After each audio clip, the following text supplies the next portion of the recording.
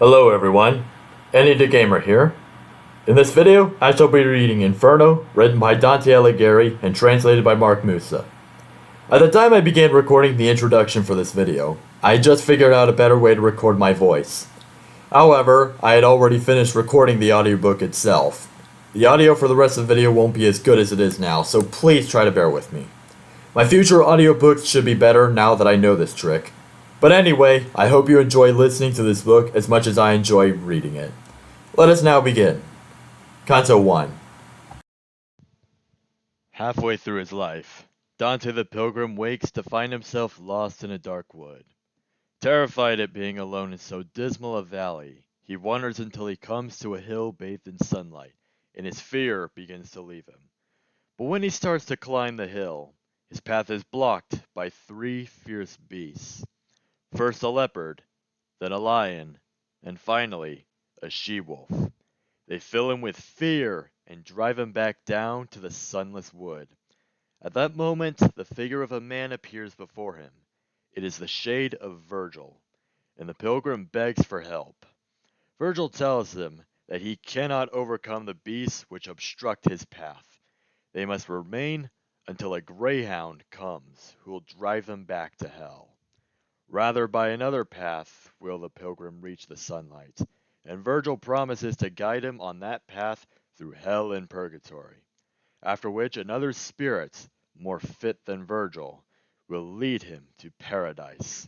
The pilgrim begs Virgil to lead on, and the guide starts ahead. The pilgrim follows. Midway along the journey of our life, I woke to find myself in a dark wood, for I'd wandered off from the straight path. How hard it is to tell what it was like.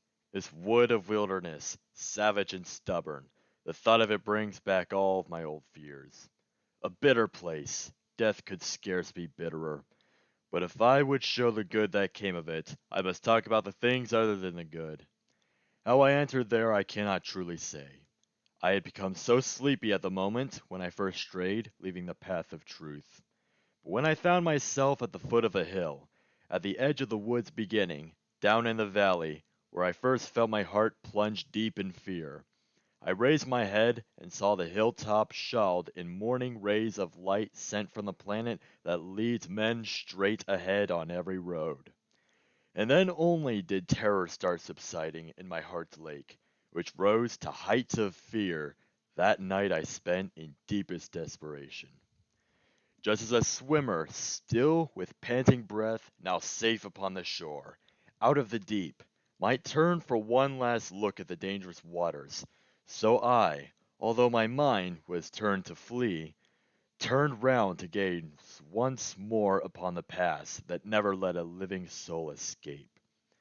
I rested my tired body there a while, and then began to climb the barren slope. I dragged my stronger foot and limped along. Beyond the point the slope begins to rise, sprang up a leopard, trim and very swift. It was covered by a pelt of many spots, and everywhere I looked, the beast was there, blocking my way. So time and time again, I was about to turn and go back down. The hour was early in the morning then. The sun was climbing up with those same stars that had accompanied it on the world's first day.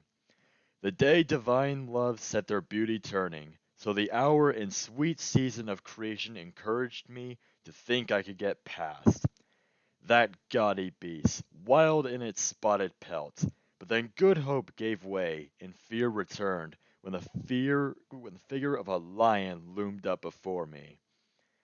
And he was coming straight toward me, it seemed with head raised high, and furious with hunger.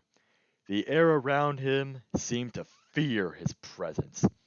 And now a she-wolf came, and her leanness seemed racked with every kind of greediness. How many people she has brought to grief. This last beast brought my spirit down so low with fear that it had seized me at the sight of her. I lost all hope of going up the hill.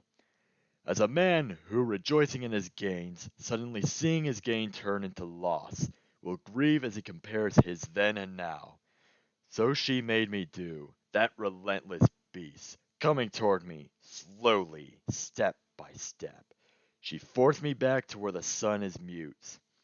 While I was rushing down to that low place, my eyes made out a figure coming toward me, of one grown faint, perhaps from too much silence. And when I saw him standing in this wasteland, "Have pity on my soul!" I cried to him, "whichever you are, shade or living man." "No longer living man, though once I was," he said.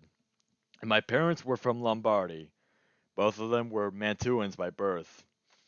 I was born, though somewhat late, sub Julio, and lived in Rome when good Augustus reigned, when still the false and lying gods were worshipped. I was a poet and sang of that just man, son of Anchises, who sailed off from Troy after the burning of proud Ilium. But why retreat to so much misery? Why not climb up this blissful mountain here, the beginning and source of all man's joy? Are you then Virgil? Are you then that fount from which pours forth so rich a stream of words?" I said to him, bowing my head modestly. "O light and honor of the other poets! May my long years of study, and that deep love that made me search your verses, help me now. You are my teacher, the first of all my authors, and you alone the one from whom I took the noble style that was to bring me honor. You see the beast that forced me to retreat. Save me from her, I beg you, famous sage, but she makes me tremble. The blood throbs in my veins." "But you must journey down another road," he answered, when he saw me lost in tears. "If you ever hope to leave this wilderness, this beast, the one you cry about in fear, allows no soul to succeed along her path. She blocks his way and puts an end to him. She is by nature so perverse and vicious, her craving belly is never satisfied, still hungering for food the more she eats. She mates with many creatures, and will go on mating with more until the greyhound comes and tracks her down to make her die in anguish. He will not feed on either land or money. His wisdom, love, and virtue shall sustain him. He will be born between Feltro and Feltro. He comes to save that felon in Italy, for which the maid Camilla gave her life, and Turnus, Nissus, Euryalus died of wounds, and he will hunt for her through every city until he drives her back to hell once more, whence envy first unleashed her on mankind. And so I think it best you follow me, for your own good, and I shall be your guide and lead you out through an eternal place, where you'll hear desperate cries and see tormented shades, some as old as hell itself, and know what second death is from their screams. And later you will see those who rejoice while they are burning, for they have hope of coming, whenever it may be, to join the blessed, to whom, if you too wish to make the climb, a spirit worthier than I must take you. I shall go back, leaving you in her care, because that emperor dwelling on high will not let me lead any to his city, since I in life rebelled against his law. Everywhere he reigns, and there he rules. There is his city, there is his high throne. Oh, happy the one he makes his citizen. And I to him, poets, I beg of you, in the name of God, that God you never knew, save me from this evil place and worse. Lead me there to the place you spoke about, that I may see the gate St. Peter guards, and those whose anguish you have told me of. Then he moved on, and I moved close behind him. Canto 2. But the pilgrim begins to waver. He expresses to Virgil his misgivings about his ability to undertake the journey proposed by Virgil. His predecessors have been Aeneas and St. Paul, but he feels unworthy to take his place in their company. But Virgil rebukes his cowardice, and takes the chain of events that led him to come to Dante. The Virgin Mary took pity on the pilgrim in his despair, and instructed St. Lucia to aid him.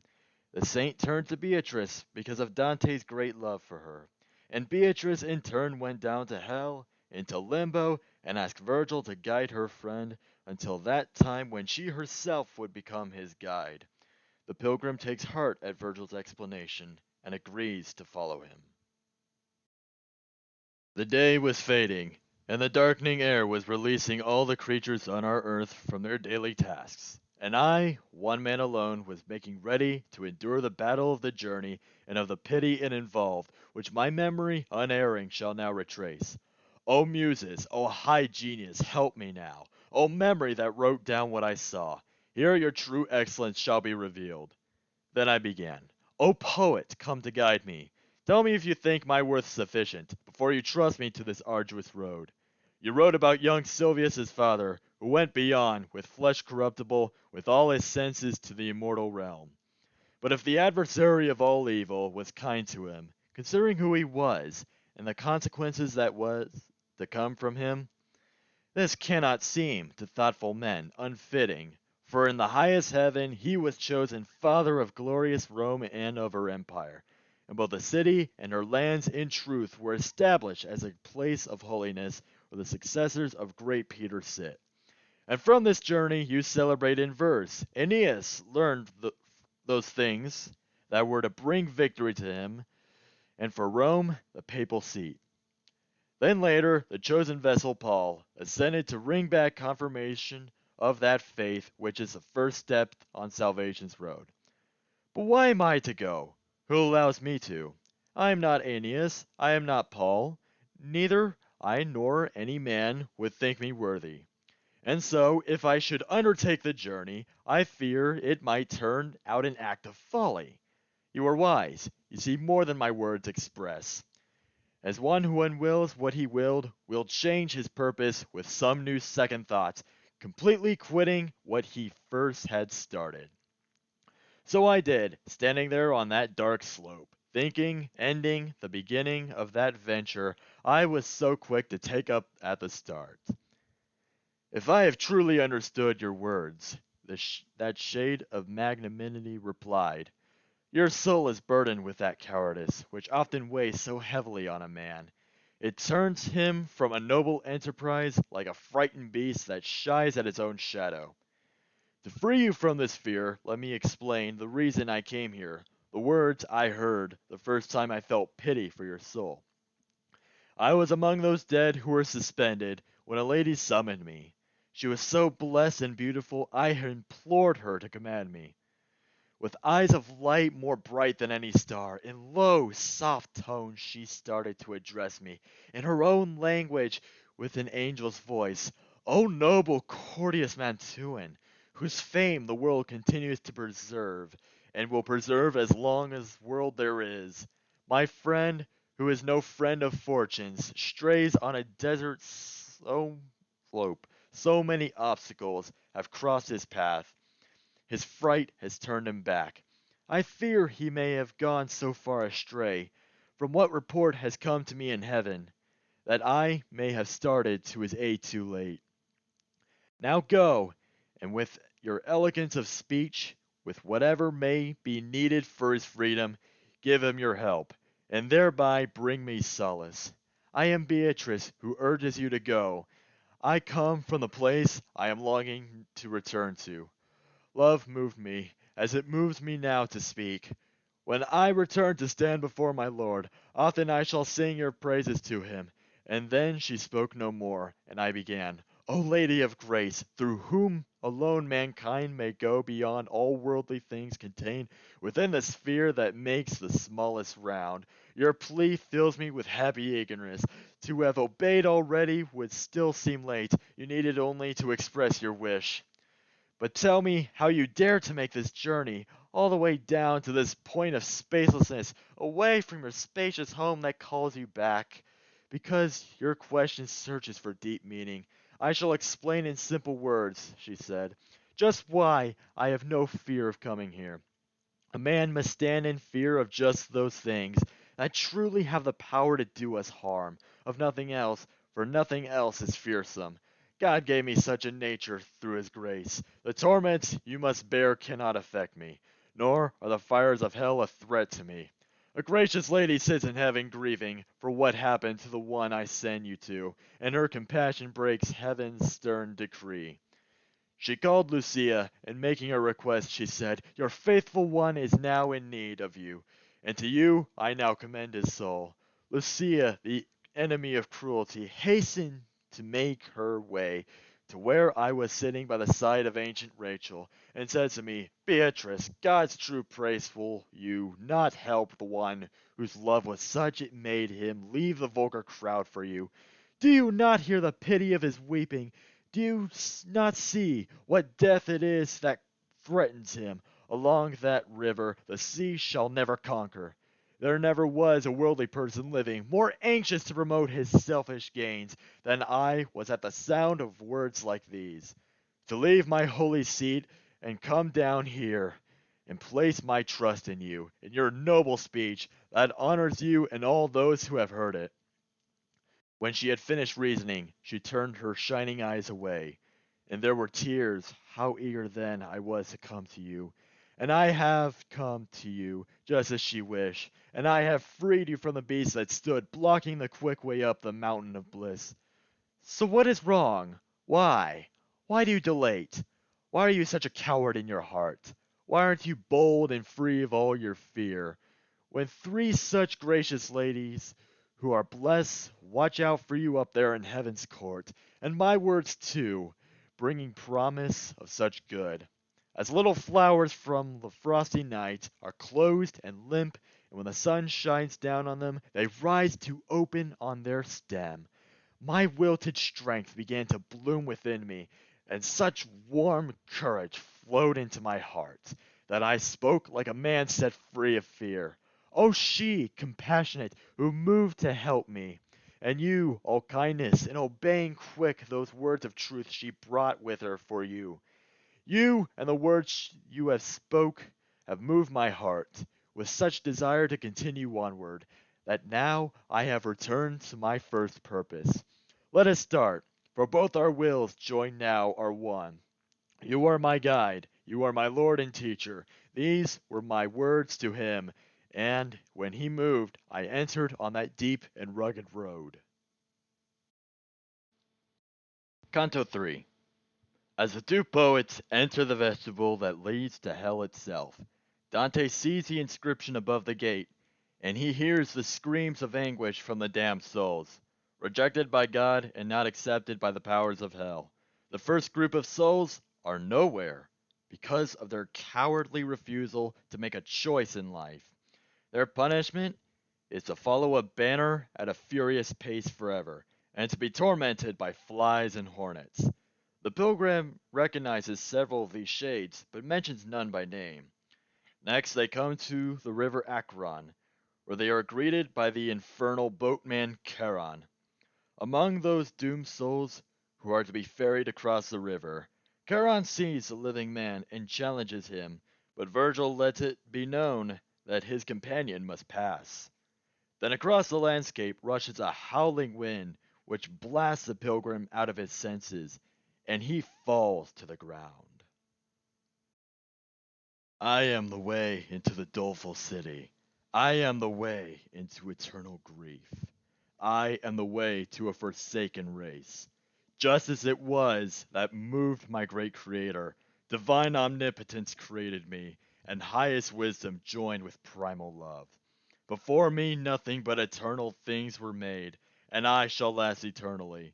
Abandon every hope, all you who enter. I saw these words spelled out in somber colors, inscribed along the ledge above a gate. "Master," I said, "these words I see are cruel." He answered me, speaking with experience, "Now here you must leave all distrust behind. Let all your cowardice die on this spot. We are at the place where earlier I said you could expect to see the suffering race of souls who lost the good of intellect." Placing his hand on mine, smiling at me in such a way that I was reassured, he led me into those mysteries. Here sighs and cries and shrieks of lamentation echoed throughout the starless air of hell. At first these sounds resounding made me weep. Tongues confess, a language strained in anguish, with cadences of anguish, shrill outcries, and raucous groans that join with the sounds of hands. raising a whirling storm that turns itself forever through that air of endless black, like grains of sand swirling when a whirlwind blows. And I, in the midst of all this circling horror, began, Teacher, what are these sounds I hear? What souls are these so overwhelmed by grief? And he to me, This wretched state of being is the fate of those sad souls who lived a life but lived it with no blame and with no praise. They are mixed with that repulsive choir of angels, neither faithful nor unfaithful to their God, who undecided stood but for themselves. Heaven to keep its beauty cast them out, but even hell itself would not receive them, for fear the damned might glory over them. And I, Master, what torments do they suffer? What force them to lament so bitterly? He answered, I'll tell you in a few words. These wretches have no hope of truly dying, and this blind life they lead is so abject it makes them envy every other fate. The world will not record their having been there. Heaven's mercy and its justice turn from them. Let's not discuss them. Look and pass them by. And so I looked and saw a kind of banner rushing ahead, whirling with aimless speed as though it would not ever take a stand. Behind it, an interminable train of souls pressed on, so many that I wondered how death could have undone so great a number. When I had recognized a few of them, I saw the shade of the one who must have been the coward who made the great refusal. At once I understood, and I was sure, this was the sect of evil souls who were hateful to God and his enemies. These wretches, who had never truly lived, went naked, and were stung and stung again by the hornets and the wasps that encircled them, and made their faces run with blood in streaks. Their blood, mixed with their tears, dripped to their feet, and disgusting maggots collected in the pus. And when I looked beyond this crowd, I saw a throng upon the shore of a wide river, which made me ask, Master, I would like to know, who are these people, and what law is this that makes these souls so eager for the crossing? And I can see, even in this dim light. And he, All this will be made plain to you as soon as we shall come to a stop a while upon the sorrowful shores of the Acheron. And I, with eyes cast down in shame, for fear that I perhaps had spoken out of turn, said nothing more until we reached the river. And suddenly, coming towards us in a boat, a man of years, whose ancient hair was white, shouted at us, Woe to you, perverted souls! Give up all hope of ever seeing heaven. I come to lead you to the other shore, into eternal darkness, ice, and fire. And you, the living soul, you over there, get away from all these people who are dead. But when he saw I did not move aside, he said, Another way, by other port, not here, shall you pass to reach the other shore. A lighter skiff than this must carry you. And my guide, Charon, this is no time for anger. It is so willed that where the power is for what is willed, that's all you need to know. These words brought silence to the woolly cheeks of the ancient steersman of the livid marsh, whose eyes were set in glowing wheels of fire. But all those souls there, naked, in despair, changed color, and their teeth began to chatter at the sound of his announcement of their doom. They were cursing God, cursing their own parents, the human race, the time, the place, the seed of their beginning, and their day of birth. Then all together, weeping bitterly, they packed themselves along the wicked shore that waits for every man who fears not God. The devil, Charon, with his eyes of glowing coal, summons them all together with a signal, and with an oar he strikes the laggard sinner. As in autumn, when the leaves begin to fall, one after the other, until the branch is witness to the spoils spread on the ground, so did the evil seed of Adam fall, drop from that shore to the boat, one at a time. At the signal, like the falcon to its lure, away they go across the darkened waters, and before they reach the other side to the land, a new throng starts collecting on the side. My son, the gentle master said to me, All those who perish in the wrath of God assemble here from all parts of the earth. They want to cross this river. They are eager. It is divine justice that spurs them on, turning the fear they have into desire. A good soul never comes to make this crossing, so, if Charon grumbles at the sight of you, you see now what his words are really saying. He finished speaking, at the grim terrain shook violently, and the fright of it gave me even now in recollection makes me sweat. Out of the tear-drenched land a wind arose, which blasted forth into a reddish light, knocking my senses out of me completely, and I fell as one falls tired into sleep. Canto 4. Waking from his swoon, the pilgrim is led by Virgil to the first circle of hell, known as Limbo, where the sad shades of the virtuous non-Christians dwell. The souls here, including Virgil, suffer no physical torment, but they must live in desire without hope of seeing God. Virgil tells about Christ's descent into hell and his salvation of several Old Testament figures. The poets see a light glowing in the darkness, and as they proceed towards it, they are met by the four greatest, other than Virgil, pagan poets: Homer, Horace, Ovid, and Lucan, who take the pilgrim into their group. As they come closer to the light, the pilgrim perceives a splendid castle where the greatest non-Christian thinkers dwell together with other famous historical figures. Once within the castle, the pilgrim sees, among others, Electra, Aeneas, Caesar, Saladin, Aristotle, Plato, Orpheus, Cicero, Avicenna, and Averroes. But soon they must leave, and the poets move from the radiance of the castle toward the fearful encompassing darkness. A heavy clap of thunder. I awoke from the deep sleep that drugged my mind, startled, the way one is when shaken out of sleep. I turned my rested eyes from side to side, already on my feet and staring hard. I tried my best to find out where I was. And this is what I saw. I found myself upon the brink of grief's abysmal valley, that collects the thundering of endless cries. So dark and deep and nebulous it was, try as I might to force my sight below, I could not see the shape of anything. "Let us descend into the sightless void," began the poet. His face was deathly pale. "I will go first, and you will follow me." And I, aware of his changed color, said, "But how can I go on if you are frightened? You are my constant strength when I lose heart." And he to me, "The anguish of the souls that are down here paints my face with pity, which you have wrongly taken to be fear. Let us go. The long road urges us."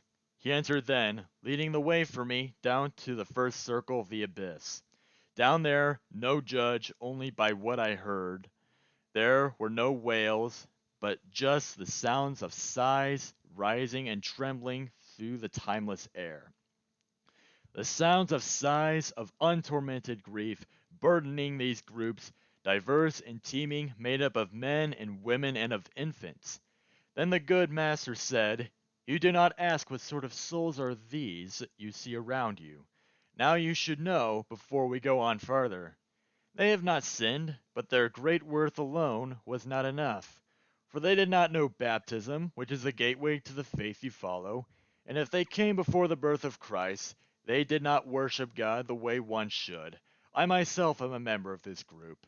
For this defect, and for no other guilt, we here are lost. In this alone we suffer, cut off from hope. We live on in desire." The words I heard weighed heavy on my heart. To think that souls as virtuous as these were suspended in that limbo and forever. "Tell me, my teacher, tell me, oh my master," I began, wishing to have confirmed by him the teachings of unerring Christian doctrine. "Did any ever leave here, through his merits or with another's help, and go to bliss?" And he, who understood my hidden question, answered, "I was a novice in this place when I saw a mighty Lord descend to us, who wore the sign of victory as his crown. He took from us the shade of our first parent, of Abel, his good son, of Noah too, and of obedient Moses, who made the laws, Abraham, the patriarch, David, the king, Israel with his father and his children, with Rachel, whom he worked so hard to win, and many more he chose for his blessedness. And you should know, before these souls were taken, no human soul had ever reached salvation. We did not stop our journey while he spoke, but continued on our way along the woods. I say the woods, for souls were thick as trees. We had not gone too far from where I woke, when I made out a fire up ahead, a hemisphere of light that lit the dark. We were still at some distance from that place, but close enough for me to vaguely see the spot that the honorable souls that possessed that spot. O glory of the sciences and arts! Who are these souls enjoying special honor, dwelling apart from all the others here? And he to me, the honored name they bear that still resounds above in your own world, wins heaven's favor for them in this place. And as he spoke, I heard a voice announce, "Now let us honor our illustrious poet. His shade that left is now returned to us." And when the voice was silent and all was quiet, I saw four mighty shades approach us, their faces showing neither joy nor sorrow. Then my good master started to explain. "Observe the one who comes with sword in hand, leaving the three as if he were their master. It is the shade of Homer, sovereign poet, and coming second, Horace the satirist. Ovid is the first, and last comes Lucan. Since they all share one name with me, the voice you heard resounding in that single voice, they honor me, and do well doing so. So I saw gathered there the noblest school of the master singer of the sublimest verse, who soars above all others like the eagle. And after they had talked a while together, they turned and with a gesture welcomed me. And at that sign I saw my master smile. Greater honor will they deign to grant me, that welcomed me as one of their own groups, so that I numbered six among such minds. We walked together toward the shining light, discussing things that here are best kept silent, as there they were most fitting for discussion. We reached the boundaries of a splendid castle that 7 times was circled by high walls, defended by a sweetly flowing stream. We walked right over it as on hard ground. Through 7 gates I passed with those wise spirits, and then we reached a meadow fresh in bloom. There people were whose eyes were calm and grave, whose bearing told me of great authority. Seldom they spoke, and always quietly. Then moving to one side, we reached a place spread out and luminous, higher than before, allowing us to view all who were there. And right before us, on the lustrous green, the mighty shades were pointed out to me. My heart felt glory when I looked at them. There was Electra, standing with a group, among whom I saw Hector and Aeneas and Caesar, falcon-eyed and fully armed. I saw Camilla and Penthesilea.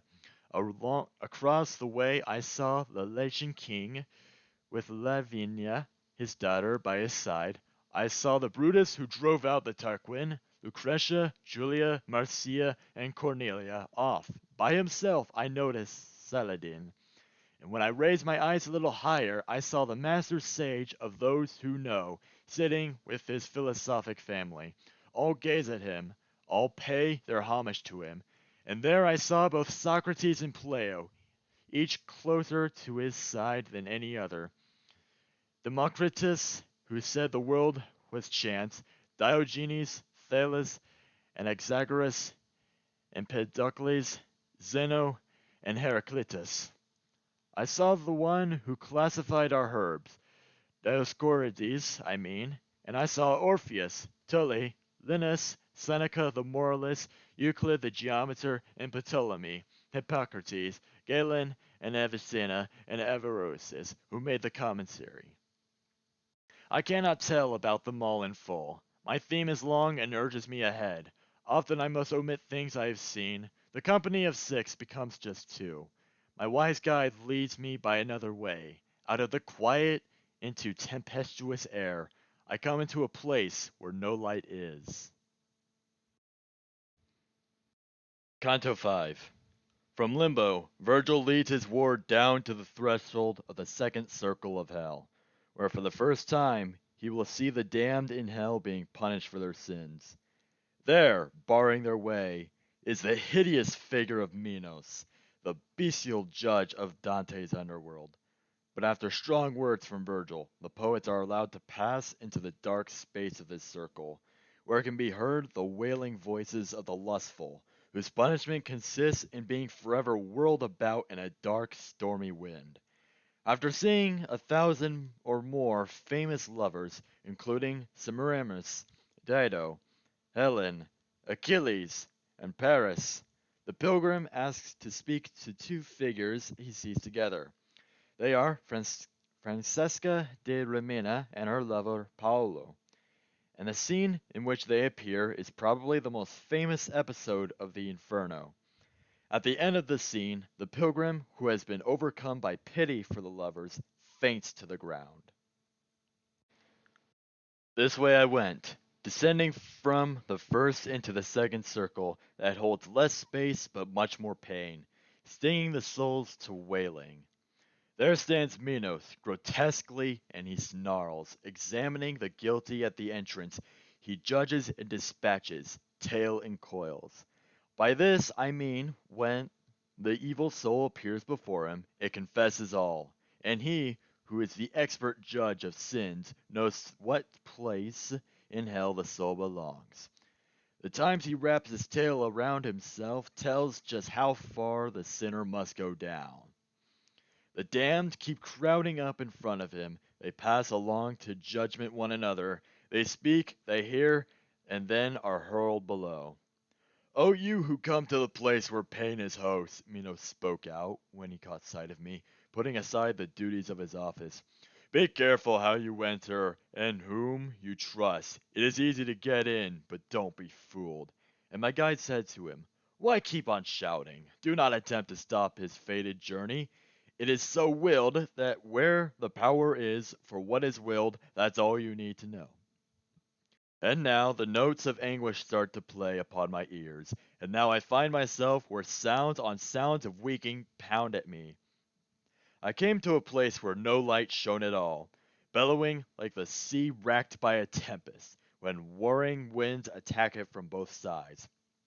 The infernal storm, eternal in its rage, sweeps and drives the spirits with its blast. It whirls them, lashing them with punishment.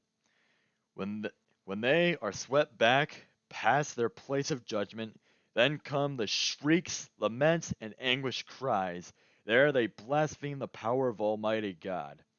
I learn that to this place of punishment all those who sin in lust have been condemned, those who make reason slave to appetite. And as the wings of starlings in the winter bear them along in widespread, crowded flocks, so does that wind propel the evil spirits. Now here, then there, and up and down, it drives them with never any hope to comfort them. Hope not of rest, but even of suffering less. And just like cranes in flight, chanting their lays, stretching an endless line in their formation, I saw approaching, crying their laments. Spirits carried along by the battling winds, and so I asked, "Teacher, tell me, what souls are these punished in the sweep of the black wind?" The first of those whose story you should know, my master wasted no time answering, was empress over lands of many tongues. Her vicious taste had so corrupted her she licensed every form of lust with laws to cleanse the stain of the scandal she had spread. She is Semiramis, who legend says was Ninos' wife and successor to his throne. She governed all the land the Sultan rules. The next is she who killed herself for love and broke faith with the ashes of Sychaeus, and there is Cleopatra, who loved men's lusting. See Helen there, the root of evil woe lasting long years, and see the great Achilles who lost his life to love in final combat. See Paris, Tristan, then more than 1,000 he pointed out at me, and named them all, those shades whose love cut off from life on earth. After I heard my teacher call the names of all these knights and ladies of ancient times, pity confused my senses, and I was dazed. I began, Poet, I would like, with all my heart, to speak to those two there who move together and seem to be so light upon the winds. And he, You'll see for yourself when they are closer. If you entreat them by that love of theirs that carries them along, they will come to you. When the winds bent their course in our direction, I raised my voice to them. O wearied souls, come speak with us if it not be forbidden. As doves called by desire to return to their sweet nest, with wings outstretched and poised, float downward through the air, guided by their will. So these two left the flock where Dido is, and came toward us through the malignant air. Such was the tender power of my call. O living creature, gracious and so kind, who makes your way here through this dingy air to visit us who stain the world with blood? If we could claim as friends the King of Kings, we would beseech him that he grant you peace, you who show pity for our atrocious plight. Whatever pleases you to hear or speak, we will hear and we will speak about with you as long as the wind here where we are is silent. The place where I was born lies on the shore, where the river Po with its attendant streams descends to seek its final resting place. Love that rekindles quick in the gentle heart, sees this one for the beauty of my body, torn from me. How it happens still offends me. Love that excuses no one love from loving, sees me so strongly with delight in him, that, as you see, he never leaves my side. Love led us straight to sudden death together. Cain awaits the one who quenched our lives. These were the wounds that came from them to us. When those offended souls had told their story, I bowed my head and kept it bowed until the poet said, What are you thinking of? When finally I spoke, I sighed. Alas, what sweet thoughts, and oh, how much desiring brought these two down in this agony. And then I turned to them and tried to speak. I said, Francesca, the torment that you suffer brings painful tears to my eyes. But tell me, in that time of your sweet sighing, how and by what signs did love allow you to recognize your dubious desires? And she to me, There is no greater pain than to remember in our present grief past happiness, as well your teacher knows, but if your great desires to learn the very root of such love as ours, I shall tell you, but in words of flowing tears. One day we read, to pass the time away, of Lancelot, how he had fallen in love. We were alone, innocent of suspicion. Time and again our eyes were brought together by the book we read, our faces flushed and paled. To the moment of one line alone we yielded. It was when we read about those longed for lips now being kissed by such a famous lover, that this one who shall never leave my side, then kissed my mouth and trembled as he did. Our Galahad was that book, and he who wrote it. That day we read no further, and all the while the one of the two spirits spoke these words, the other wept in such a way that pity blurred my senses. I swooned as though to die, and fell to hell's floor as a body dead falls. Canto 6. On recovering consciousness, the pilgrim finds himself with Virgil in the third circle, where the gluttons are punished. These shades are mired in filthy muck, and are eternally battered by cold and dirty hail, rain, and snow. Soon the travelers come upon Cerberus, the three-headed dog-like beast who guards the gluttons, but Virgil pacifies him with fistfuls of slime, and the two poets pass on. One of the shades recognizes Dante the Pilgrim, and hails him. It is Caco, a Florentine, who before they leave makes a prophecy concerning the political future of Florence. As the poets move away, the pilgrim questions Virgil about the Last Judgment and other matters until the two arrive at the next circle. Regaining now my senses, which had faded at the sight of these two who were kinsmen lovers, a piteous sight confusing me to tears, new suffering and new sinner suffering appeared to me, no matter where I moved, or turned my eyes, no matter where I gazed. I am in the third circle, in the round of rain, eternal, cursed, cold, and falling heavy, unchanging beat, unchanging quality. Thick hail and dirty water mixed with snow come down in torrents through the murky air, and the earth is stinking from this soaking rain. Cerberus, a ruthless and fantastic beast, with all three throats, howls out its dog-like sounds above the drowning sinners of this place. His eyes are red, his beard is slobbered black, his belly swollen, and he has claws for hands. He rips the spirits, flays and mangles them. Under the rain they howl like dogs, lying now on one side with the other as a screen, now on the other turning, these wretched sinners. When the slimy Cerberus caught sight of us, he opened up his mouth and showed his fangs. His body was one mass of twitching muscles. My master stooped by, and, spreading wide his fingers, he grabbed up heaping fistfuls of the mud and flung it down into those greedy gullets.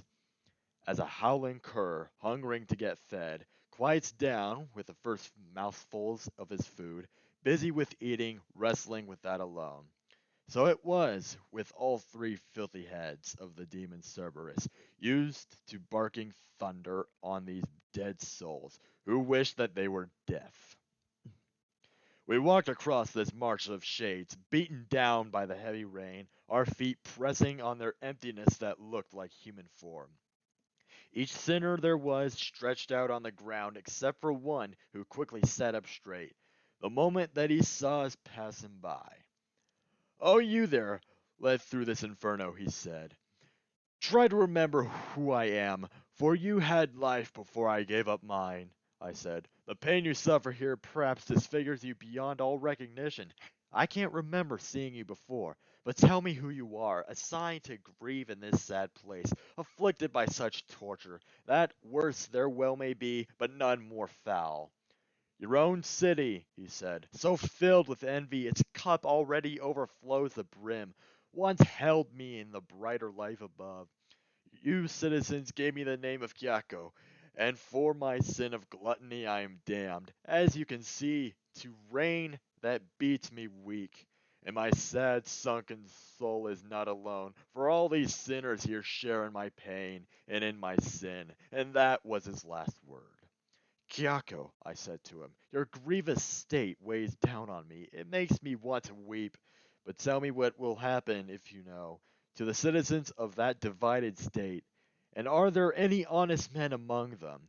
And tell me, why is it so plagued with strife?" And he replied, "After much contention, they will come to bloodshed. The rustic party will drive the other out by brutal means. Then it will come to pass, this side will fall within 3 suns, and the other rise to power, with the help of one now listening toward both sides. For a long time they will keep their heads raised high, holding the others down with crushing weight, no matter how these weep or squirm for shame. Two just men there are, but no one listens, for pride, envy, avarice are the 3 sparks that kindle in men's hearts and set them burning." With this, his mournful words came to an end, but I spoke back. "There's more I want to know. I beg you to provide me with more facts." Farinata and Tegiao, who were so worthy, Jacopo Restucci, Eligo, Mosca, and all the rest so bent on doing good, where are they? Tell me what's become of them. One great desire tortures me, to know whether they taste heaven's sweetness or hell's gall. "They lie below with blacker souls," he said, "by different sins pushed down to different depths. If you keep going, you may see them. But when you are once more in the sweet world, I beg you to remind our friends of me. I speak no more, no more I answer you." He twisted his straight gaze into a squint, and stared a while at me, then bent his head, falling to join his other sightless peers. My guide then said to me, "He'll wake no more until the day the angel's trumpet blows, when the unfriendly judge shall come down here. Each soul shall find again his wretched tomb, assume his flesh and take his human shape, and hear his fate resound eternally." And so we made our way through the filthy mess of muddy shades and slush, moving slowly, talking a little about the afterlife. I said, Master, will these torments be increased or lessened on the final judgment day? Or will the pain just be the same as now? And he, remember your philosophy. The closer a thing comes to its perfection, more keen will be its pleasure or pain. Although this cursed race of punished souls shall never know the joy of true perfection, more perfect will their pain be then than now. We circled round that curving road while talking of more than I shall mention at this time, and came to where the ledge begins descending. There we found Plutus, mankind's archenemy. Canto 7. At the boundary of the fourth circle, the two travelers confront clucking Plutus, the god of wealth, who collapses into emptiness at a word from Virgil. Descending farther, the pilgrim sees two groups of angry, shouting souls who clash huge rolling weights against each other with their chests. They are the prodigal and the miserly. Their earthly concern with material goods prompts the pilgrim to question Virgil about fortune and her distribution of the worldly goods of men. After Virgil's explanation, they descend to the banks of a swamp-like river Styx, which serves as a fifth circle. Mired in the bog are the wrathful, who constantly tear and mangle each other. Beneath the slime of the Styx, Virgil explains, are the slothful. The bubbles on the muddy surface indicate their presence breath.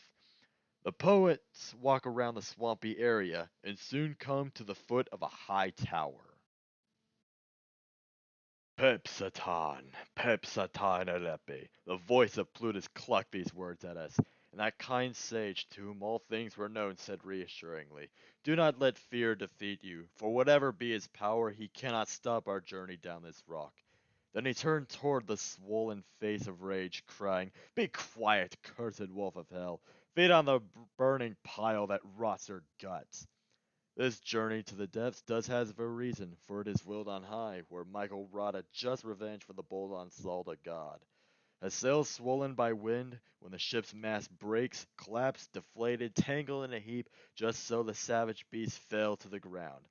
And then we started down a fourth abyss, making our way along the dismal slope where all the evil of the world is dumped. Ah, God's avenging justice, who could heap up suffering and pain as strange as I saw here? How can we let our guilt bring us to this? As every wave Charybdis whirls to sea, comes crashing against its counter current wave, so these folks here must dance their roundelay. More shades here were here than anywhere above, and from both sides, to the sound of their own screams, straining their chests, they rolled enormous weights, and when they met and clashed against each other, they turned to push the other way, one side screaming, Why horde? The other side, Why waste? And so they moved back round the gloomy circle, returning on both sides to opposite poles, to scream their shameful tune another time. Again they came to clash and turn and roll, forever in their semicircle joust, and I, my heart pierced through by such a sight, spoke out, My master, please explain to me who are these people here?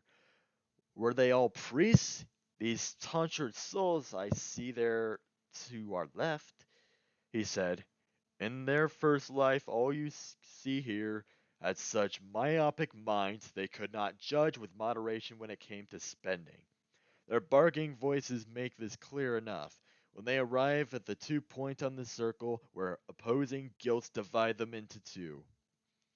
The ones who have the bald spot on their heads were priests and popes and cardinals in whom avarice is most likely to prevail. And I, Master, in such a group as this, I should be able to recognize a few who dirtied themselves by such crimes as these. And he replied, Yours is an empty hope. Their undistinguished life that made them foul now makes it harder to distinguish them. Eternally the two will come to blows, then from the tomb they will be resurrected. These with tight fists, those without any hair. It was squandering and hoarding that have robbed them of the lovely world, and got them in this brawl. I will not waste choice words describing it.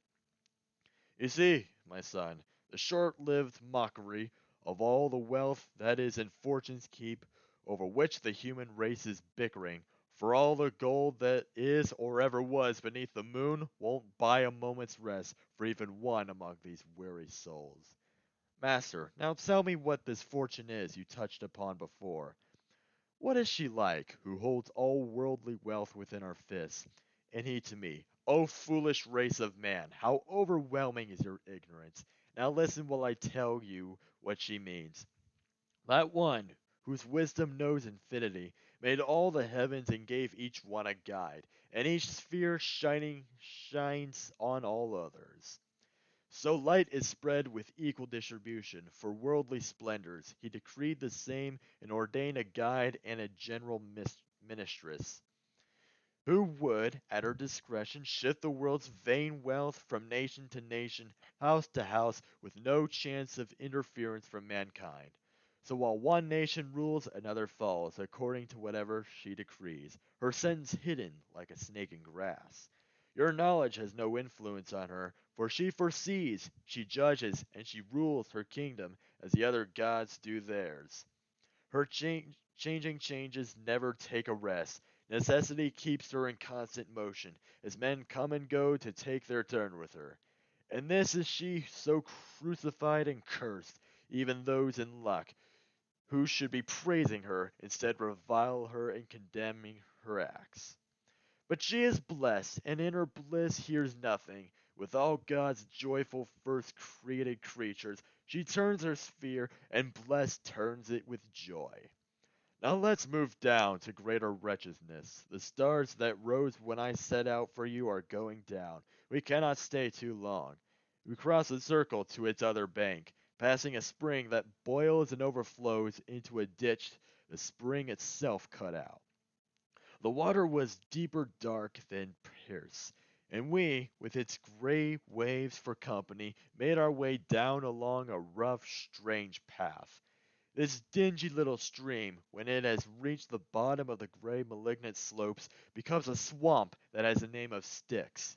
And I, intent on looking as we passed, saw muddy people moving in that marsh, all naked, with their faces scarred by rage. They fought each other, not with hands alone, but struck with head and chest and feet as well. With teeth they tore each other limb from limb. And the good teacher said, My son, now see the souls of those that anger overcame. And I ask you to believe me when I say, beneath the slimy top are sighing souls who make these waters bubble at the surface. Your eyes will tell you this. Just look around. Bogged in this slime, they say, sluggish we were in the sweet air that made happy by the sun, and the smoke of sloth was smoldering in our hearts. Now we lie sluggish here in this black muck. This is the hymn they gurgle in their throats, but cannot sing in words that truly sound. Then making a wide arc, we walked around the pond between the dry bank and the slime, our eyes still fixed on those who gobbled mud. We came, in time, to the foot of a high tower. Canto 8. But before they had reached the foot of the tower, the pilgrim had noticed two signal flames at the tower's top, and another flame answering from a distance. Soon he realizes that the flames are signals to and from Phlegius, the boatman of the Styx, who suddenly appears in a small boat speeding across the river. Wrathful and irritated though he is, the steersman must grant the poet's passage. But during the crossing, an angry shade rises from the slime to question the pilgrim. After a brief exchange of words, scornful on the part of the pilgrim, who has recognized this sinner, the spirit grabs hold of the boat. Virgil pushes him away, praising his word for his just scorn, while a group of the wrathful attack the wretched soul, whose name is Filippo Argenti. At the far shore the poets debark and find themselves before the gates of the infernal city of Dis, where howling figures threaten them from the walls. Virgil speaks with them privately, but they slam the gate shut in his face. His ward is terrified, and Virgil too is shaken, but he insists that help from heaven is already on the way.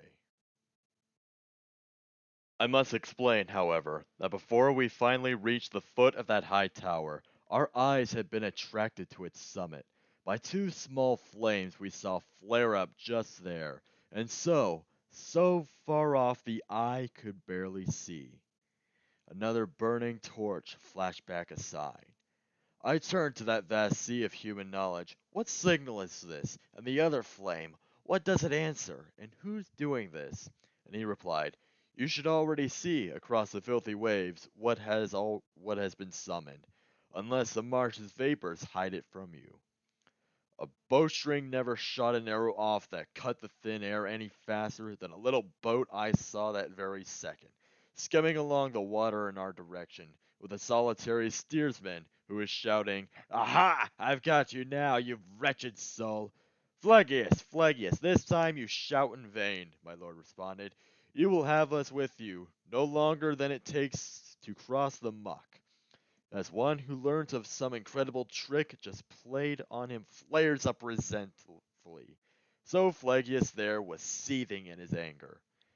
My leader calmly stepped into the skiff, and when he was inside, he had me enter, and only then it seemed to carry weight.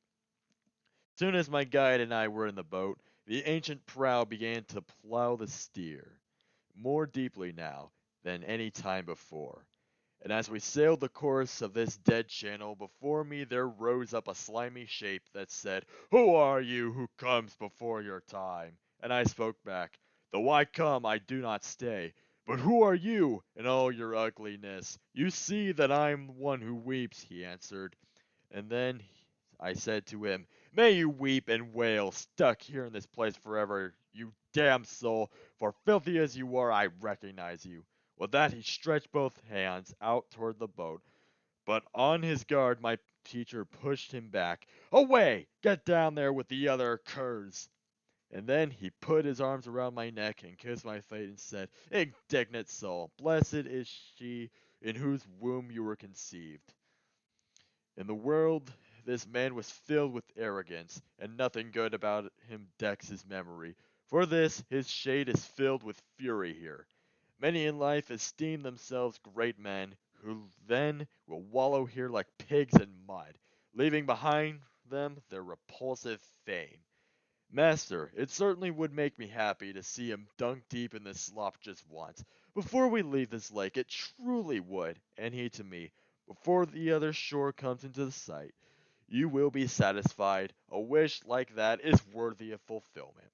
Soon afterward, I saw the wretch so mangled by a gang of muddy souls that to this day I thank my lord and praise him for that sight. Get Filippo Argenti, they all cried, and at those shouts the Florentine, gone mad, turned on himself and bit his body fiercely. We left him there. I'll say no more than about him. A wailing noise began to pound my ears and made me strain my eyes to see ahead.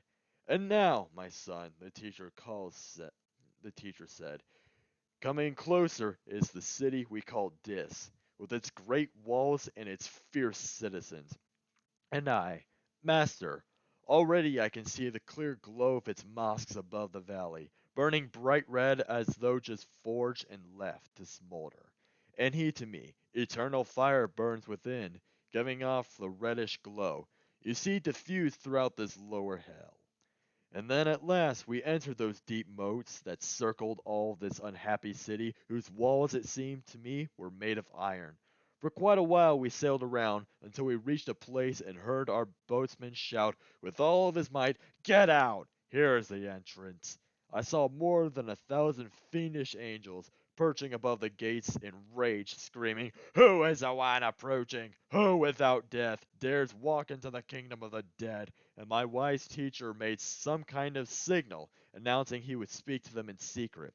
They managed to suppress their great resentment enough to say, You come, but he must go. Who thought to walk so boldly through this realm?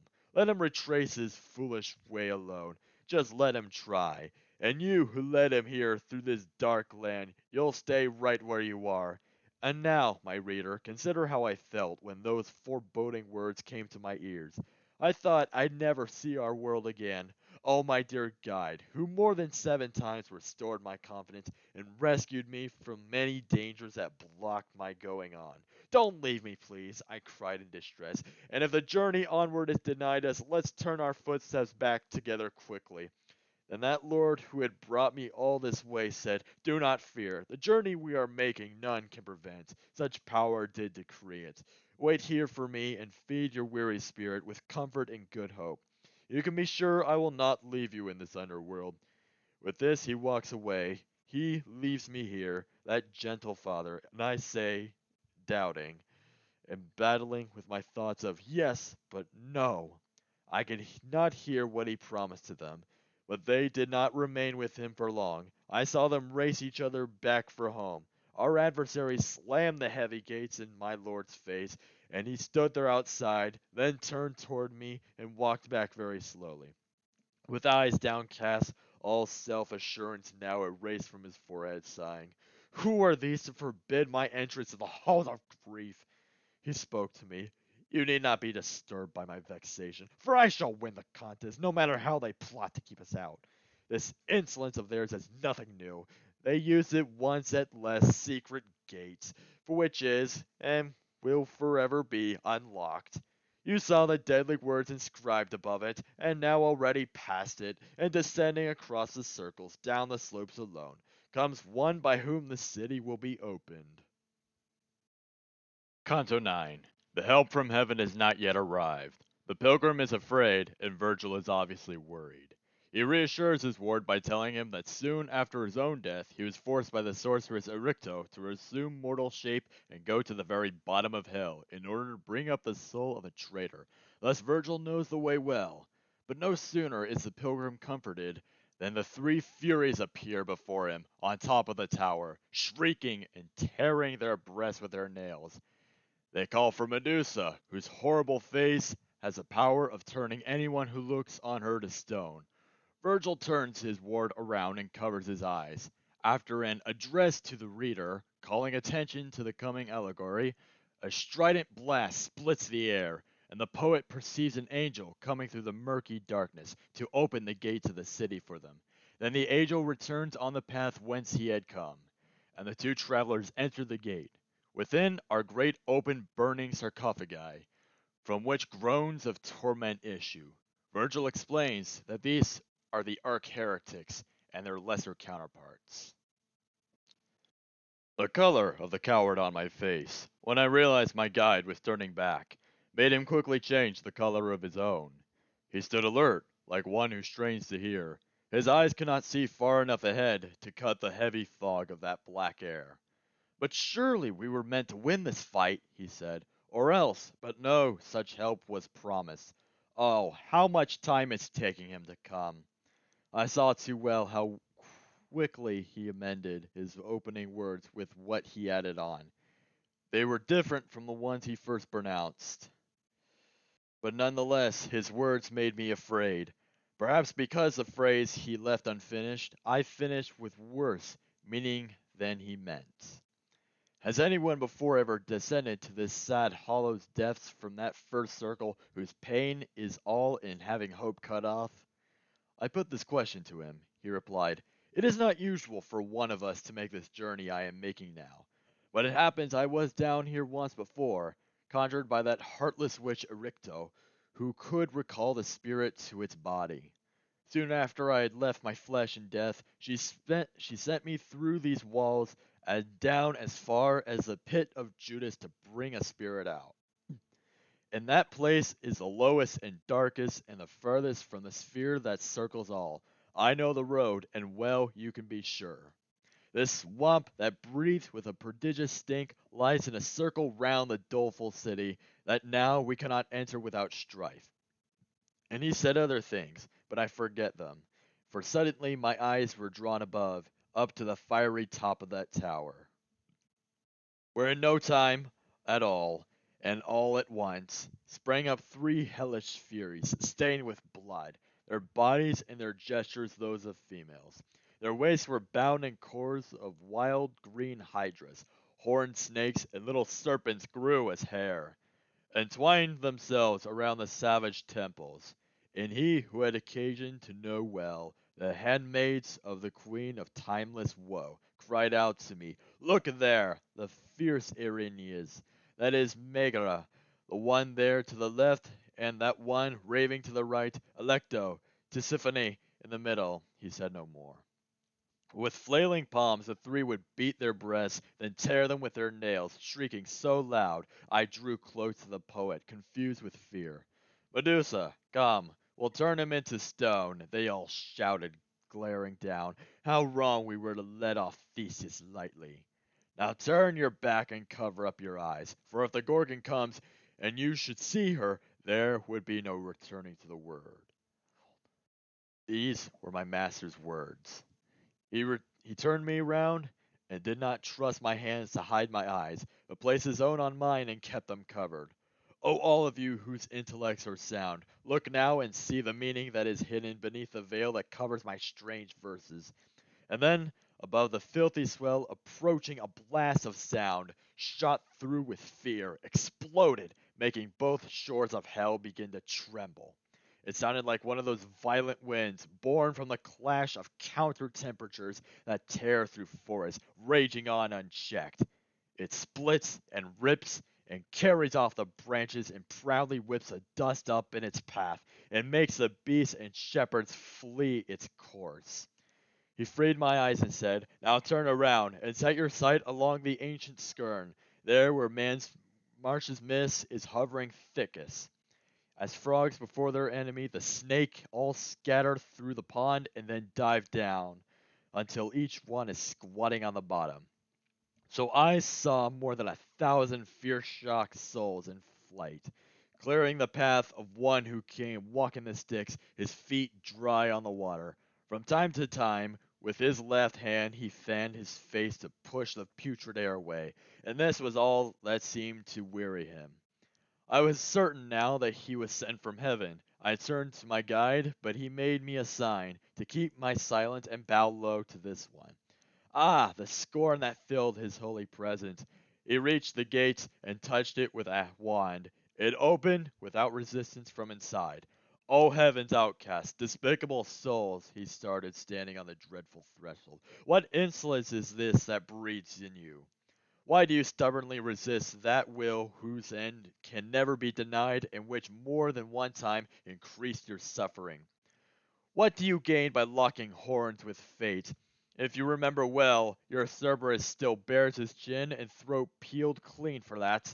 He turns then and retraces that squalid path without one word to us, and on his face the look of one concerned and spurred by things that were not those he found surrounding them.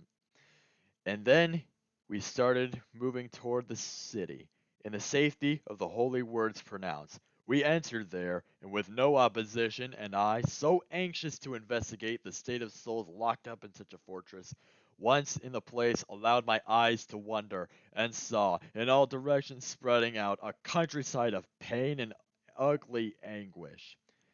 As at Arles, where the Rhone turns off to stagnant waters, or as at Paula, near Quarnero's Gulf, that closes Italy and bathes her confines, the sepulchres make all the land uneven, so they did here, strewn in all directions, except the graves here served a crueler purpose. For scattered everywhere among the tombs were flames that kept them glowing far more hot than any iron an artisan might use. Each tomb had its lid closed, pushed to one side, and from within came forth such fierce laments that I was sure inside were tortured souls. I asked, Master, what kind of shades are these lying down here, buried in the graves of stone, speaking their presence in such dolorous sighs? And he replied, There lie arch-heretics of every sect, with all their disciples, more than you think are packed within these tombs. Like heretics lie buried with their like, and the graves burn more or less accordingly. Then turning to the right, we moved ahead, between the torments there and those high walls. Canto 10. They come to the tombs containing the Epicurean heretics, and as they are walking by them, a shade suddenly rises to full height in one tomb. Having recognized the pilgrim's Tucson dialect, it is a proud Farinata who in life opposed Dante's party. While he and the pilgrim are conversing, another figure suddenly rises out of the same tomb.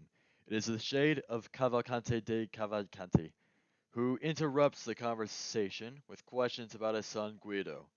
Misinterpreting the pilgrim's confused silence as evidence of his sudden death, Cavalcanti falls back into his sepulchre, and Farinata resumes the conversation exactly where it had been broken off. He defends his political actions in regard to Florence, and prophesies that Dante, like himself, will soon know the pain of exile. But the pilgrim is also interested to know how it is that the damned can see the future, but not the present.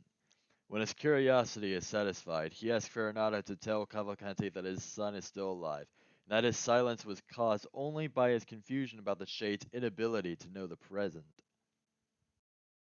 Now onward, down a narrow path, between the city's ramparts and the suffering my master walks, I follow close behind. O lofty power, who through these impious gyres lead me around as you see fit, I said. I want to know.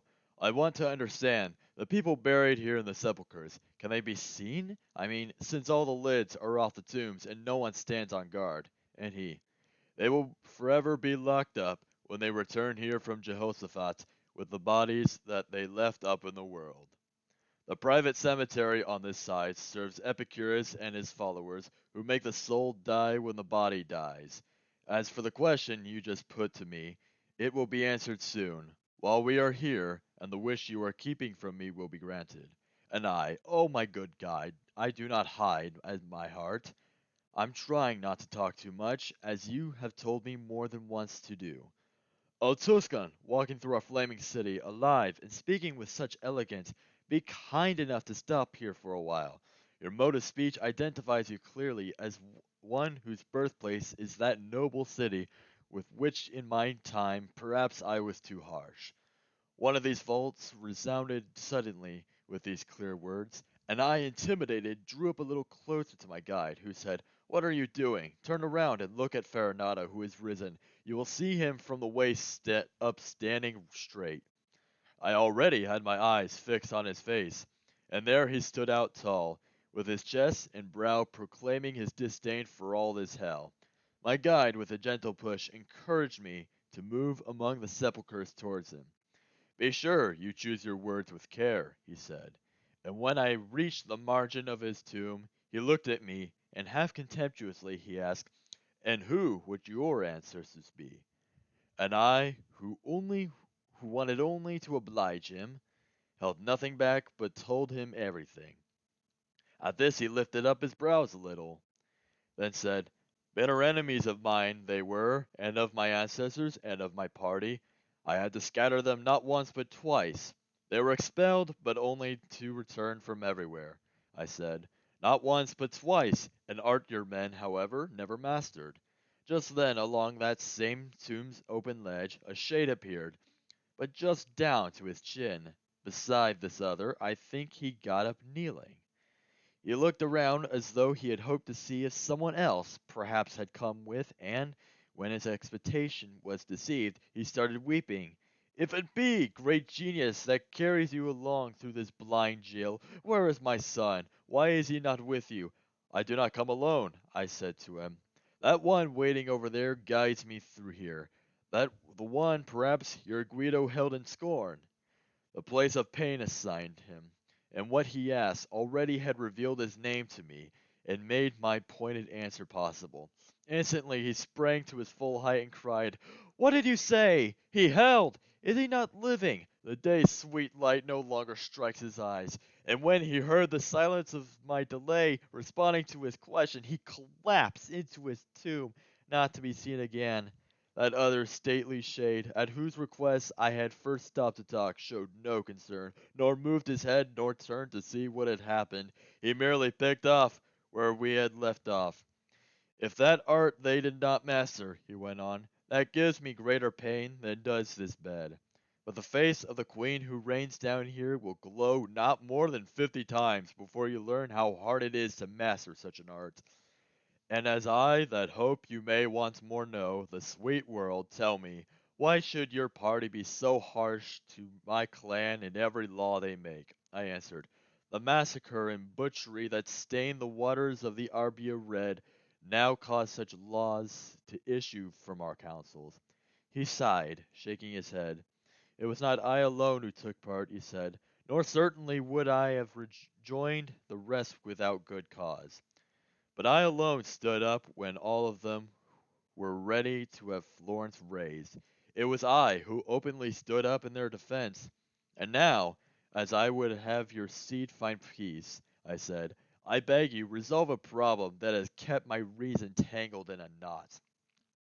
If I have heard correctly, all of you can see ahead to what the future holds, but your knowledge of the present is not clear.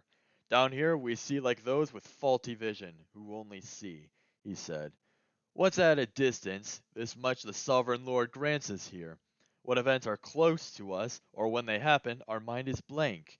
And were it not for others, we would know nothing of your living state. Thus you can completely understand how all our knowledge will be completely dead at that time, when the door to the future things is closed forever.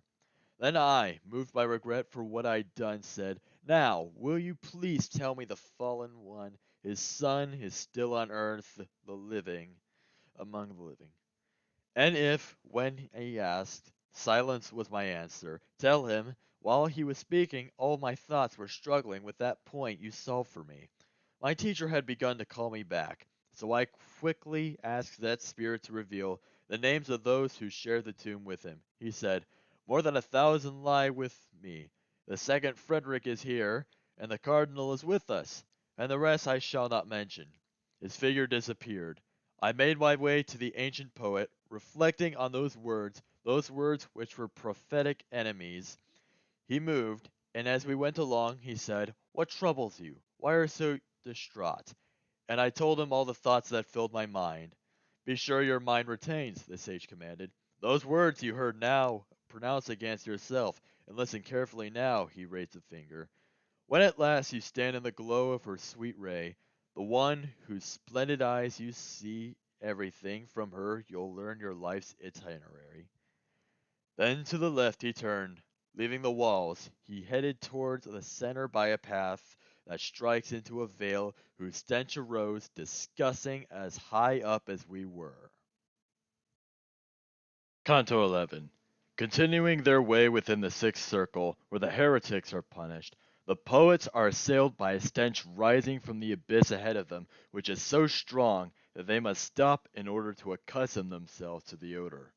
They pause beside a tomb whose inscription declares that within is Pope Anastasius. When the pilgrim expresses his desire to pass the time of waiting profitably, Virgil proceeds to instruct him about the plan of punishments in hell. Then, seeing that dawn is only 2 hours away, he urges the pilgrim on. We reach the end of a curving brink of a steep bank. Constructed of enormous broken rocks, below us was a crueler den of pain. And the disgusting overflow of stench the deep abyss was vomiting forced us back from the ledge. Crouched underneath the lid of some great tomb, I saw it was inscribed, Within lies Anastasius, the Pope, Faunches lured away from the straight path. Our descent will have to be delayed somewhat, so that our sense of smell may grow accustomed to these vile fumes. Then we will not mind them. My master said, And you will have to find some way to keep our time from being wasted. That is precisely what I had in mind, he said. And then he began the lesson. My son, within these boulders bound are 3 more circles concentrically arranged like those above, all tightly packed with souls, and so that, later, the sight of them alone will be enough. I'll tell you how and why they are imprisoned. All malice has injustice at its end, an end achieved by violence or by fraud, while both are sins that earn the hate of heaven. Since fraud belongs exclusively to man, God hates it more, and therefore, far below, the fraudulent are placed and suffer most. And the first of the circles below are all the violent, since violence can be used against 3 persons. Into 3 concentric rounds it is divided. Violence can be done to God, to self, or to one's neighbor, to him or to his goods, as my reasoned explanation will make clear. By violent means, a man can kill his neighbor, or wound him grievously. His goods may suffer violence by arson, theft, and devastation. So homicides, and those who strike with malice, those who destroy and plunder, are all punished in the first round, but all in different groups. Man can raise violent hands against himself and his own goods. So in the second round, paying the debt that never can be paid, are suicides, self-robbers of your world, or those who gamble all their wealth away and weep up there when they should have rejoiced, or can use violence against the deity by heartfelt disbelief and cursing him, or by despising nature and God's bounty. Therefore, the smallest round stamps with its seal both Sodom and Cohors, and all those souls who hate God in their heart and curse his name. Fraud that gnaws at the conscience of its servants can be used on one who puts his trust in you, or else on one who has no trust invested. This latter sort seems only to destroy the bond of love that nature gives to man. So in the second circle there are nests of hypocrites, flatterers, dabblers in sorcery, falsifiers, thieves, simonists, and panders, seducers, grafters, and like filth. The former kind of fraud both disregards the love nature enjoys and that extra bond between men which creates a special trust. Thus, it is in the smallest of these circles, at the earth's center, around the throne of Dis, that traitors suffer their eternal pain. And Master, your reasoning runs smooth, and your explanation certainly makes clear the nature of this pit and of its inmates. But what about those in the slimy swamp, those driven by the wind, those beaten by the rain, and those who come to blows with harsh refrains? Why are they, too, not punished here inside the city of flame if they have earned God's wrath? If they have not, why are they suffering? And to me, why do you let your thoughts stray from the path they are accustomed to? Or have I missed the point you have in mind? Have you forgotten how your ethics reads? Those terms it explicits in such detail, the three conditions that the heavens hate: incontinence, malice, and bestiality. Do you remember how incontinence offends God least, and merits the least blame? If you will reconsider well this doctrine, and then recall to mind who those souls were suffering pain above, outside the walls, you will clearly see why they are separated from these malicious ones, and why God's vengeance beats down upon their souls less heavily. O sun that shines to clear a mighty vision, such joy is mine when you resolve my doubts. That doubting pleases me no less than knowing. Go back a little bit once more, I said, to where you say that usury offends God's goodness, and untie that knot for me. Philosophy, he said, and more than once points out to one who reads with understanding how nature takes her course from the divine. Intellect from its artistic workmanship, and you have your physics well in mind, you will find, not many pages from the start, how your art too, as best it can, imitates nature, the way an apprentice does his master, so your art may be said to be God's grandchild. From art and nature, man was meant to take his daily bread to live. If you recall the book of Genesis near the beginning, but the usurer, adopting other means, scorns nature in herself and in her pupil. Art, he invests hope in something else. Now follow me. We should be getting on. The fish are shimmering over the horizon. The wain is now exactly over Chorus, and the passage down the bank is farther on. Canto 12. They descend the deep slope into the seventh circle by means of a great landslide, which was caused when Christ descended into hell. At the edge of the abyss is the Minotaur, who presides over the circle of the violent, and whose own bestial rage sends him in such a paroxysm of violence that the other two travelers are able to run past him without his interference. At the base of the precipice, they see a river of boiling blood, which contains those who have inflicted violence upon others. But before they can reach the river, they are intercepted by three fierce centaurs, whose task it is to keep those who are in the river at their proper depth by shooting arrows at them if they attempt to rise. Virgil explains to one of the centaurs, Chiron, that his journey of the pilgrim and of himself is ordained by God, and he requests him to assign someone to guide the two of them to the ford in the river and carry the pilgrim across it to the other bank. Chiron gives the task to Nessus, one of the centaurs, who, as he leads them to the river's ford, points out many of the sinners there in the boiling blood. Not only was that place where we had come to descend craggy, but there was something there that made the scene appalling to the eye. Like the ruins this side of Trent left by the landslide, an earthquake or erosion must have caused it, that hit the Adige on its left bank. when, from the mountain's top where the slide began to the plain below, the shattered rock slipped down, shaping a path for a difficult descent. So was the slope of our ravine's formation, and at the edge, along the shattered chasm, there lay stretched out the infamy of Crete. The son conceived in the pretended cow, when he saw us, he bit into his flesh, gone crazy with the fever of his rage. My wise guide cried to him, "Perhaps you think you see the Duke of Athens come again, who came once in the world to bring your death. Begone, you beast, for this one is not led down here by means of clues your sister gave him. He came here only to observe your torments. The way a bull breaks loose the very moment he knows he has been dealt the mortal blow, and cannot run but jumps and twists and turns. Just so I saw the Minotaur perform. And my guide, alert, cried out, "Run to the pass! While he still writhes with rage, get started down!" And so we made our way down through the ruins of rocks, which often I felt shift and tilt beneath my feet from weight they were not used to. I was deep in thought when he began. "Are you perhaps thinking about these ruins protected by the furious beast I quench in its own rage? Now let me tell you that the other time I came down to the lower part of hell, this rock had not then fallen into ruins. But certainly, if I will remember, it was just before the coming of that one who took from hell's first circle the great spoil. At this abyss of stench from top to bottom began to shake, so I thought the universe felt love whereby some have maintained the world has more than once renewed itself in chaos. That was a moment when this ancient rock was split this way, here, and in other places.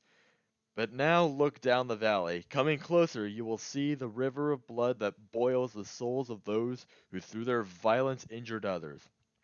Oh, blind cupidity and insane wrath, spurring us on through our short life on earth, to steep us then forever in such misery.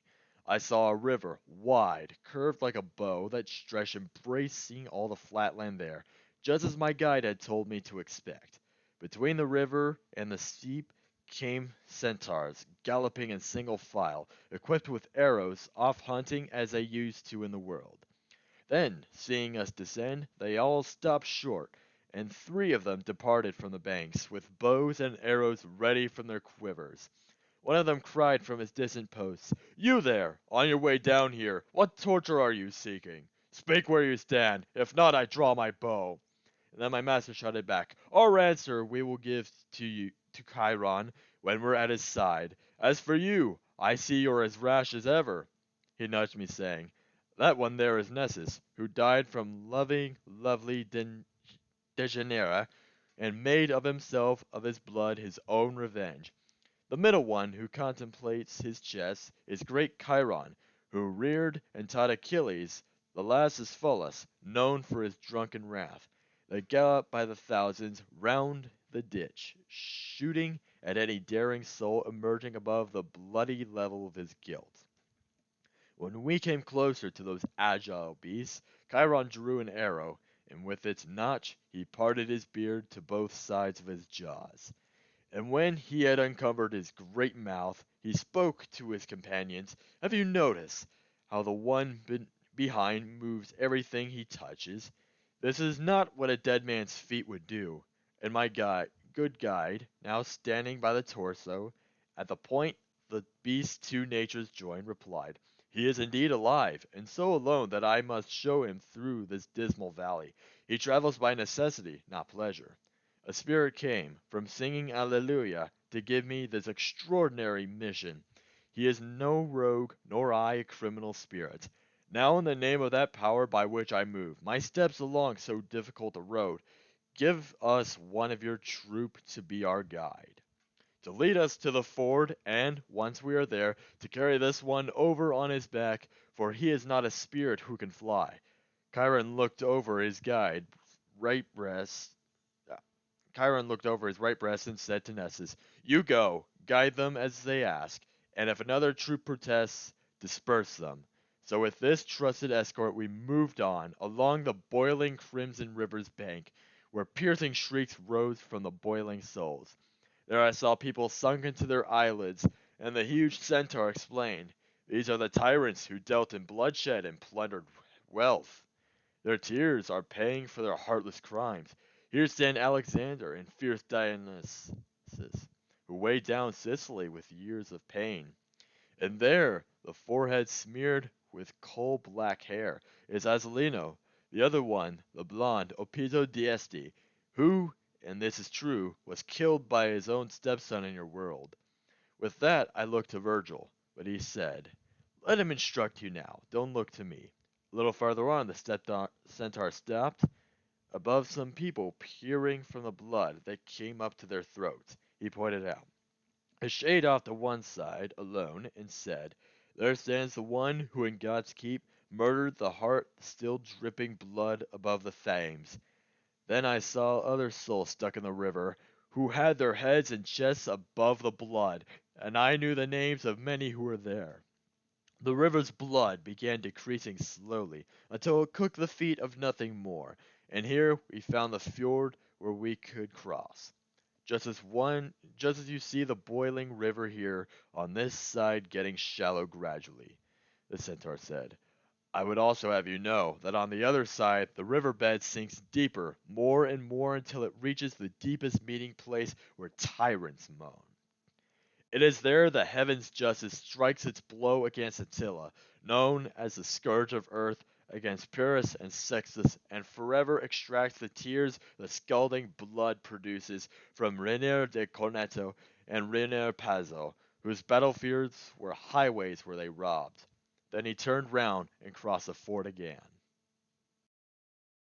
Canto 13. No sooner are the poets across the Phlegethon than they encounter a dense forest, from which come wails and moans, which is presided over by hideous harpies, half woman, half beast, bird-like creatures. Virgil tells his ward to break off a branch of one of the trees. When he does, the tree weeps blood and speaks. In life he was Pier del Vigne, chief counselor of Frederick II of Sicily. But he fell out of favor, was accused unjustly of treachery, and was imprisoned, whereupon he killed himself.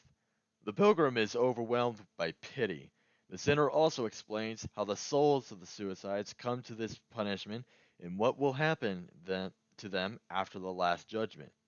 Suddenly, they are interrupted by the wild sounds of the hunt, and two naked figures, Lano of Siena and Giacomo di Sant'Andrea, dash across the landscape, shouting at each other, until one of them hides in a thorny bush. Immediately, a pack of fierce black dogs rush in, pounce on the hidden sinner, and rip his body, carrying away mouthfuls of flesh. The bush, which has been torn in the process, begins to lament. The two learn that the cries are those of a Florentine who had hanged himself in his own home. Not yet had Nessus reached the other side, when we were on our way into a forest that was not marked by any path at all. No green leaves, but rather black in color. No smooth branches, but twisted and entangled. No fruit, but thorns of poison bloomed instead. No thick, rough, scrubby home like this exists, not even between Cesena and Corneto, for those wild beasts that hate the run of farmlands. Here the repulsive harpies twine their nests, who drove the Trojans from the Strophes with filthy forecasts of their close disaster. Wide-winged they are, with human necks and faces, their feet are clawed, their bellies fat and feathered. Perched in the trees, they shriek their strange laments. "Before we go on further," my guide began, "remember you are in the second round, and shall be till we reach the dreadful sand. Now look around you carefully, and see with your own eyes what I will not describe, for if I did, you wouldn't believe my words." Around me, wails of grief were echoing, and I saw no one there to make those sounds. Bewildered by all this, I had to stop.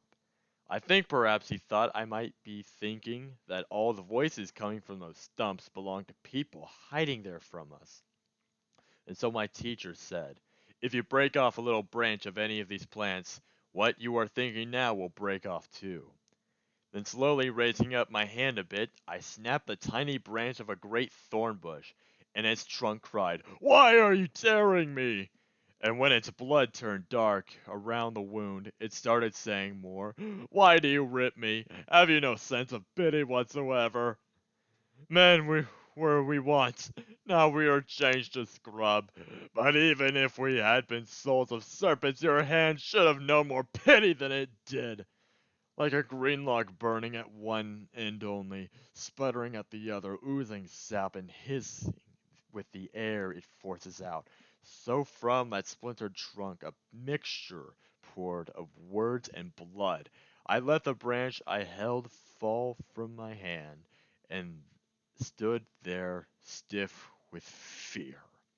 "O wounded soul," my sage replied to him, "if he had only let himself believe what he had read in verses I once wrote, he never would have raised his hand against you. But the truth itself was so incredible, I urged him on to do the thing that grieves me.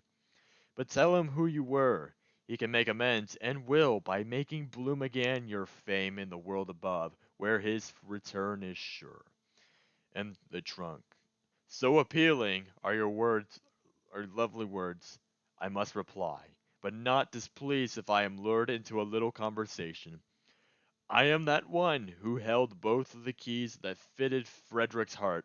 I turned them both, locking and unlocking with such finesse, that I let few into his confidence. I was so faithful to my glorious office, I lost not only sleep but life itself.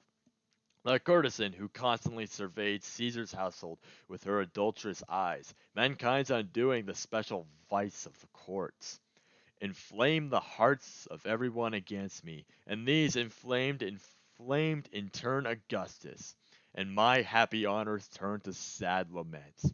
My mind, moved by scornful satisfaction, believing death would free me from all scorn, made me unjust to me, who was all just.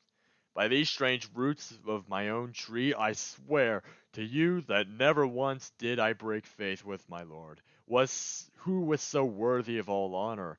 If if one of you should go back to the world, restore the memory of me, who here remain cut down by the blow that envy gave.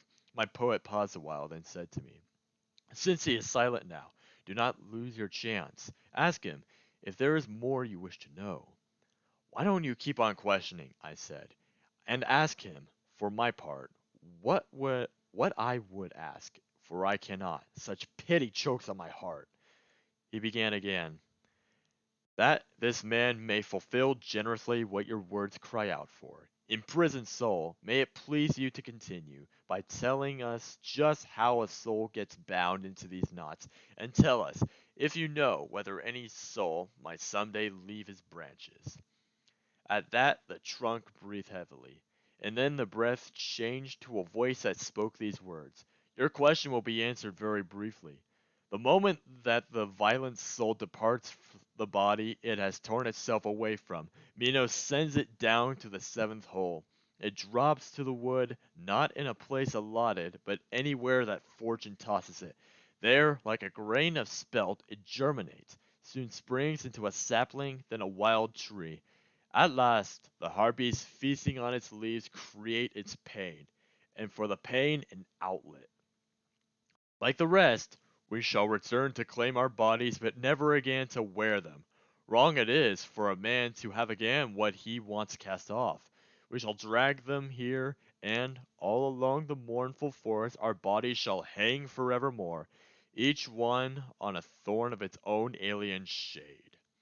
We were standing still attentive to the trunk, thinking perhaps it might have more to say, when we were startled by a rushing sound, such as the hunter hears from where he stands. First the boar, then all the chase approaching, the crash of hunting dogs and branches smashing.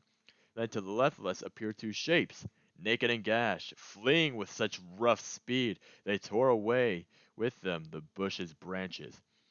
The one ahead, "Come on, quickly, death!" The other, who could not keep up the pace, screamed, "Lano, your legs were not so nimble when you jousted in the tournament of Topo." And then, from lack of breath perhaps, he slipped into a bush and wrapped himself in thorns. Behind these two, the wood was overrun by packs of black bitches, ravenous and ready, like hunting dogs just broken from their chains. They sank their fangs into that poor wretch who hid. They ripped him open piece by piece and then ran off with mouthfuls of his wretched limbs. Quickly, my escort took me by the hand and led me over to that bush that wept its vain laments from every bleeding sore. O Giacomo de Sant' Andrea, it said, what good was it for you to hide in me? What fault have I if you led an evil life? My master, standing over it, inquired, who were you once, that now through many wounds breathe a grieving sermon with your blood?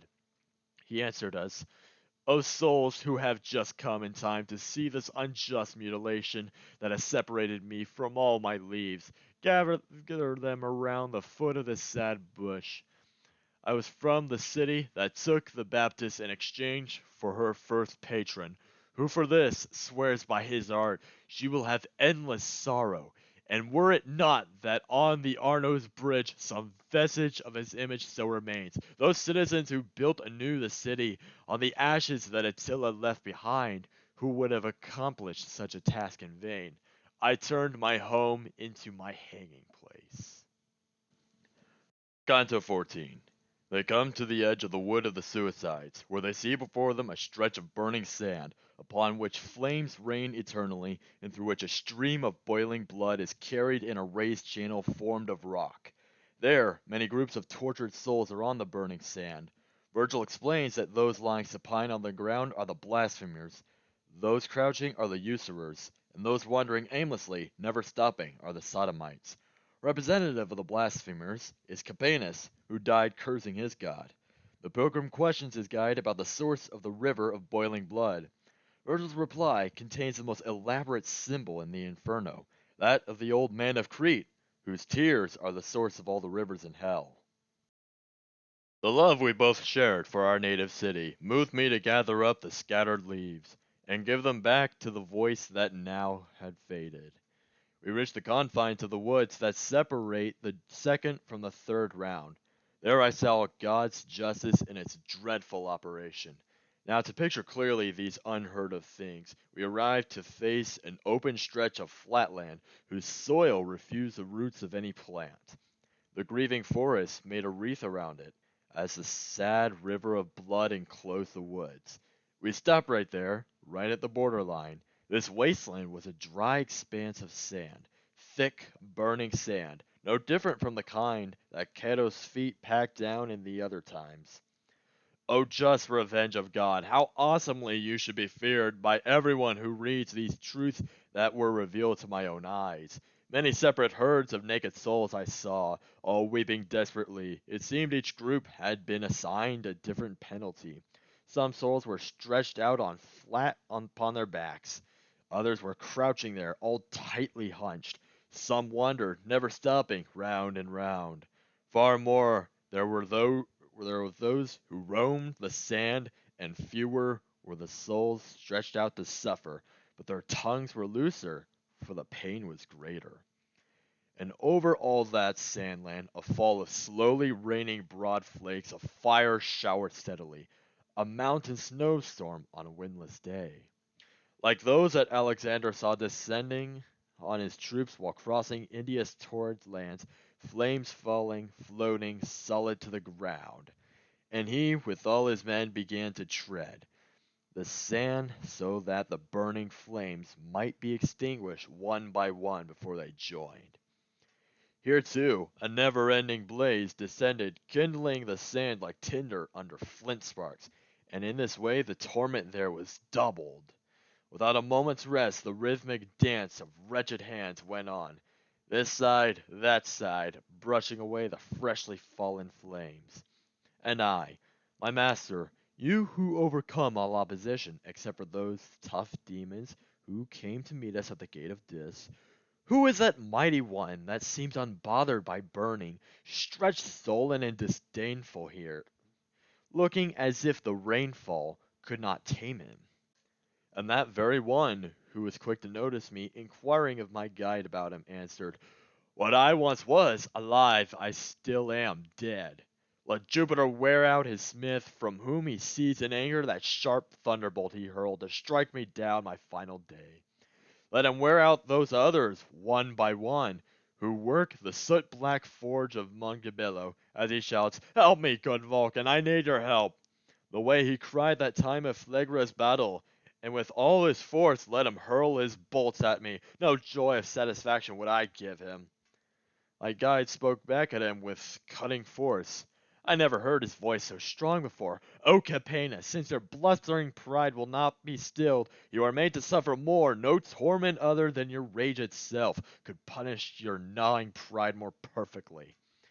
And then he turned a calmer face to me, saying, "That was a king, one of the 7 besieging thieves he scorned, and would still seem to go on scorning God and treat him lightly. But, as I said to him, he decks his chest with ornaments of lavish words that prick him. Now follow me and also pay attention, not to put your feet upon the burning sand, but to keep them well within the wooded line." Without exchanging words, we reached a place where a narrow stream came gushing from the woods. Its reddish water still runs fear through me, like the one that issues from the Bilakame, whose waters are shared by prostitutes downstream.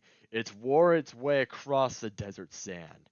This river's bed and banks were made of stone, so were the tops on both its sides, and then I understood this was our way across. Among the other marvels I have shown you from the time we made our entrance through the gate whose threshold welcomes every evil soul, your eyes have not discovered anything as remarkable as this stream you see here, extinguishing the flames above its path. These were my master's words, and I at once implored him to provide me with the food for which he had given me the appetite. "In the middle of the sea there lies a wasteland," he immediately began. "That is known as Crete, under whose king the world knew innocence. There was a mountain there that was called Ida, then happy in its verdure and its streams, now deserted like an old discarded thing. Rhea chose it once as a safe cradle for her son, and, to conceal his presence better, she had her servants scream loud when he cried. In the mountain's core an ancient man stands tall. He has his shoulders torn towards Damietta, and faces Rome as though it were his mirror.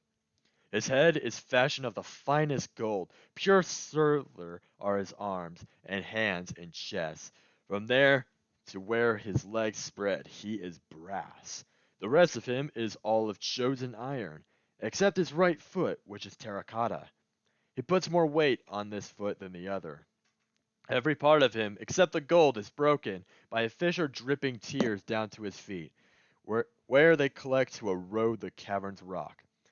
From stone to stone they drain down here, becoming rivers. The Acheron, Styx, Phlegethon, then overflow down through this tight canal, until they fall to where all falling ends. They form Cocytus. What that pool is like, I need not tell you. You will see yourself.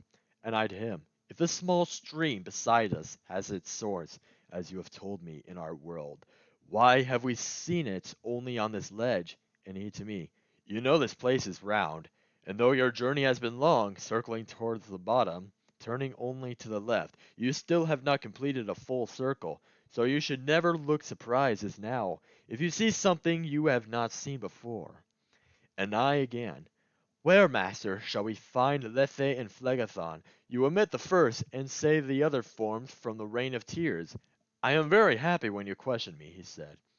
But that the blood-red water boiled should answer certainly one of your questions.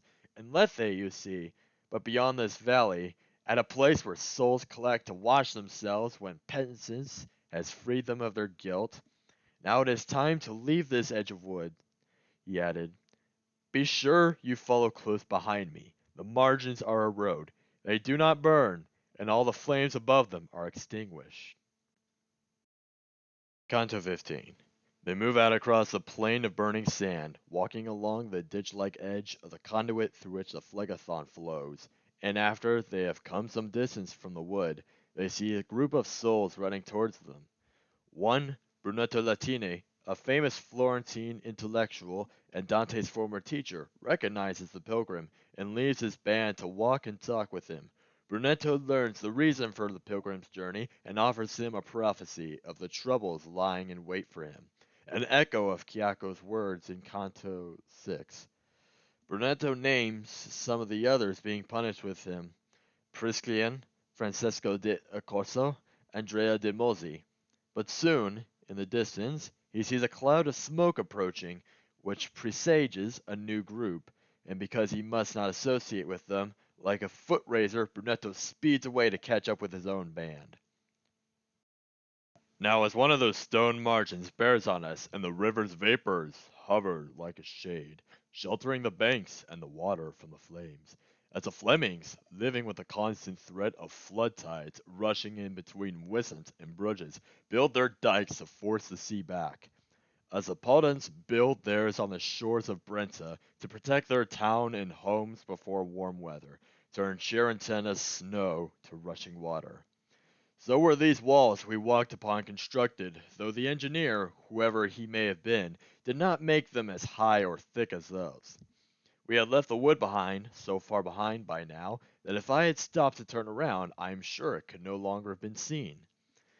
When we saw a troop of souls come hurrying towards us, beside the bank, and each of them looked us up and down, as some men look at other men at night when the moon is new, they strained their eyebrows, squinting hard at us as an old tailor might at his needle's eye. Eyed in such a way by this strange crowd, I was recognized by one of them, who grabbed my garment's horn and shouted, "How marvelous!" And I, when he reached out his arm towards me, straining my eyes, saw through his face's crust, through his burned features, that could not prevent my memory from bringing back his name, and bending my face down to meet with his, I said, "Is this really you, here, Ser Brunetto?" And he, "Oh, my son, may it not displease you if Brunetto Latini lets his troop file on while he walks at your side for a little while?" And I, "With all my heart I beg you to, and if you wish me to sit here with you, I will, if my companion does not mind." "My son," he said, "a member of this herd, who stops one moment, lies 100 years unable to brush off the wounding flames. So move on. I shall follow at your hem, and then rejoin my family that moves along, lamenting their eternal pain." I did not dare step off the margin path to walk at his own level, but, with head bent low in reverence, I moved along. He began, "What fortune or what destiny leads you down here before your final hour? And who is this one showing you the way?" "Up there above, in the bright living life, before I reached the end of all my years, I lost myself in a valley," I replied. "Just yesterday at dawn I turned from it. This spirit here appears as I turn back, and by this road he guides me home again. He said to me, 'Follow your constellation, and you cannot fail to reach your part of glory.' Not if I saw clearly in the happy life. And if I had not died just when I did, I would have cheered you on in all your work, seeing how favorable heaven was to you. But that ungrateful and malignant race which descended from the Fiesole of old, and still have a rock and mountain in their blood, will become, for your good deeds, your enemy, and right they are. Among the bitter berries there's no fit place for the sweet fig to bloom. They have always had the fame of being blind, an envious race, proud and avaricious. You must not let their ways contaminate you. Your destiny reserves such honors for you. Both parties shall be hungry to devour you, but the grass will not be growing where the goat is. Let the wild beasts of Fiesole make fodder of each other, and let them leave the plant untouched, so rare it is that one grows in their dung heap, in which there lives again the holy seed of those remaining Romans who survived there, when this new nest of malice was constructed. Oh, if all I wished for had been granted," I answered him, "you certainly would not yet be banished from our life on earth. My mind is etched, and now my heart is pierced, with your kind image and loving, paternal, when living in the world, hour after hour. You taught me how man makes himself eternal, and while I live my tongue shall always speak of my debt to you and of my gratitude. I will write down what you tell me of my future and save it with another text to show a lady who can interpret if I can reach her. This much, at least, let me make clear to you. If my conscience continues not to blame me, I am ready for whatever fortune wants. This prophecy is not new to my ears, and so let fortune turn her wheel, spinning it as she pleases, and the peasant turn his spade. My master, hearing this, looked to the right. Then, turning round and facing me, he said, "He listens well, but who knows well what he hears?" But I did not answer him. I went on talking, walking with Ser Benito, asking him who of his company were most distinguished. And he, "It might be good to know who some are. About the rest, I feel I should be silent, for the time would be too short. There are so many. In brief, let me tell you. All here were clerics, and respected men of letters of great fame, all befouled in the world by one same sin. Priscian is traveling with that wretched crowd, and Francesco de El Corso too. And also, there, if you could have stomached such repugnancy, you might have seen the one, the servant of servants, transferred to the Baccalaureate from the Arno, where his sinfully erected nerves were buried. I would say more, but my walk and conversation with you cannot go on. For over there I see new smoke rising from the sand.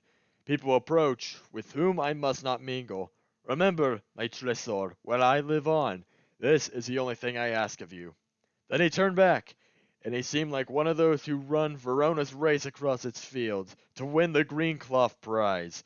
And he was like the winner of the group, not the last one in. Canto 16. Continuing through the third round of the Circle of Violence, the pilgrim hears the distant roar of a waterfall, which grows louder as he and his guide proceed. Suddenly, three shades, having recognized him as a Florentine, break from their company and converse with him, all the while circling like a turning wheel. Their spokesman, Jacopo Rusticicci, identifies himself and his companions, Guido Guerra, Tecchiajo Aldebardi, and as well known and honored citizens of Florence, and begs for news of their native city. The three ask to be remembered in the world, and then rush off.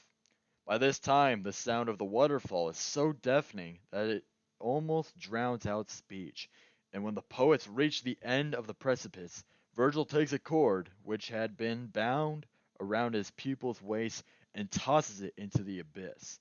It is a signal, and in response, a monstrous form looms up from below, swimming through the air. On this note of suspense, the canto ends. Already we were where I could hear the rumbling of the water plunging down to the next circle, something like the sound of beehives humming, when three shades with one impulse broke away, running from a group of spirits passing us beneath the rain of bitter suffering. They were coming toward us with one voice. "Oh, you there! Stop! From the clothes you wear, you seem to be a man from our perverted city." Ah, the wounds I saw covering their limbs, some old, some freshly branded by the flames.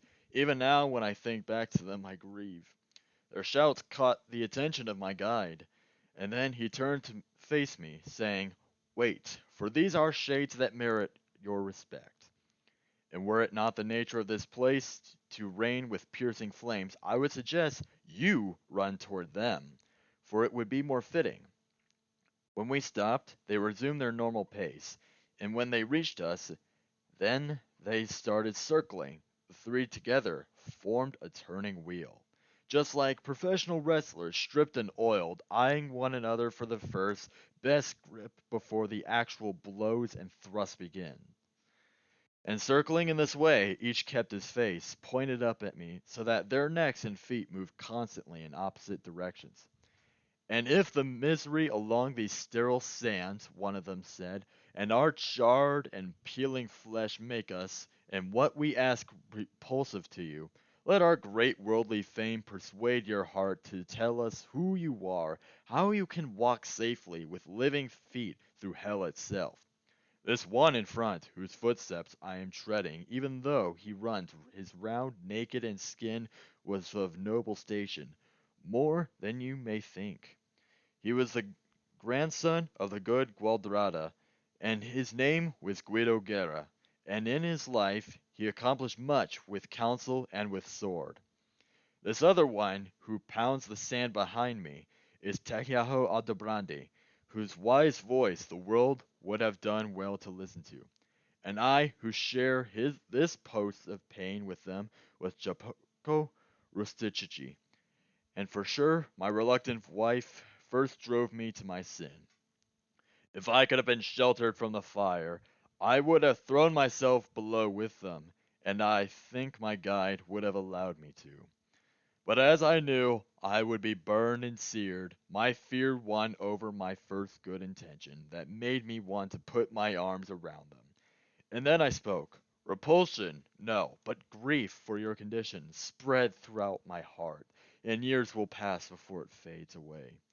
As soon as my lord here began to speak, in terms that led me to believe a group of such men as yourselves might be approaching, I am from your city, and your uttered names and your accomplishments I have always heard rehearsed, and have rehearsed myself with fondness.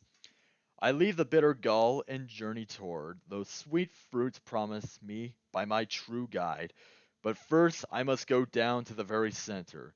So may your soul remain to guide your body for years to come. That same one spoke again. And your fame's light shine after you are gone. Tell us if courtesy and valor dwell within our city, and as they used to do, or if they both been banished from the place. Guglielmo Borsier, who joined our painful ranks of late, and travels there with our companions, has given us reports that make us grieve.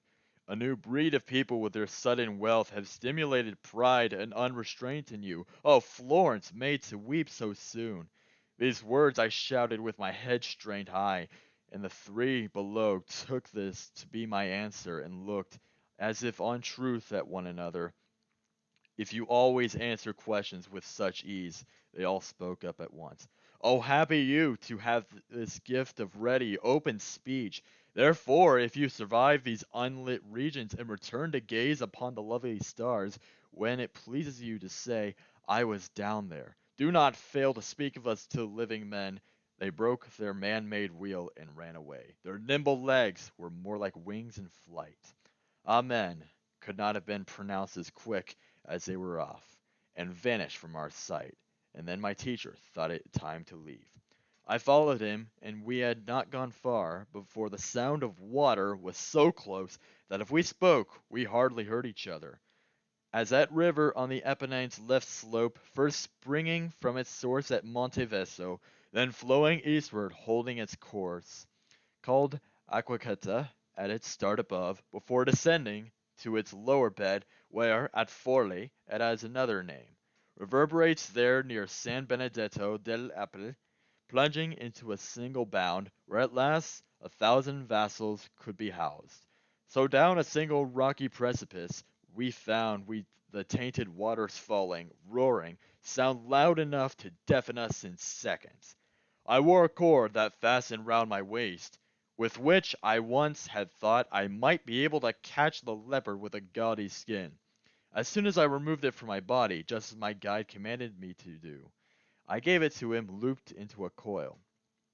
Then taking it and turning it to the right, he flung it quite a distance past the bank, and down into the deepness of the pit.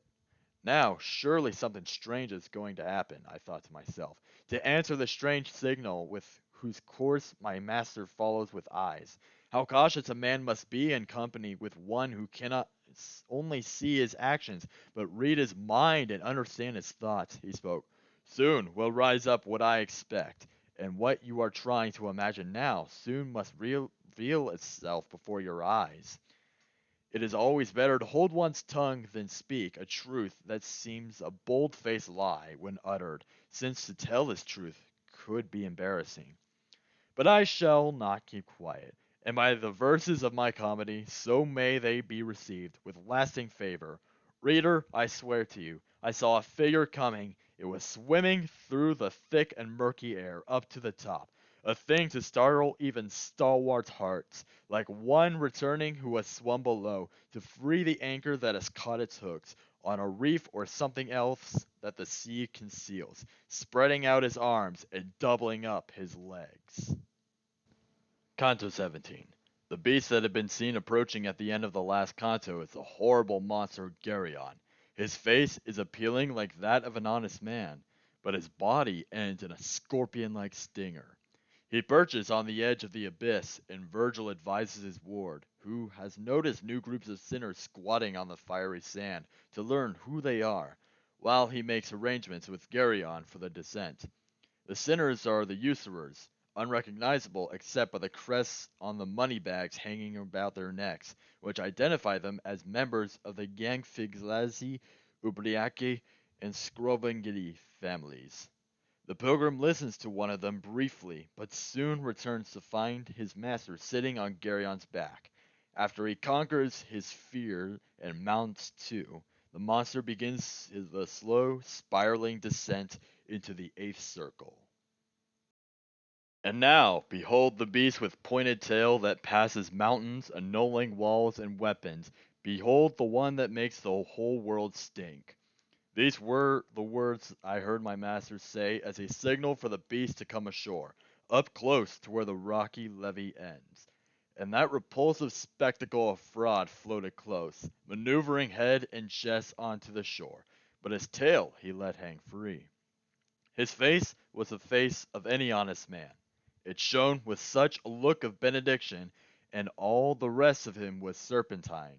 His two clawed paws were hairy to the armpits. His back and all his belly and both flanks were painted arabesques and curlicues. The Turks and Tartars never made a fabric with richer colors intricately woven, nor were such complex webs spun by Arachne. As sometimes fishing boats are seen ashore, part fixed in sand and part still in the water, and as the beaver, living in the land of drunken Germans, squats to catch his prey, just so that beast, the worst of beasts, hung waiting on the bank of that bound the stretch of sand and stone. In the void beyond he exercised his tail, twitching and twisting up the venom forked that armed its tip just like a scorpion's stinger. My leader said, "Now we must turn aside a little from our path in the direction of that malignant beast that lies in wait." Then we stepped off our path down to the right and moved 10 paces straight across the brink, to keep the sand and flames at a safe distance. And when we stood by Geryon's side, I noticed a little farther on some people crouched in the sand quite close to the edge of emptiness. Just then my master spoke. "So you may have a knowledge of this round that is complete," he said. "Go and see their torment for yourself, but let your conversation there be brief. While you are gone, I shall speak to this one, and ask him for the loan of his strong back." So I continued walking, all alone, along the seventh circle's outer edge, to where the group of sufferers were sitting. The pain was bursting from their eyes. Their hands went scurrying up and down to give protection, here from the flames, there from the burning sands. They were, in fact, like a daw in summertime, busy, now with its paw, now with its snout, tormented by the fleas and flies that bite him. I carefully examined several faces among this group caught in the raining flames. It did not know a soul, but I observed that around each sinner's neck a pouch was hung, each of a different color, with a coat of arms, and fixed on these they seemed to feast their eyes. And while I looked about among the crowd, I saw something in blue on a yellow purse that had the face and bearing of a lion. And while my eyes continued their inspection, I saw another purse as red as blood, exhibiting a goose more white than butter, and one who had a blue sow, pregnant looking, stamped on the whiteness of his money bag, and asked me, "What are you doing in this pit? Get out of here! And since you're still alive, I'll tell you that my neighbor Vitaliano will come to take his seat on my left side. Among these Florentines I sit, O Paduan. Time after time, they fill my ears with blasts of shouting. Send us down the sovereign knight who will come bearing 3 goats on his pouch." As final comment, he stuck out his tongue as far out as an ox licking its nose, and I, afraid my staying there much longer might anger the one who warned me to be brief, turned my back on these frustrated sinners. I found my guide already sitting high upon the back of that fierce animal, he said. And now, take courage and be strong. From now on, we descend by stairs like these. Get up on front. I want to ride behind, to be between you and the dangerous tale. A man who feels the shivers of a fever coming on, his nails already dead of color, will tremble at the mere sight of a cool shade. I was that man when I heard these words. But then I felt those stabs of shame that make a servant brave before his valorous master. As I squirmed around on those enormous shoulders, I wanted to cry out, "Hold on to me!" But I had no voice to second my desire. Then he, who once before had helped me out when I was threatened, put his arms around me as soon as I was settled and held me tight. And then he cried, "Now, Garyon, start moving, descend with gentle motion, circling wide. Remember, you are carrying living weight." Just as the boat slips back away from shore, back slowly, more and more, he left that pier, and when he felt himself all clear in space, to where his breast had been, he swung his tail, and stretched it undulating like an eel, as with paws he gathered in the air. I doubt if Phaeton feared more. That time he dropped the sun reins of his father's chariot and burned the streak of sky we see today.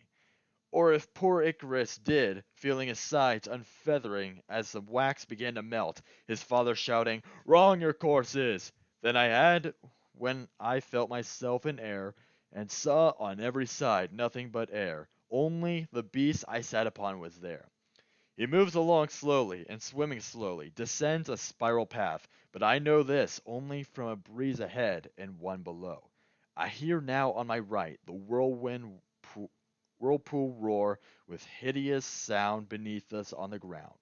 At this, I stretched my neck to look below, but leaning out soon made me more afraid, for I heard moaning there and saw the flames trembling. I cowered back, tightening my legs, and I saw then what I had not before, the spiral path of our descent to torment, closing in on us, it seemed, from every side. As a falcon on the wing for many hours, having found no prey, and having seen no signal, so that his falconer sighs, "Oh, he falls already," descends, worn out, circling 100 times, instead of swooping down, settling at some distance from his master, perched in anger and disdain. So Geryon brought us down to the bottom, at the foot of the jagged cliff, almost against it, and once he got our bodies off his back, he shot off like a shaft shot from a bowstring. Canto 18. The pilgrim describes a view he had of the eighth circle of hell while descending through the air on Geryon's back. It consists of 10 stone ravines called Malabulge, evil pockets, and across each bulge is an arching bridge. When the poets find themselves on the edge of the first ravine, they see 2 lines of naked sinners walking in opposite directions. In one are the pimps or panderers, and among them the pilgrim recognizes Venedigo Caciameno. In the others are the seducers, among whom Virgil points out Jason. As the two move toward the next Bolgia, they are assailed by a terrible stench, for here are the flatterers, are immersed in excrement. Among them are Alessio Intermini and Thais the whore. There is a place in hell called Malabulge, cut out of stone the color of iron ore, just like the circling cliff that walls it in. Right at the center of this evil plain there yawns a very wide, deep well whose creature I will talk of when the place itself is reached. That belt of land remaining, then, runs around between the well and cliff, and all this space is divided into 10 descending valleys, just like a ground plan for successive moats, that in concentric circles bind their center and serve to protect the ramparts of the castle. This was the surface image they presented, and as bridges from a castle's portal stretch from moat to reach the farthest bank, so from the great cliff's base, just spokes of rock crossing from bank to bank, intersecting ditches until the pit's hub cuts them off from meeting. This is a place in which we have found ourselves. Once shaken from the back of Geryon, the poet turned to the left, and I walked behind him. There, on our right, I saw new suffering souls, new means of torture, and new torturers crammed into the depths of the first ditch. Two files of naked souls walked on the bottom. The ones on our side faced us as they passed. The others moved as we did, but more quickly. The Romans, too, in the year of Jubilee, took measures to accommodate the throngs that had to come and go across their bridge. They fixed it so on one side all were looking at the castle and were walking to St. Peter's. On the other they were moving toward the mount. On both sides, up along the deadly rock, I saw horned devils with enormous whips, lashing the backs of shades with cruel delight. Ah, how they made them skip and lift their heels at the very first crack of the whip. Not one of them dared to pause to take a second or a third. As I walked on, my eyes met with the glance of one down there. I murmured to myself, I know this face from somewhere, I am sure. And so I stopped to study him more closely. My leader also stopped, and was so kind as to allow me to retrace my steps. And that whipped soul thought he would hide from me by lowering his face, which did no good. I said, "Oh, you there, with your head bent low. If the features of your shade do not deceive me, you are Venedico Caciamenico. I'm sure. How did you get yourself in such a pickle?" "I'm not so keen on answering," he said, "but I feel I must. Your plain talk is compelling. It makes me think of old times in the world. I was the one who coaxed Gisela Bella to serve the lusty mishes of the Marquis. No matter how the sordid tale is told, I'm not only Bologna's who weeps here. Hardly. This place is packed with us. In fact, there are more of us here than there are living tongues. Between Saveno and Reno saying Sipa, I call on your own memory as witness. Remember, we have avaricious hearts. Just at that point, a devil let him have the feel of his tailed whip and cried, "Move on, you pimp! You can't cash in on women here!" I turned and hurried to rejoin my guide. We walked a few more steps, and then we reached the rocky bridge that juts out from the bank. We had no difficulty climbing up, and turning right along the jagged ridge, we left those shades to their eternal circlings. When we were, the ditch yawned wide below the ridge. To make a passage for the scourge, my guide said. Stop and stand where you can see these other misbegotten souls, whose faces you could not see before, for they were moving in the same direction we were, over there. So from that ancient bridge we viewed the train that hurried toward us along the other track, kept moving like the first by stinging whips, and the good master, without my asking him, said, "Look at that imposing one approaching, who does not shed a single tear of pain. What majesty he still maintains down there! He is Jason, who by courage and sharp wits fleeced the Colchians of their golden ram. He later journeyed through the island of Lemnos, whose bold and heartless females earlier had slaughtered even males upon their land. There, with his words of love and loving looks, he succeeded in deceiving the young Hypsipyle, who had in turn deceived the other women.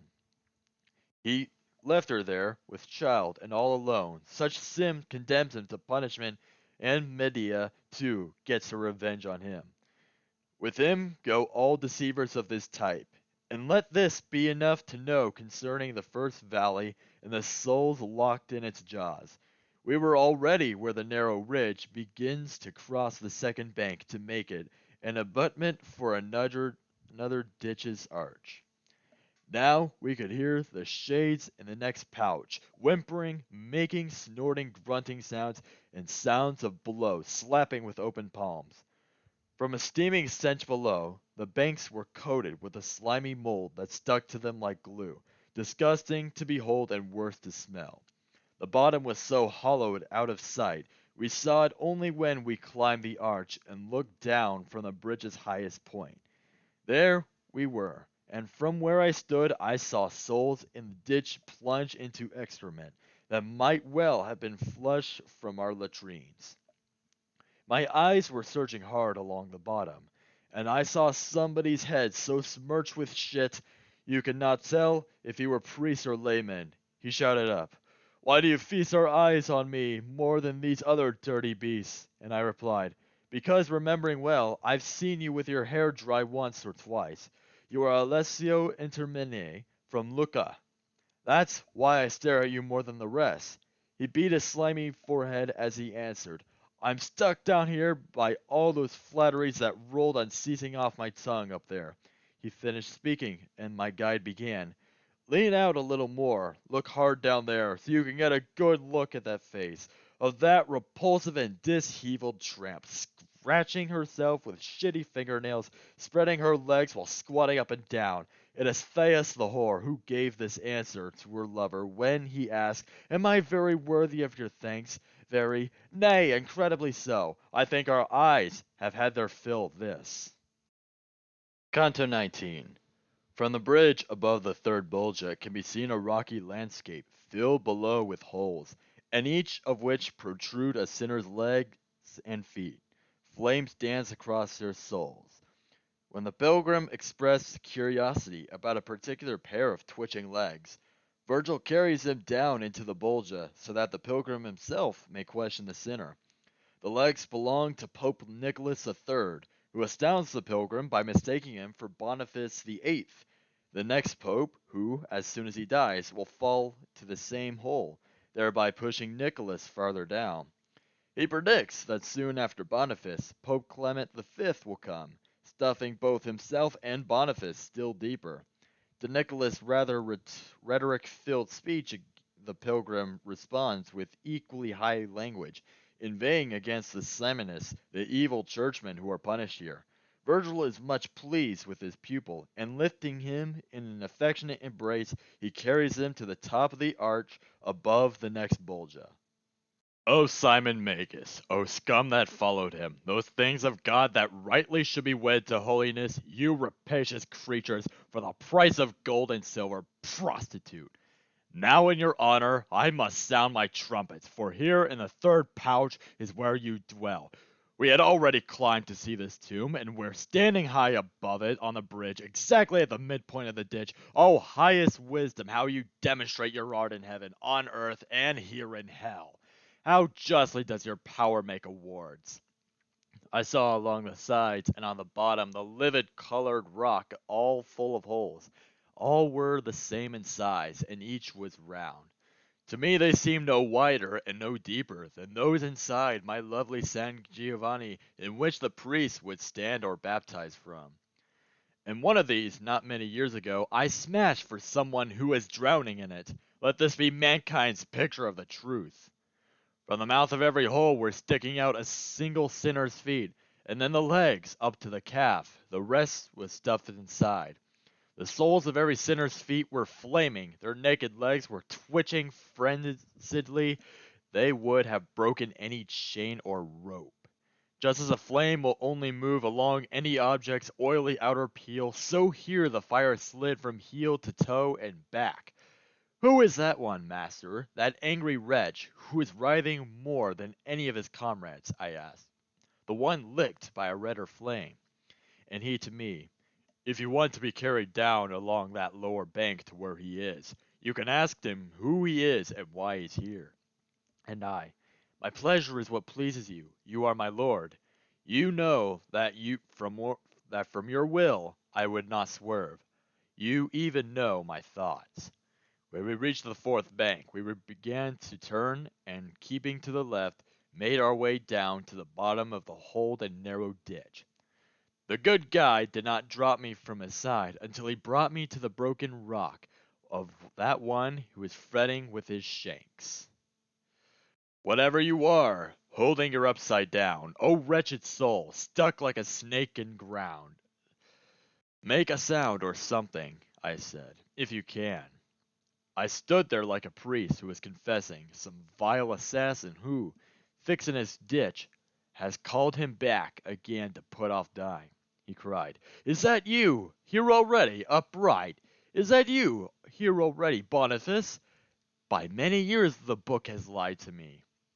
Are you fed up so soon with all that wealth for which you did not fear to take by guile the lovely lady, then tear her asunder?" I stood there like a person just made fun of, dumbfounded by a question for an answer, not knowing how to answer the reply. Then Virgil said, "Quick, hurry up and tell him. I'm not the one. I'm not the one you think." And I answered just the way he told me to. The spirit heard, and twisted both his feet. Then sighing with a grieving, tearful voice, he said, "Well then, what do you want of me? If it concerns you so to learn my name, that for this reason you came down the bank, know that I once was dressed in the great mantle. But actually, I was a she-bear's son, so greedy to advance my cubs, that wealth I pocketed in life, and here myself. Beneath my head are pushed down all the others, who came sinning in memory before me, squeezed tightly in fissures of the rock. I, in my turn, shall join the rest below as soon as he comes, the one I thought you were when, all too quick, I put my question to you.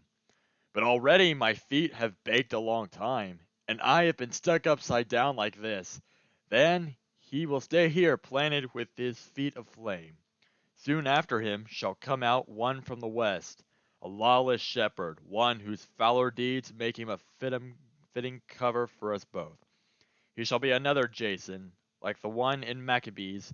Just as his king was pliant, so France's king shall soften to this priest.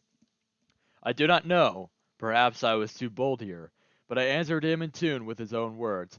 Well, tell me now, what was the sum of money that holy Peter had to pay our Lord before he gave the keys into his keeping? Certainly he asked no more than, "Follow me." Nor did Peter or the rest extort gold coins or silver from Matthias when he was picked to fill the place the evil one had lost. So stay stuck there, for you are rightly punished, and guard with care the money wrongly gained that made you stand courageous against Charles. And were it not for the reverence I have for those highest of all keys that you once held in a happy life, if this did not restrain me, I would use even harsher words than these. For your avarice brings grief upon the world, crushing the good, exalting the depraved. You shepherds it was the evangelist had in mind when the vision came to him of her who sits upon the waters playing whore with kings, that one who with the 7 heads was born, and from her 10 horns managed to draw strength so long as virtue was her bridegroom's joy. You have built yourselves a god of gold and silver. How you differ from the idolater, except that he worships one, you worship hundreds. O Constantine, what evil did you sire, not by your conversion, but by the dower that the first wealthy father got from you? And while I sang these very notes to him, his big flat feet kicked fiercely out of anger. Or perhaps it was his conscience gnawing at him.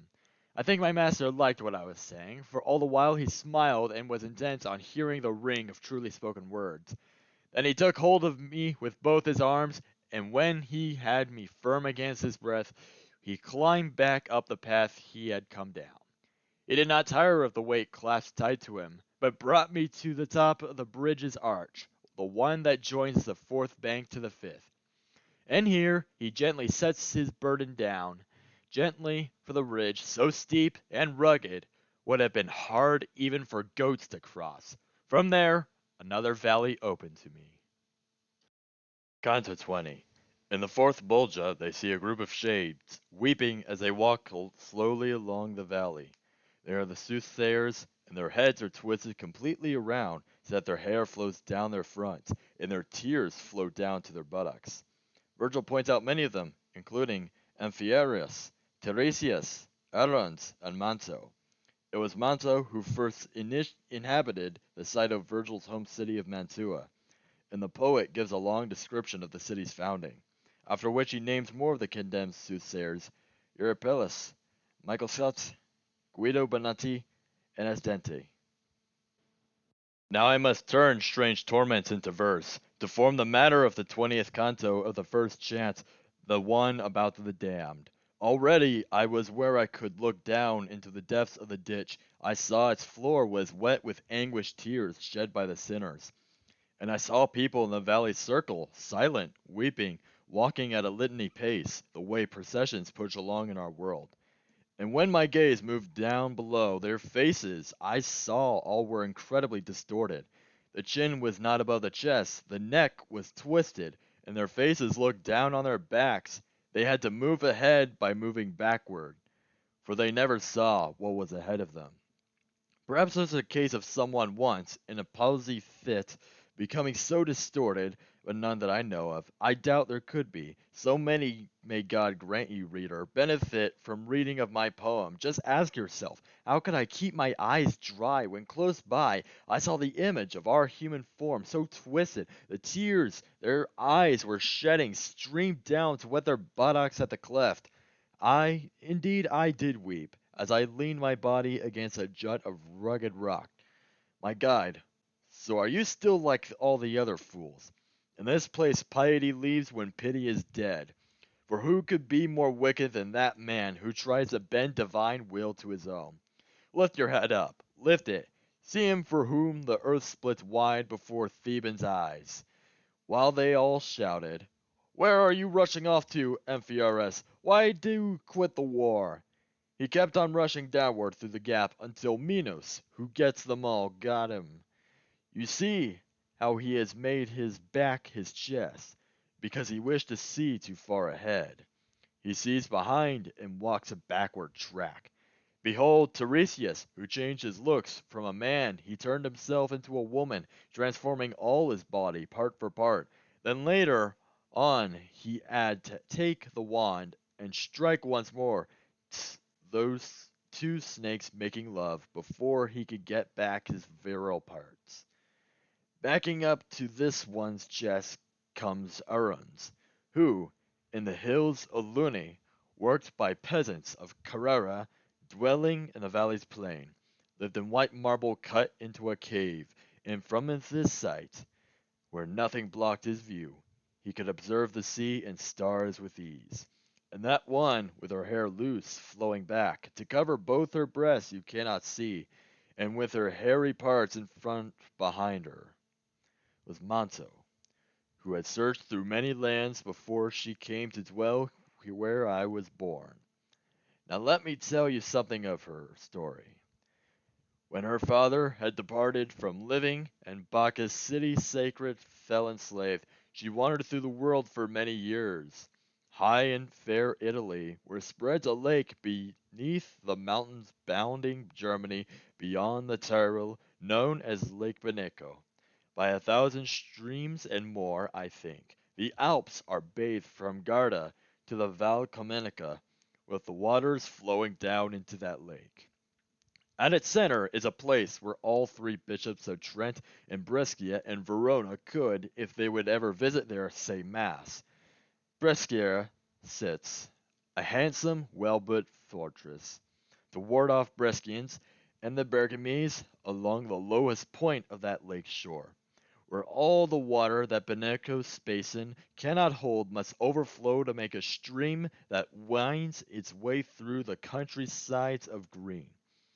But when the water starts to flow, its name, it's not Benaco, but Mincio, all the way to Governal, where it falls into the Po. But before its course is run, it strikes a lowland, on which it spreads and turns into a marsh that can become unbearable in summer. Passing this place one day, the savage virgin saw land that lay in the center of the mire, untilled and empty of inhabitants. There, to escape all human intercourse, she stopped to practice magic with her servants. There she lived, and there she left her corpse. Later on, the men who lived around there gathered on that very spot, for it was well protected by the bog that girded it on every side. They built a city over her dead bones, and for her, the first to choose that place, they named it Mantua, without recourse to sorcery. Once there were far more people living there before the foolish Casalotti listened to the fraudulent advice of Pinamonti. And so, I warn you, should you ever hear my city's origin told otherwise, let no false tales adulterate the truth. And I replied, Master, your explanations are truth for me, winning my faith entirely, and others would be just like burned out coals. But speak to me of these shades passing by, if you see anyone that is worth noting, for now my mind is set on only that. He said, that one whose beard flows from his cheeks and settles on his back and makes it dark, when the war stripped grease of all its males, so that the few there will still rock in cradles. An Aguar, who, with Calchas, called the moment to cut the first ship cable to free at Alus. He is Eurypylus. I sang a story, this way, somewhere in my high tragedy. You should know where, you know it, every line.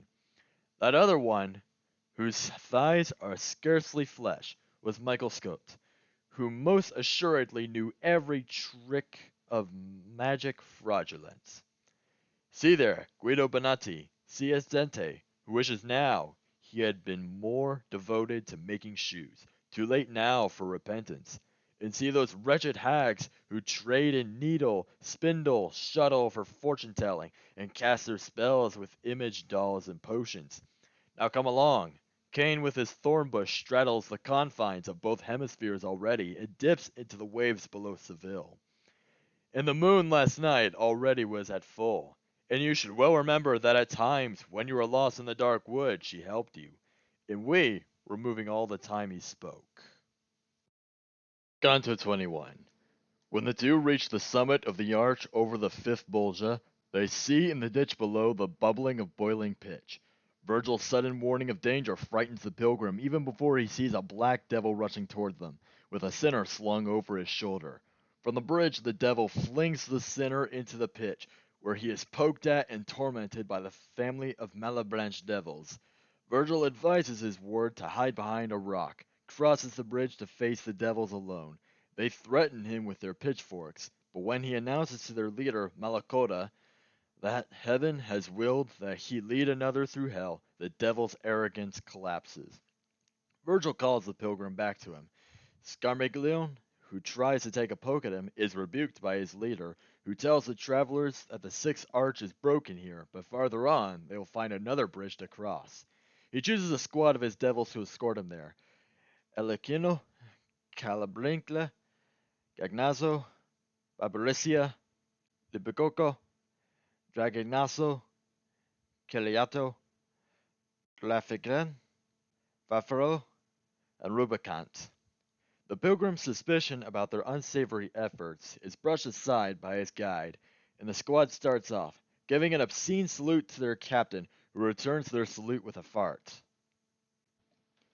From this bridge to the next we walked and talked of things my comedy does not care to tell, and when we reached the summit of the arch we stopped to see the next fosse of Malebolge and to hear more lamentation voiced in vain. I saw that it was very strangely dark.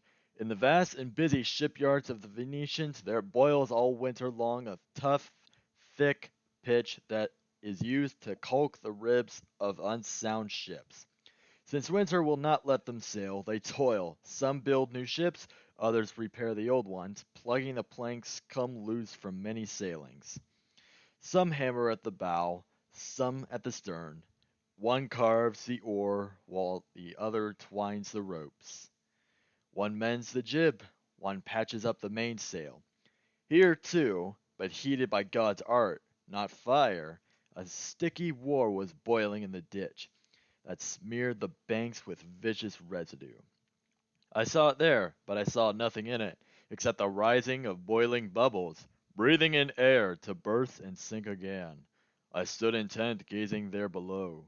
My guide shouting to me, "Watch out! Watch out!" took hold of me and drew me to his side. I turned my head like one who can't resist, looking to see what makes him run away, his body's strength draining with sudden fear.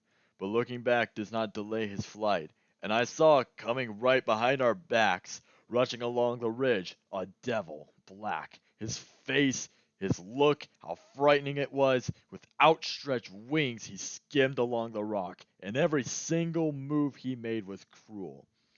On one of his high hunched and pointed shoulders, he had a center slung by both his thighs, held tightly clawed at the tendons of his heels. He shouted from our bridge, "Hey, Malablanche, here's one of Santa Zita's elders for you. You stick him under, I'll go back for more. I've got that city stocked with the likes of him. They're all a bunch of grafters. Save Montero. You can change a no to yes for cash and lucca." He flung him in, then from the flinty cliff sprang off. No hound unleashed to chase a thief could have taken off with greater speed than he. That center plunged, then floated up, stretched out. The devils underneath the bridge all shouted, "You shouldn't imitate the holy face!" The swimmer's different here from in the Circio. We have our grappling hooks along with us. Don't show yourself above the pitch, or else. With 100 prongs or more they pricked him, shrieking, "You've got to do your squirming under cover. Try learning how to cheat beneath the surface." They were like crooks who make their scullery boys poke down into the cauldron with their forks to keep the meat from floating to the top. My master said, "We'd best not let them know that you are here with me. Crouch down behind some jutting rocks so that they cannot see. Whatever insults they may hurl at me, you must not fear. I know how things are run here. I have been caught in as bad a fix before." He crossed the bridge and walked up on past the end. As soon as he set foot on the sixth bank, he forced himself to look as bold as possible. With all the sound and fury that breaks loose when dogs rush out at some poor begging tramp, making him stop and beg from where he stands, the one who hid beneath the bridge sprang out and blocked him with a flourish of their pitchforks, but he shouted, "All of you behave yourselves. Before you start to jab at me with your forks, let one of you step forth to hear me out, and then decide if you still care to grapple." They all cried out, "Let Malakota go." One stepped forward, the others stood their ground, and moving said, "What good will this do him? Do you think, Malakota," said my master, "that you would see me here, come all this way against all opposition, and still safe? With with propitious fate and God's permission, now let us pass, for it is willed in heaven that I lead another by this savage path." With this, the devil's arrogance collapsed. His pitchfork, too, dropped right to his feet, as he announced to all, "Don't touch this man. You, hiding over there," my guide called me, "behind the bridge's rocks, curled up and quiet, come back to me. You may return in safety." At his words, I rose, and then I ran to him, and all the devils made a movement forward. I feared they would not really keep their pact. I remember seeing soldiers under truce as they left the castle of Caprona, frightened to be passing in the midst of such an enemy. I drew up close to him, as close as possible, and did not take my eyes from all those faces that certainly had nothing good about them. Their prongs were aimed at me, and one was saying, "Now do I let him have hit in the rump?"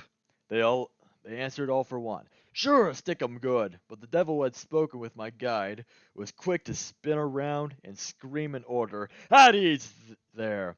Take it easy, Scarbicleon!" Then he said to us, "You cannot travel straight across this string of bridges, for the sixth arch lies broken at the bottom of this ditch. If you have made your mind up to proceed, you must continue along this ridge. Not far you'll find a bridge that crosses it.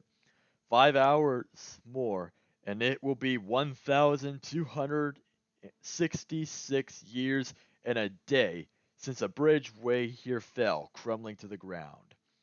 I plan to send a squad of mine that way to see that no one airs himself down here. Go along with them. They will not misbehave. Front and center! Elikino, Calabrina!" he shouted his commands. "You too, Cagnazzo, Barbaricia. You be captain of the squad. Take Libicoco with you, and drag Ignacio, Suthi, Kiriato, and Grafican, Farfelo, and our crazy Rubicant. Now toward the ditch. Inspect the boiling tar. These two shall have safe passage to the bridge, connecting den to den without a break." "Oh, master, I don't like the looks of this," I said. "Let's go, just you and me. No escort, you know the way. I want no part of them." "If you're observant, as you usually are, Why is it you don't see them grind their teeth and wink at one another? We're in danger! And he to me, I will not have you frightened. Let them do all the grinding that they want, but do it for the boiling souls, not us. Before they turned, left face along the bank, each one gave their good captain a salute with farting tongue pressed tightly to his teeth, and he blew back with his bugle of an asshole. Canto 22. The note of grotesque comedy in the Bolgia of the Malebranche continues, with a comparison between Malako's salute to his soldiers and different kinds of military signals the pilgrim has witnessed in his lifetime. He sees many grafters squatting in the pitch, but as soon as the Malebranche draws near, they dive below the surface. One unidentified Navarrese, who fails to escape and is hoisted up on Graffican's hooks, Rubicant and the other Malebranche start to tear him up. But Virgil, at his ward's request, manages to question him between torments. The sinner briefly tells his story, and then relates that he has left below in the pitch an Italian, Fragomita, and particularly adept grafter, who spends his time talking to Michael Zank. The Navarrese sinner promises to lure some of his colleagues to the surface for the devil's amusement, if the tormentors will hide themselves for a moment. Gagnaza is skeptical, but Elikino agrees, and no sooner do the Malebranche turn away than the crafty grafter dives below the pitch. Elikino flies after him, but too late. Now Calabrinca rushes after Elikno, and they both struggle above the boiling pitch, and then fall in. Barbariccia directs the rescue operation as the two poets steal away. I have seen troops of horsemen breaking camp, opening the attack, or passing in review. I have even seen them fleeing for their lives. I have seen scouts ride, exploring your terrain, O Eretins, and I have seen raiding parties and the clash of tournaments, the run of jousts, to the tune of trumpets, to the ring of clanging bells, to the roll of drums, to the flash of flares on ramparts, to the accompaniment of every known device. But I never saw cavalry or infantry or ships that sail by landmarks or by stars, signaled to set off by such strange bugling. So, on our way we went with those 10 fiends, what savage company, but in church with saints, with rowdy good-for-nothings in the tavern. My attention now was fixed upon the pitch, to see the operations of this Bolgia, and how the cooking souls got on down there. Much like the dolphins that are set to surface with their backs arched to warn all men at sea to rig their ships for stormy seas ahead. And now and then a sinner's back would surface in order to alleviate his pain, then dive back as quick as lightning strikes, like squatting frogs along the ditch's edge, with just their muzzles sticking out of water, their legs and all the rest concealed below. These sinners squatted all around their pond, but as soon as Barbariccia would approach, they would quickly duck beneath the boiling pitch. I saw, my heart still shudders at the thought, one lingering behind, as it sometimes happens, one frog remains while all the rest dive down. And Graffiacan, standing in front of him, hooked and twirled him by his pitchy hair, and hoisted him. He looked just like an otter. By then, I knew the names of all the fiends. I listened carefully when they were chosen, each of them stepping forth to match his name. Hey, Rubicant, dig your claws deep down into his back and peel the skin off him. This fiendish course egged him on with the streams. I said, Master, will you, if you can, find out the name of that poor wretch who has just fallen into the cruel hands of his adversaries? My guide walked right up to the sinner's side and asked where he was from. And he replied, I was born and bred in the kingdom of Navarre. My mother gave me to a lord to serve, for she had me by some dishonest spendthrift, who ran through all he owned and killed himself. Then I became a servant in the household of good King Thilbert. There I learned my graft, and now I pay my bill by boiling here. Cariato, who had 2 tusks sticking out on both sides of his mouth just like a boar's, let him feel just how one tusk could rip him open. The mouse had fallen prey to evil cats, but Barbarisia locked him with his arms, shouting, "Get back while I've got a hold of him." Then toward my guide he turned his face and said, "If you want more from him, keep questioning before he's torn to pieces by the others." My guide went on, "Then tell me, do you know of some Italians stuck among these sinners beneath the pitch?" And he, "A second ago I was with one who lived around these parts. Oh, I wish I were under cover with him now. I wouldn't have these hooks or claws to fear." Libicoco cried, "We've waited long enough." Then, with his fork, he hooked the sinner's arm, and tearing at it, he pulled out a piece. Dragonazzo, too, was anxious for some fun. He tied the wretch's leg, but their captain quickly spun around and gave them all a dirty look. As soon as they calmed down a bit, my master began again to interrogate the wretch, who still was complaining his new wound. "Who was it you were saying that unluckily you left behind when you came ashore?" "Gomita," he said, "the friar from Galera, receptacle for every kind of fraud when his lord's enemies were in his hands. The treatment they received delighted them. He took their cash, and as he says, hushed up the case and let them go. None of his acts was petty grafting. All were of sovereign order. He spends his time with Don Michel Sanch of Logadoro, talking on and on about Sardinia, their tongues no worse for wear. Oh, but look how that one grins and grinds his teeth. I could tell you so much more, but I am afraid he is going to grate my scabby hide for me." But their master sergeant turned to Farfarello, whose wild eyes warned he was about to strike, shouting, "Get away, you filthy birds of prey!" "If you would like to see Tuscans or Lombards," the frightened shade took up where he left off, "and have a walk with him, I'll bring some here. But the Malebranche must back up a bit, or else those shades won't risk a surfacing. I, by myself, will bring you up a catch of 7 without moving from this spot, just by whistling. That's our signal to the rest when one peers out and sees the coast is clear." Cagnazzo raised his snout at such a story, then shook his head and said, "Listen to the trick he's cooked up to get off by the hook by jumping." And he, full of the tricks his trade has taught him, said, "Tricky I surely am, especially when it comes to getting friends into worse trouble."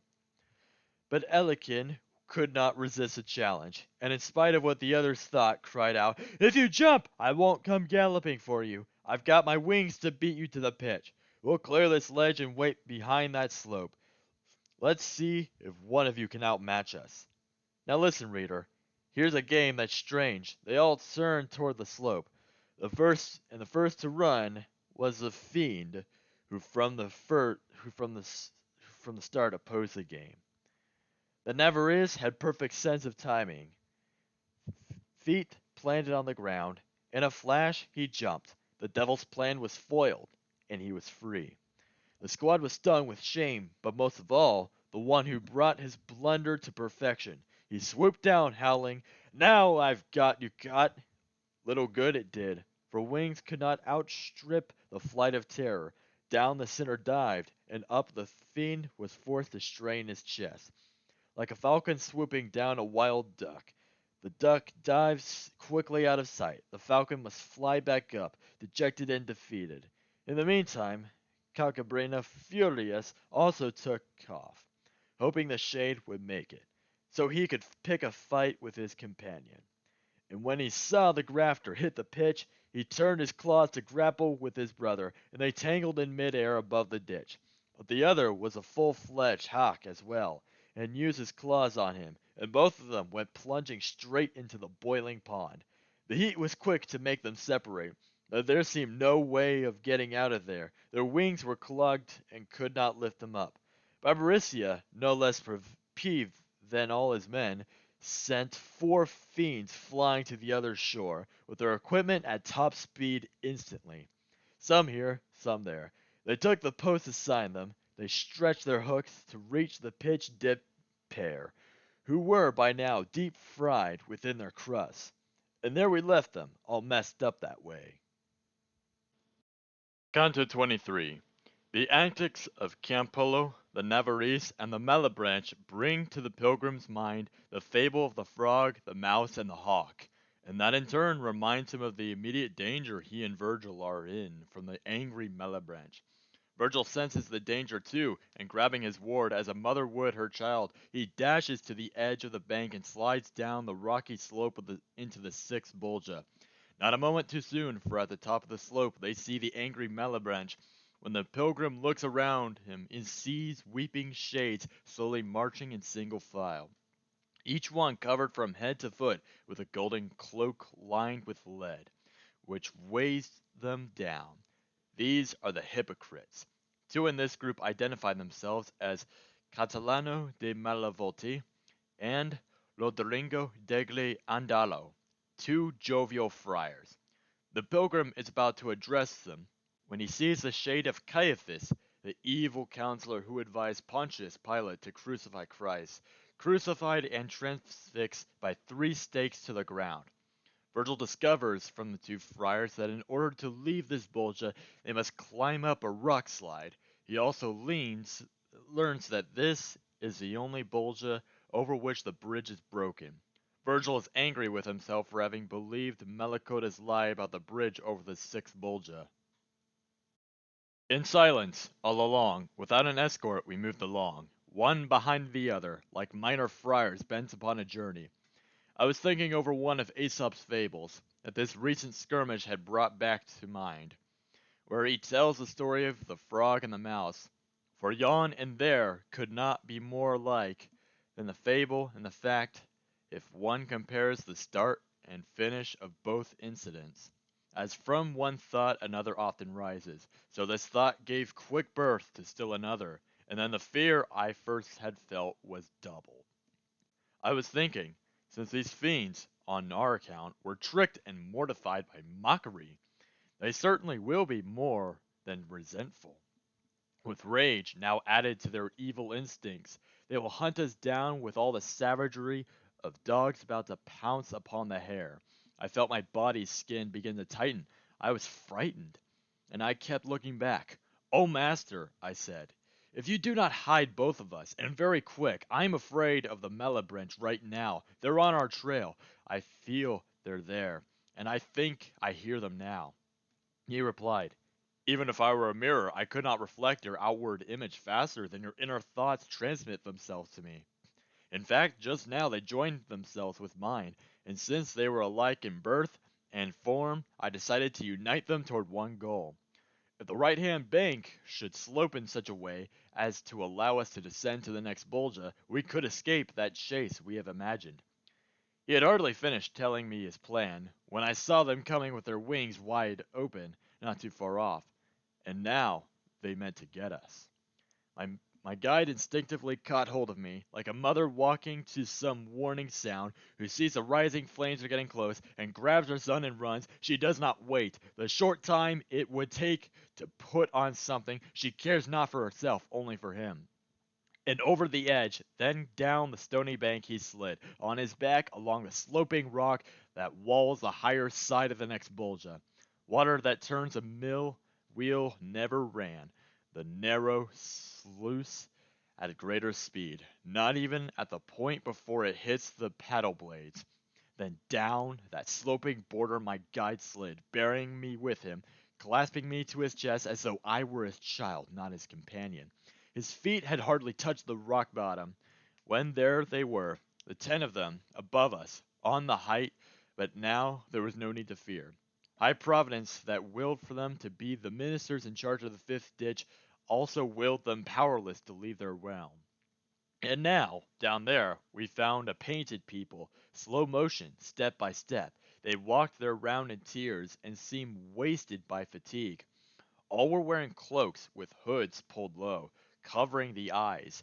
The style was much the same as those the Benedictines wear at Cluny, dazzling gilded cloaks outside, but inside they are lined with lead, so heavy that the capes King Frederick used compared to these were straw.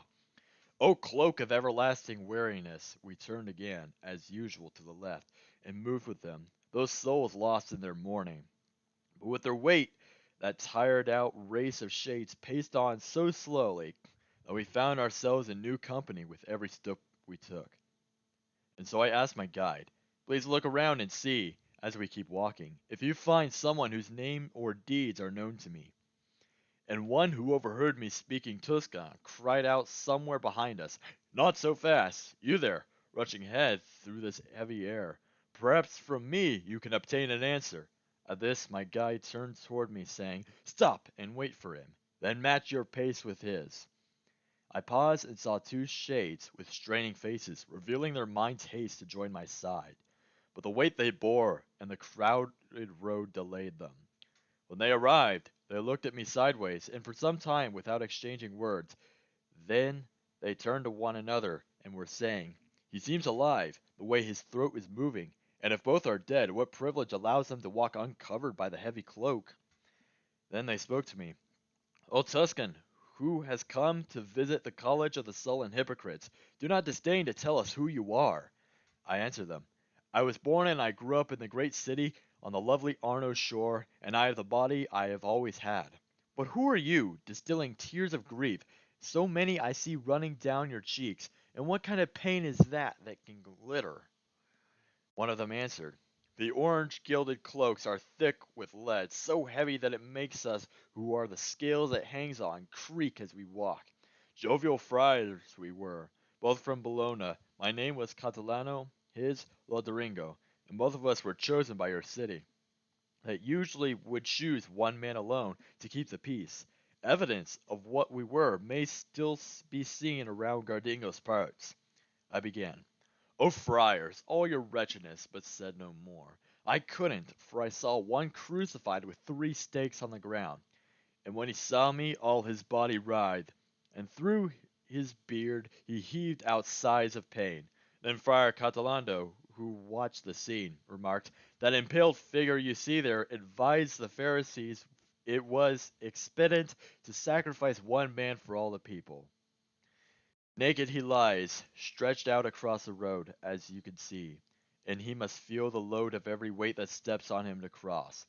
His father-in-law and the other evil council members, who are the seed of evil for all Jews, are racked the same way all along this ditch. And I saw Virgil standing down amazed at this body stretching out in crucifixion, so vilely punished in the eternal exile. Then he looked up and asked one of his friars, could you please tell us, if your rule permits, is there a passageway on the right somewhere, by which the two of us may leave this place, without summoning one of those black angels to come down here and raise us from this pit? He answered, closer than you might expect. A ridge jutting out from the base of the great circle extends, and bridges every hideous ditch, except this one, whose arch is totally smashed and crosses nowhere, but you can climb up its massive ruins that slope against its bank. My guide stood there a while, his head bent low, then said, he told a lie about this business, that one who hooks the sinners over there. And the friar, once in Bologna, I heard discuss the devil's many vices. One of them is that he tells lies and is father of all lies. In haste, taking great strides, my guide walked off, his face revealing traces of anger. I turned and left the heavy-weighted souls, to make my way behind those cherished footprints. Canto 24. After an elaborate simile describing Virgil's anger and the return of his composure, the two begin the difficult, steep ascent up the rocks of the fallen bridge. The pilgrim can barely make it to the top, even with Virgil's help, and after the climb he sits down to catch his breath, but his guide urges him on, and they make their way back to the bridge over the seventh Bolgia. From the bridge, confused sounds can be heard rising from the darkness below. Virgil agrees to take his pupil down into the Bolgia, and once they are below, the scene reveals a terrible confusion of serpents and thieves madly running. Suddenly, a snake darts out and strikes the sinner's neck, whereupon he flares up, turning into a heap of crumbling ashes, and the ashes gather together in the shape of a man.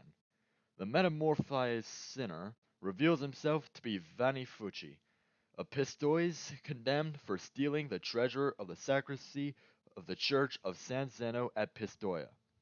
He makes a prophecy about the coming strife in Florence. In the season of the newborn year, when the sun renews its rays beneath Aquarius, and nights begin to last as long as days, at the time the hoarfrost paints upon the ground the outward semblance of his snow-white sister, but the color from his brush soon fades away. The peasant wakes, gets up, goes out, and sees the fields all white. No fodder for his sheep. He smites his thighs in anger and goes back into his shack, and, pacing up and down, complains. Poor wretch, not knowing what to do. Once more he goes outdoors, and hope fills him again when he sees the world has changed its face in so little time, and he picks up his crook and out to pasture drives his sheep to graze. Just so I felt myself lose heart to see my master's face wearing a troubled look, and as quickly came the salve to heal my sore. For when we reached the shattered heap of bridge, my leader turned to me with that sweet look of warmth I first saw at the mountain's foot. He opened up his arms, but not before he had carefully studied how the ruins lay and found some sort of plan to pick me up. Like one who works and thinks things out ahead, always ready for the next move, he will make so. While he raised me up toward one great rock, he had already singled out another, saying, "Now get a grip on that rock there, but test it first to see it holds your weight." It was no road for one who wore a cloak. Even though I had his help, and he weighed nothing, we could hardly lift ourselves from crag to crag. And had it not been the bank we climbed was lower than the one we had slid down, I cannot speak for him, but I for one surely would have quit. But since the evil pit sloped toward the yawning well, that is the lowest, each valley is laid out in such a way that one bank rises higher than the next. We somehow finally reached the point above, where the last of all that rock was shaken loose. My lungs were so pumped out of breath by the time I reached the top I could not go on farther, and instantly I sat down where I was. "Come on, shake off the covers from this sloth," my master said, "for sitting softly cushioned or tucked in bed is no way to win fame. And without it, man must waste his life away, leaving such traces of what he was on earth as smoke in wind and foam upon the water. Stand up, dominate this weariness of yours, with the strength of soul that wins in every battle, if it does not sink beneath the body's weight. Much steeper than stairs than these we'll have to climb. We have not seen enough of sinners yet. If you understand me, act, learn from my words." At this I stood up straight, made it seem I had more breath than I began to breathe, and said, "Move on, for I am strong and ready." We climbed and made our way along the bridge, which was jagged, tight, and difficult to cross, and steep, far more than any we had climbed. Not to seem faint, I spoke while I was climbing. Then came a voice from the depths of the next chasm, a voice unable to articulate. I don't know what it said. Even though I stood at the very top of the arch that crosses there, to me it seemed whoever spoke running.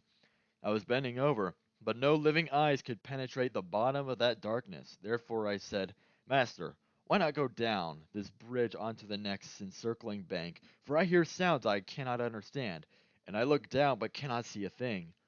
"No other answer," he replied, "I give you than doing what you ask, for a fit request is answered best in silence and in deed." From the bridge's height we came down to the point where it ends and joins the edge of the eighth bank, and then the Bolgia opened up to me. Down there I saw a terrible confusion of serpents, all of such a monstrous kind, the thought of them still makes my blood run cold. Let all the sands of Libya boast no longer, for though she breeds chelydri and jaculi, pherians, kentries, and head-tailed amphisbaens, she never bred so great a plague of venom, not even if combined with Ethiopia or all the sands that lie by the Red Sea. Within this cruel and bitterest abundance, people ran terrified and naked, hopeless of finding holes or heliotropes. Their hands were tied behind their backs with serpents, which pushed their tails and heads around the loins and coiled themselves in knots around the front. And then, at a sinner running by our bank, a snake shot out and striking hit his mark, right where the neck attaches to the shoulder. No, or I was quicker, but put pen to paper, then he flared up and burned and turned into a heap of crumbled ash. And then these ashes scattered on the ground began to come together on their own, and quickly take the form they had before. Precisely so, philosophers declare, the phoenix dies to be reborn again as she approaches her 500th year. Alive, she does not feed on herbs or grain, but on teardrops of frankincense and balm, and wraps herself to die in nard and myrrh. As a man in a fit will fall, not knowing why, perhaps some hidden demon pulls him down, or some appellation chokes his vital spirits. Then, struggling to his feet, will look around, confused and overwhelmed by the great anguish he has suffered, moaning as he stares about. So did the sinner when he finally rose. Oh, how harsh the power of the Lord can be, raining in its vengeance blows like these. My guide asked him to tell us who he was, and he replied, "It's not too long ago I reigned from Tuscany to this fierce gullet. I love the bestial life more than the human. Like a bastard that I was, I am Vanifucci, the beast. Pistoia was my fitting den." I told my guide, "Tell him not to run away. Ask him what sin has driven him down here, for I knew him as a man of bloody rage." The sinner heard, and did not try to feign, directing straight at me his mind and face. He reddened with a look of ugly shame, and said, "That you have caught me by surprise here in this wretched Bolgia makes me grieve more than the day I lost my other life. Now I'm forced to answer what you ask. I'm stuck so far down here because of theft. I stole the treasure of the sacristy, a crime falsely attributed to another. I don't want you to rejoice at having seen me if ever you escape from these dark pits. So open your ears and hear my prophecy. Pistoia first shall be stripped of all its blacks, and Florence then shall change its men and laws.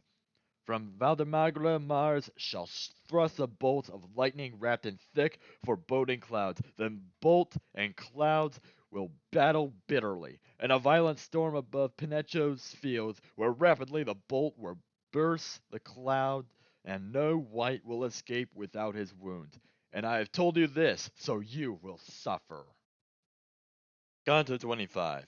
The wrathful Venifucci directs an obscene gesture to God, whereupon he is attacked by several snakes, which coil about him, tying him so tight that he cannot move a muscle. As soon as he flees, the centaur Cacos gallops by him with the fire-breathing dragon on his back, and following close behind are three shades, concerned because they cannot find Cienfa, who soon appears as a snake and attacks Egno. The two merge into one hideous monster, which then steals off. Next, Guercio, in the form of a snake, strikes Buoso, and the two exchange shapes.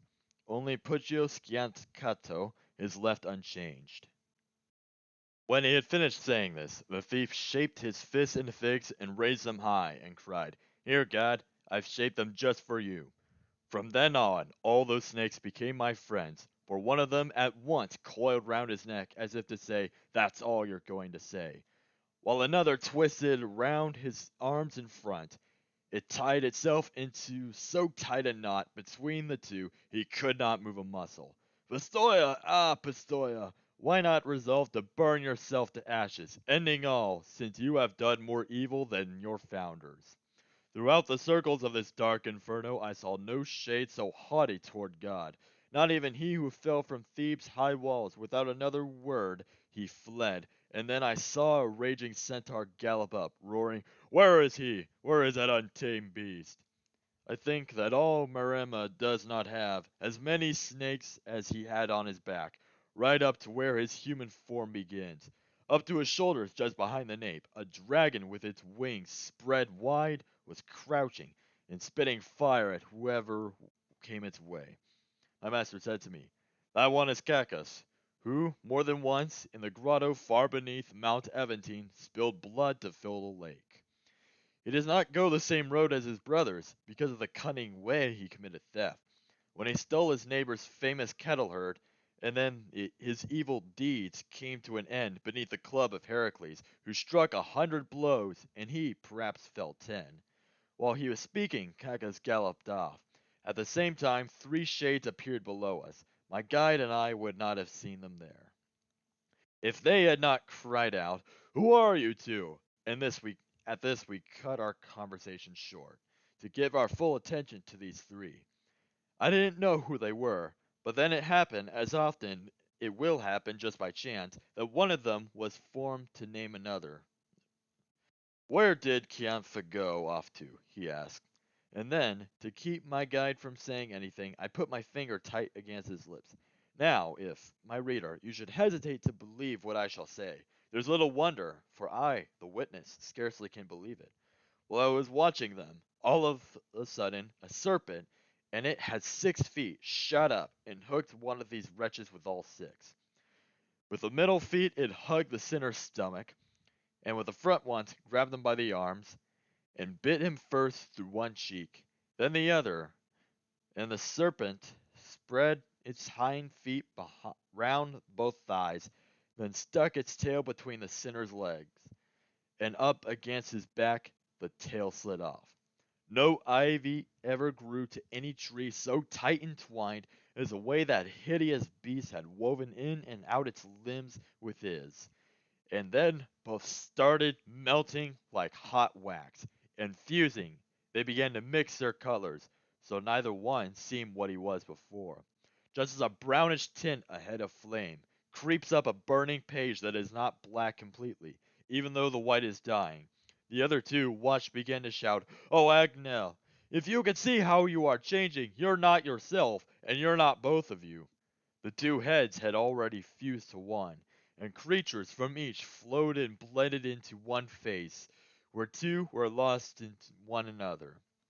2 arms of each were 4 blurred strips of flesh, and thighs with legs, then stomach, and the chest sprouted limbs that human eyes have never seen. Each former likeness was now blotted out, both and neither one, it seemed, this picture of deformity. And then it sneaked off slowly, just as a lizard darting from hedge to hedge, under the stinging lash of the dog's day's heat, zips across the road like a flash of lightning. So, rushing toward the two remaining thieves, aiming at their guts, a little serpent, fiery with rage and black as peppercorn, shot up and sank its teeth in one of them, right where the embryo receives its food. Then back it fell and lay stretched out before them.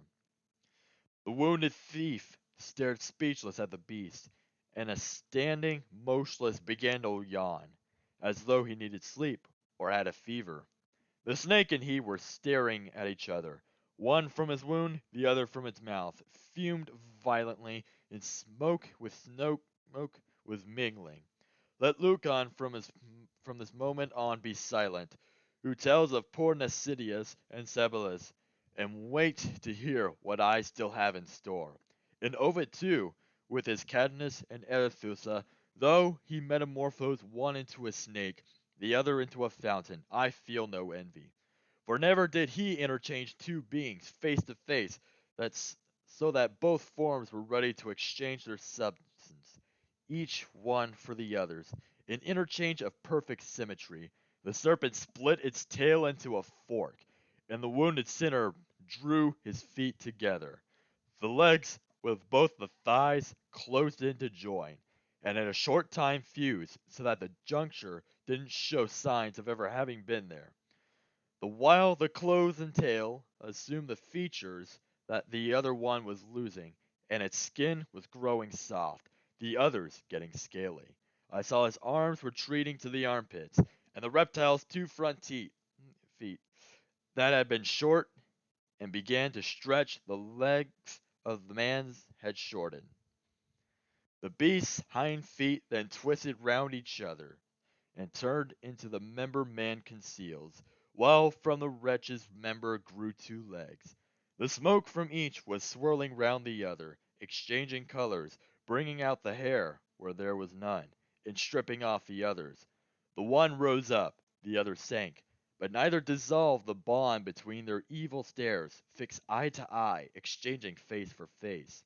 The standing creatures began receding toward the temples, from the excess stuff pulled back. The ears were growing out of flattened cheeks, while from the excess flesh that did not flee, the front, a nose was fashioned for the face, and lips puffed out to just the normal size. The prostrate creature strains his face out long.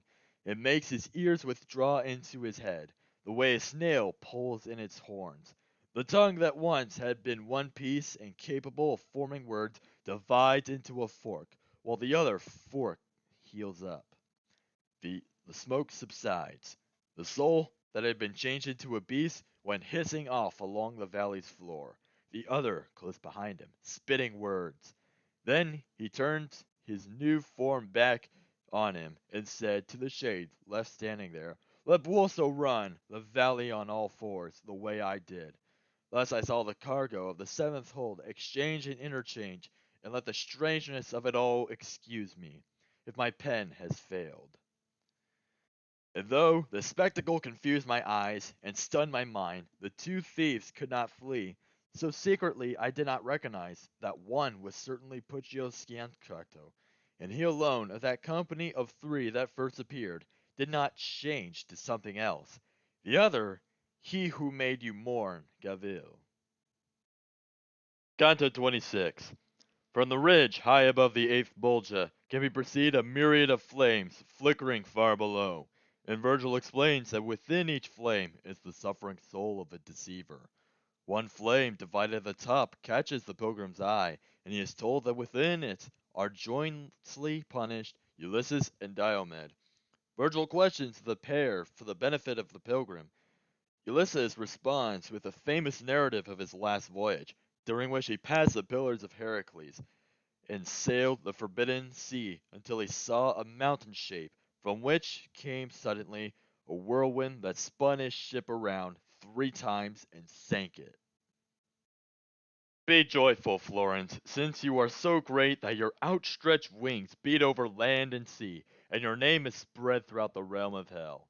I was ashamed to find among the thieves 5 of your most eminent citizens, a fact which does you very little honor. But if early morning dreams have any truth, you will have the fate, in not too long a time, that Prado and the others crave for you. And were this the day, it would not be too soon. What it had come to pass, since pass it must.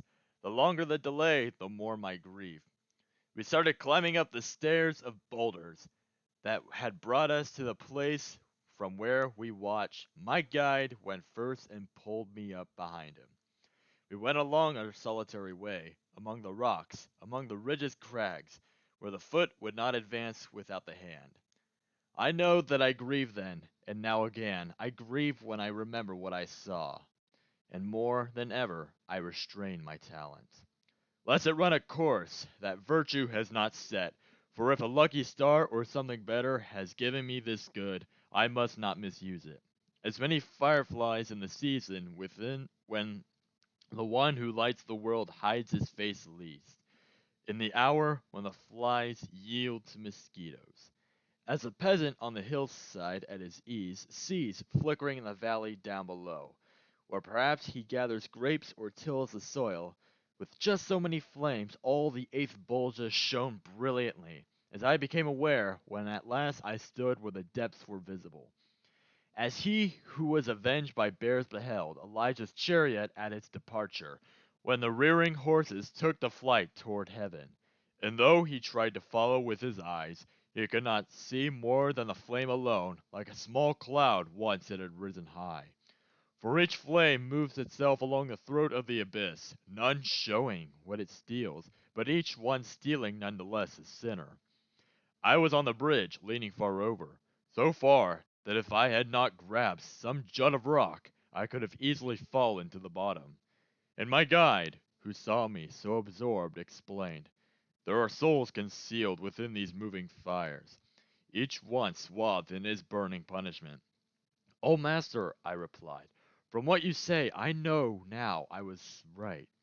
I had guessed already it might be so, and I was about to ask you, who's in that flame with its tip split in two, like that one which once sprang up from the pyre where Eteocles was placed beside his brother?" He said, "Within, Ulysses and Diomed are suffering in anger with each other. Just vengeance makes them march together now. And they lament inside one flame. The ambush of the horse became the gateway that allowed the Romans' noble seed to issue forth. Therein they mourn the trick that caused the grief of Deidamia, who still weeps for Achilles, and there they pay for the Palladium. If it is possible for them to speak from within those flames, I said, Master, I pray and repray you, let my prayer be like 1,000, that you do not forbid me to remain until the two-horned flame comes close to us. You see how I bend toward it with desire.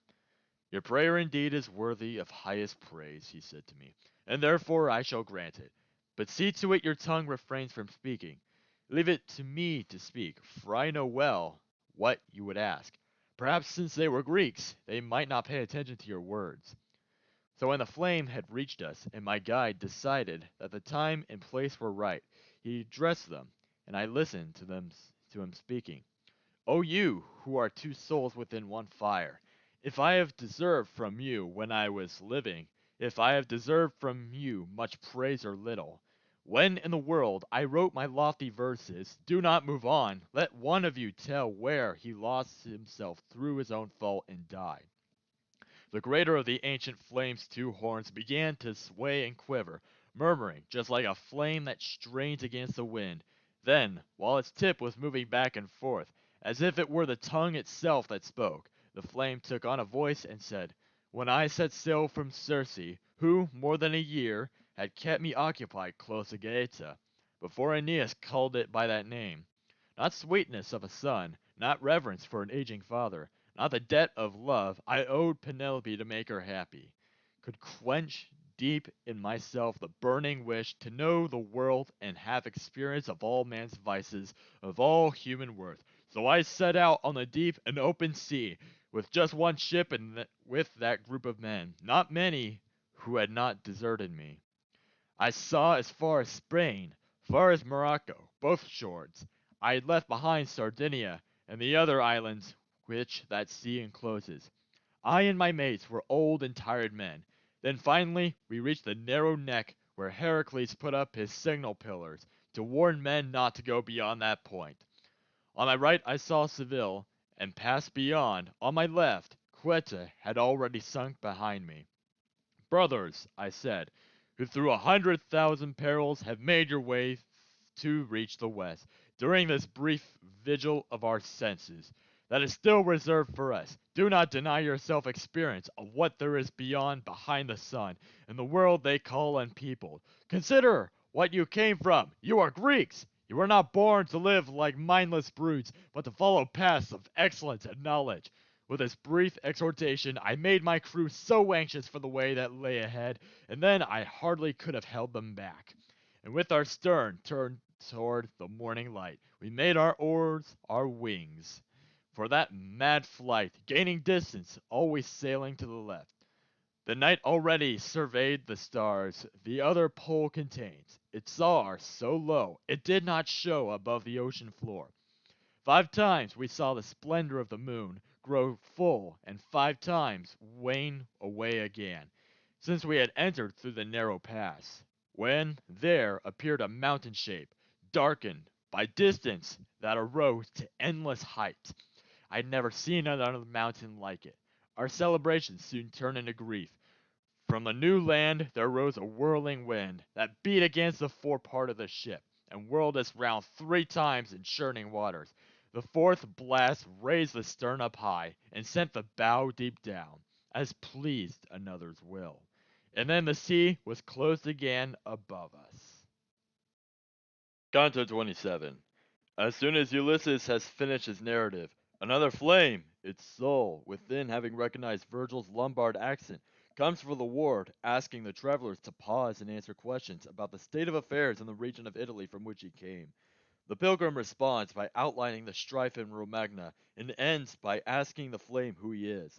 The flame, although he insists he does not want his story to be known among the living, answers because he is supposedly convinced that the pilgrim will never return to earth. He is another famous deceiver, Guido de Montefeltro, a soldier who became a friar in his old age, but he was untrue to his vows when, at the urging of Pope Boniface VIII, he counseled the use of fraud. In the Pope's campaign against the Colonna family, He was damned to hell because he failed to repent his sins, trusting instead in the Pope's fraudulent absolution. By now, the flame was standing straight and still. It said no more and had already turned from us, with sanction of the gentle poet, when another coming right behind it attracted our attention to its tip, where a roaring of confusing sounds had started, as a Sicilian bull that bellowed first with cries of that one and served him right, who with his file had fashioned such a beast, would bellow with a victim's voice inside, so that although the bull was only brass, the effigy itself seemed pierced with pain. So, lacking any outlet to escape from the burning soul that was inside the flame, the suffering words became the fire's language. But after they had made their journey upward to reach the tip, giving it that same quiver the sinner's tongue inside had given them, we heard the words, "O you to whom I point, my voice, who spoke just now in Lombard, saying, 'You may move on, I won't ask more of you, although I have been slow in coming to you. Be willing, please, to pause and speak with me. You see how willing I am, and I burn. If you have just now fallen into this world of blindness from that sweet Italian land where I took on the burden of my guilt, tell me, are the Romagnols at war or peace? For I come from the hill between Urbino and the mountain chain that lets the Tiber loose." I was still bending forward listening when my master touched my side and said to me, "You speak to him, this one is Italian." And I, who was prepared to answer him, began without delaying my response. "O soul who stands concealed from me down there, your Romagna is not now, and never was, without war in our tyrants' hearts, although there was no open warfare when I came here. Ravenna's situation has not changed. The eagle of Polenta broods up there, covering all of Servia with its pinions. The land that stood the test of long endurance and left the French piled in a bloody heap is once again beneath the verdant claws, Verrocchio's old mastiff and its new one, who both were bad custodians of Montagna, still sink their fangs into their people's flesh. The cities by Limone and Saterno are governed by the Lion of the White Layer, who changes parties every change of season. As for the town, whose side the Savio bathes, just as it lies between the hills and plains, it lives between freedom and tyranny. And now I beg you to tell us who you are. Grant me my wish, as yours was granted you, so that your fame may hold its own on earth. When the fire in its own way had roared a while, the flame's sharp tip began to sway to and fro, then release a blow of words. If I thought that I were speaking to a soul, who some day might return to see the world, most certainly this flame would cease to flicker. But since no one, if I have heard the truth, ever returns alive from this deep pit, with no fear of dishonor I answer you. I was a man of arms and then a friar, believing with the cord to make amends, and surely my belief would have come true. Were it not for that high priest, his soul be damned, who put me back among my early sins, I want to tell you why and how it has happened. While I still had the form of the bones and flesh my mother gave me, all my actions were not those of a lion, but those of a fox. The wild and covert paths, I knew them all, and so employed my art that rumor of me spread to the farthest limits of the earth. When I saw that the time of life had come for me, and it as it must come for every man, to lower the sails and gather in the lines, things I once found in pleasure in then grieved me. Repentant and confessed, I took the vows among takes. And, oh, to think it could have worked. And then the prince of the new Pharisees chose to wage war upon the Lateran instead of fighting Saracens or Jews. For all his enemies were Christian souls, none among the ones who conquered Acre, none a traitor in the Sultan's kingdom. His lofty papal seat, his sacred vows were no concern to him, nor was the cord I wore that once made those it girded leaner. As Constantine once had Silvestro brought from Mount Soracte to cure his leprosy, so this one sought me out as his physician. To cure his burning fever caused by pride, he asked me to advise him. I was silent, for his words were drunken. Then he spoke again. "Fear not, I tell you. The sin you will commit, it is forgiven. Now you will teach me how I can level Palestrina to the ground. Mine is a power, as you cannot deny, to lock and unlock heaven. Two keys I have. Those keys my predecessor did not cherish. And when his weighty arguments had forced me to the point that silence seemed the poorer choice, I said, 'Father, since you grant me absolution for the sin I find, I must fall into now. Ample promise with a scant fulfillment will bring your triumph on your lofty throne. St. Francis came to get me when I died, but one of the black cherubim cried out, "Don't touch him! Don't cheat me of what is mine! He must come down to join my other servants, for the false counsel he gave." From then to now, I have been ready at his hair, because one cannot be absolved unless repentant, nor can one both repent and will a thing at once. The one is cancelled by the other. Oh, wretched me, how I shook when he took me, saying, "Perhaps you never stopped to think that I might be somewhat of a logician." He took me down to Minos, who 8 times twisted his tail around his hardened back. Then in his rage he bit it and announced, "He goes with those the thievish fire burns." And here you see me now, lost, wrapped this way, moving as I do with my resentment. When he had brought his story to a close, the flame in grievous pain departed from us, gnarling and flickering its pointed horn. My guide and I moved farther on. We climbed the ridge until we stood on the next arch, that spans the fosse where penalties are paid by those sowing discord, earned hell's wages. Canto 28. In the ninth Bolgia, the pilgrim is overwhelmed by the sight of mutilated, bloody shades, many of whom are ripped open, with entrails spilling out. They are the sowers of scandal and schism, and among them are Mahomet, Ali, Pierre de Messina, Gaius Scribonius Curio, Mosca de Lamberti, and Bertrand de Born. All bemoan their painful lot, and Mohammed and Pierre de la Messina relay warnings through the pilgrim to certain living Italians who are soon to meet terrible ends. Bertrand de Born, who comes carrying his head in his hand like a lantern, is a particularly arresting example of a Dantean contrapasso. Who could, even in the simplest kind of prose, describe in full the scene of blood and wounds that I saw now, no matter how he tried? Certainly, any tongue would have to fail. Man's memory and man's vocabulary are not enough to comprehend such pain. If one could bring together all the wounded who once upon the fateful soil of Puglia grieved for their lives' blood spilled by the Romans, and spilled again in the long years of the war that ended in great spoils of golden rings, as Livy's history tells that does not err, and pile them with the ones who felt the blows when they stood up against the great Robert Guiscard, and with those others whose bones are still in heaps at Caprino. There were every Puglian turned traitor, and add those from Tagliacozzo, where old Alardo conquered weaponless. If all these maimed with limbs chopped off or pierced were brought together, the scene would be nothing to compare with the foul ninth Bolgia's bloodiest sight. No wine cask with its trave or cantabar sprung was ever split the way I saw someone ripped open from his chin to where we fart. Between his legs his guts spilled out, with the heart and other vital organs, and the dirty sack that turns to shit whatever the mouth gulps down.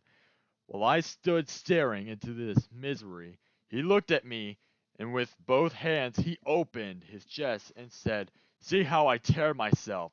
See how Mahomet is deformed and torn, in front of me, and weeping. Ali walks, his face cleft from his chin up to the crown. The souls that you see passing in this ditch were all sowers of scandal and schism in life, and so in death you see them torn asunder. A devil stands back there, who trims us all in this cruel way, and each one of this mob receives anew the blade of the devil's sword. Each time we make one round of this sad road, because the wounds have all healed up again by the time each one presents himself once more. But who are you there, gawking from that bridge, and trying to put off, perhaps, fulfillment of the sentence passed on you when you confess? Death does not have him yet. He is not here to suffer for his guilt, my master answered, but that he may have full experience. I, who am dead, must lead him through this hell, from round to round, down to the very bottom, and this is as true as my presence speaking here. More than 100 years in that ditch stopped short, to look at me when they had heard his words, forgetting in their stupor what they suffered. And you, who will behold the sun, perhaps quite soon, tell Frodolkina that unless he wants to follow me here quick, he'd better stock up on food, or else the binding snows will give the Novaries their victory, a conquest not won easily otherwise. With the heel of one foot raised to take a step, Mahomet said these words to me, and then stretched out and down his foot and moved away. Another with his throat slit, and his nose cut off as far as where the eyebrows start, and he only had a single ear to show, who had stopped like all the rest to stare in wonder, stepped out from the group and opened up his throat, which ran with red from all sides of his wound, and spoke, "O you whom guilt does not condemn, whom I have seen in Italy up there, unless I am deceived by similarity, recall to mind, per la medicina, should you return to see the gentle plain declining from Vercelli to Marcabo, and inform the two best citizens of Fano, tell Messer Guido, and tell Angliolo, tell that if our foresight here is no deception, from their ship they shall be hurled bound in a sack, to drown in the waters near Catalica, the victims of a tyrant's treachery. Between the isles of Cyrus and Molucca, so great a crime Neptune witnessed among the deeds of pirates or the archives, that a traitor who sees only with one eye and rules a land that someone with me here wishes he'd never fed his eyes upon, will have them come to join him in a parley. Then see to it they do not waste their breath on vows or prayers to escape Foccara's wind. And I to him, if you want me to bring back to those on earth your message, who is the one sated with the bitter sight, show him to me. At once he grabbed the jaws of a companion standing nearby, and squeezed his mouth half open, announcing, "Here he is, and he is mute. This man in exile drowned all Caesar's doubts, helped him cast the die when he insisted. A man prepared, who hesitates, is lost. How helpless and bewildered he appeared, his tongue hacked off as far down as the throat. This Curio, once so bold and quick to speak, and one who had both arms but had no hands, raised the gory stumps in the filthy air, so that the blood dripped down and smeared his face, cried, "You, no doubt, also remember Mosca, who said, alas, what's done is over there with, and sowed the seed of discord for the Tuscans, and of death for all your clan," I quickly said, and he, this fresh wound added to his wound, turned and went off like one gone mad from pain. But I remained to watch the multitude and saw a thing that I would be afraid to tell about with more evidence. Were I not reassured by my own conscience, that good companion, and heartening a man beneath the breastplate of his purity, I saw it, I'm sure, and I seemed to see it still, a body with no head that moved along, moving no differently from all the rest. He held his severed head up by its hair, swinging it in one hand just like a lantern, and as it looked at us, it said, "Alas! Of his own self he made himself a light, and they were two in one, and one in two. How could this be? He who ordained it knows." And when he had arrived below our bridge, he raised the arm that held the head up high, to let it speak to us at a closer range. It spoke, "Now see the monstrous punishment, you there, still breathing, look at the dead. See if you find suffering to equal mine. And that you may know, report on me there. Know that I am Bertrand de Born, the one who evilly encouraged the young king. Father and son I set against each other. Acticpofel, with his wicked investigations, did not do more with Absalom and David. Because I cut the bonds of those two so joined, I bear my head cut off from its life source, which is back there, alas, with its trunk. In me, you see the perfect contrapasso." Canto 29. When the pilgrim is rebuked by his mentor for his inappropriate interest in these wretched shades, he replies that he was looking for someone. Virgil tells the pilgrim that he saw the person he was looking for, Gero di Bello, pointing a finger at him, They discussed Gary until they reached the edge of the next Bolgia, where all types of falsifiers are punished. Their miserable, shrieking shades are afflicted with diseases of various kinds and are arranged into various positions. Sitting back to back, madly scratching their leprous swords, are the shades of Grifalino de Arezzo and one, Capocchio, who talks to the pilgrim, the later shade making wisecracks about the Sienese. The crowds, the countless different mutilations had stunned my eyes and left them so confused they wanted to keep looking and to weep. But Virgil said, "What are you staring at? Why do your eyes insist on drowning there below, among those wretched broken shades? You did not act this way in the other bulge. If you hope to count them one by one, remember the valley winds some 22 miles around, and already the moon is underneath our feet. The time remaining to us now is short, and there is more to see than you see here. If you had taken time to find out what I was looking for," I started telling him, "perhaps you would have let me stay there longer." My guide was moving on, with me behind him, answering as I did while we went on, and adding, "Somewhere down along this ditch that I was staring at a while ago, I think there is the spirit of my family mourning the guilt that's paid so dear down here." And then my master said, "From this time on you should not waste another thought on him. Think on ahead, and let him stay behind.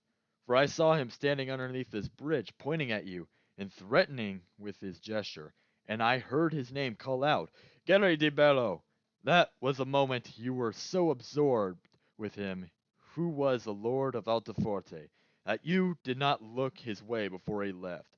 "Alas, my guide," I answered him, "his death by violence, which has not yet been avenged by anyone who shares in his disgrace, made him resentful, and I suppose for this he went away without a word to me, and because he did I feel great piety."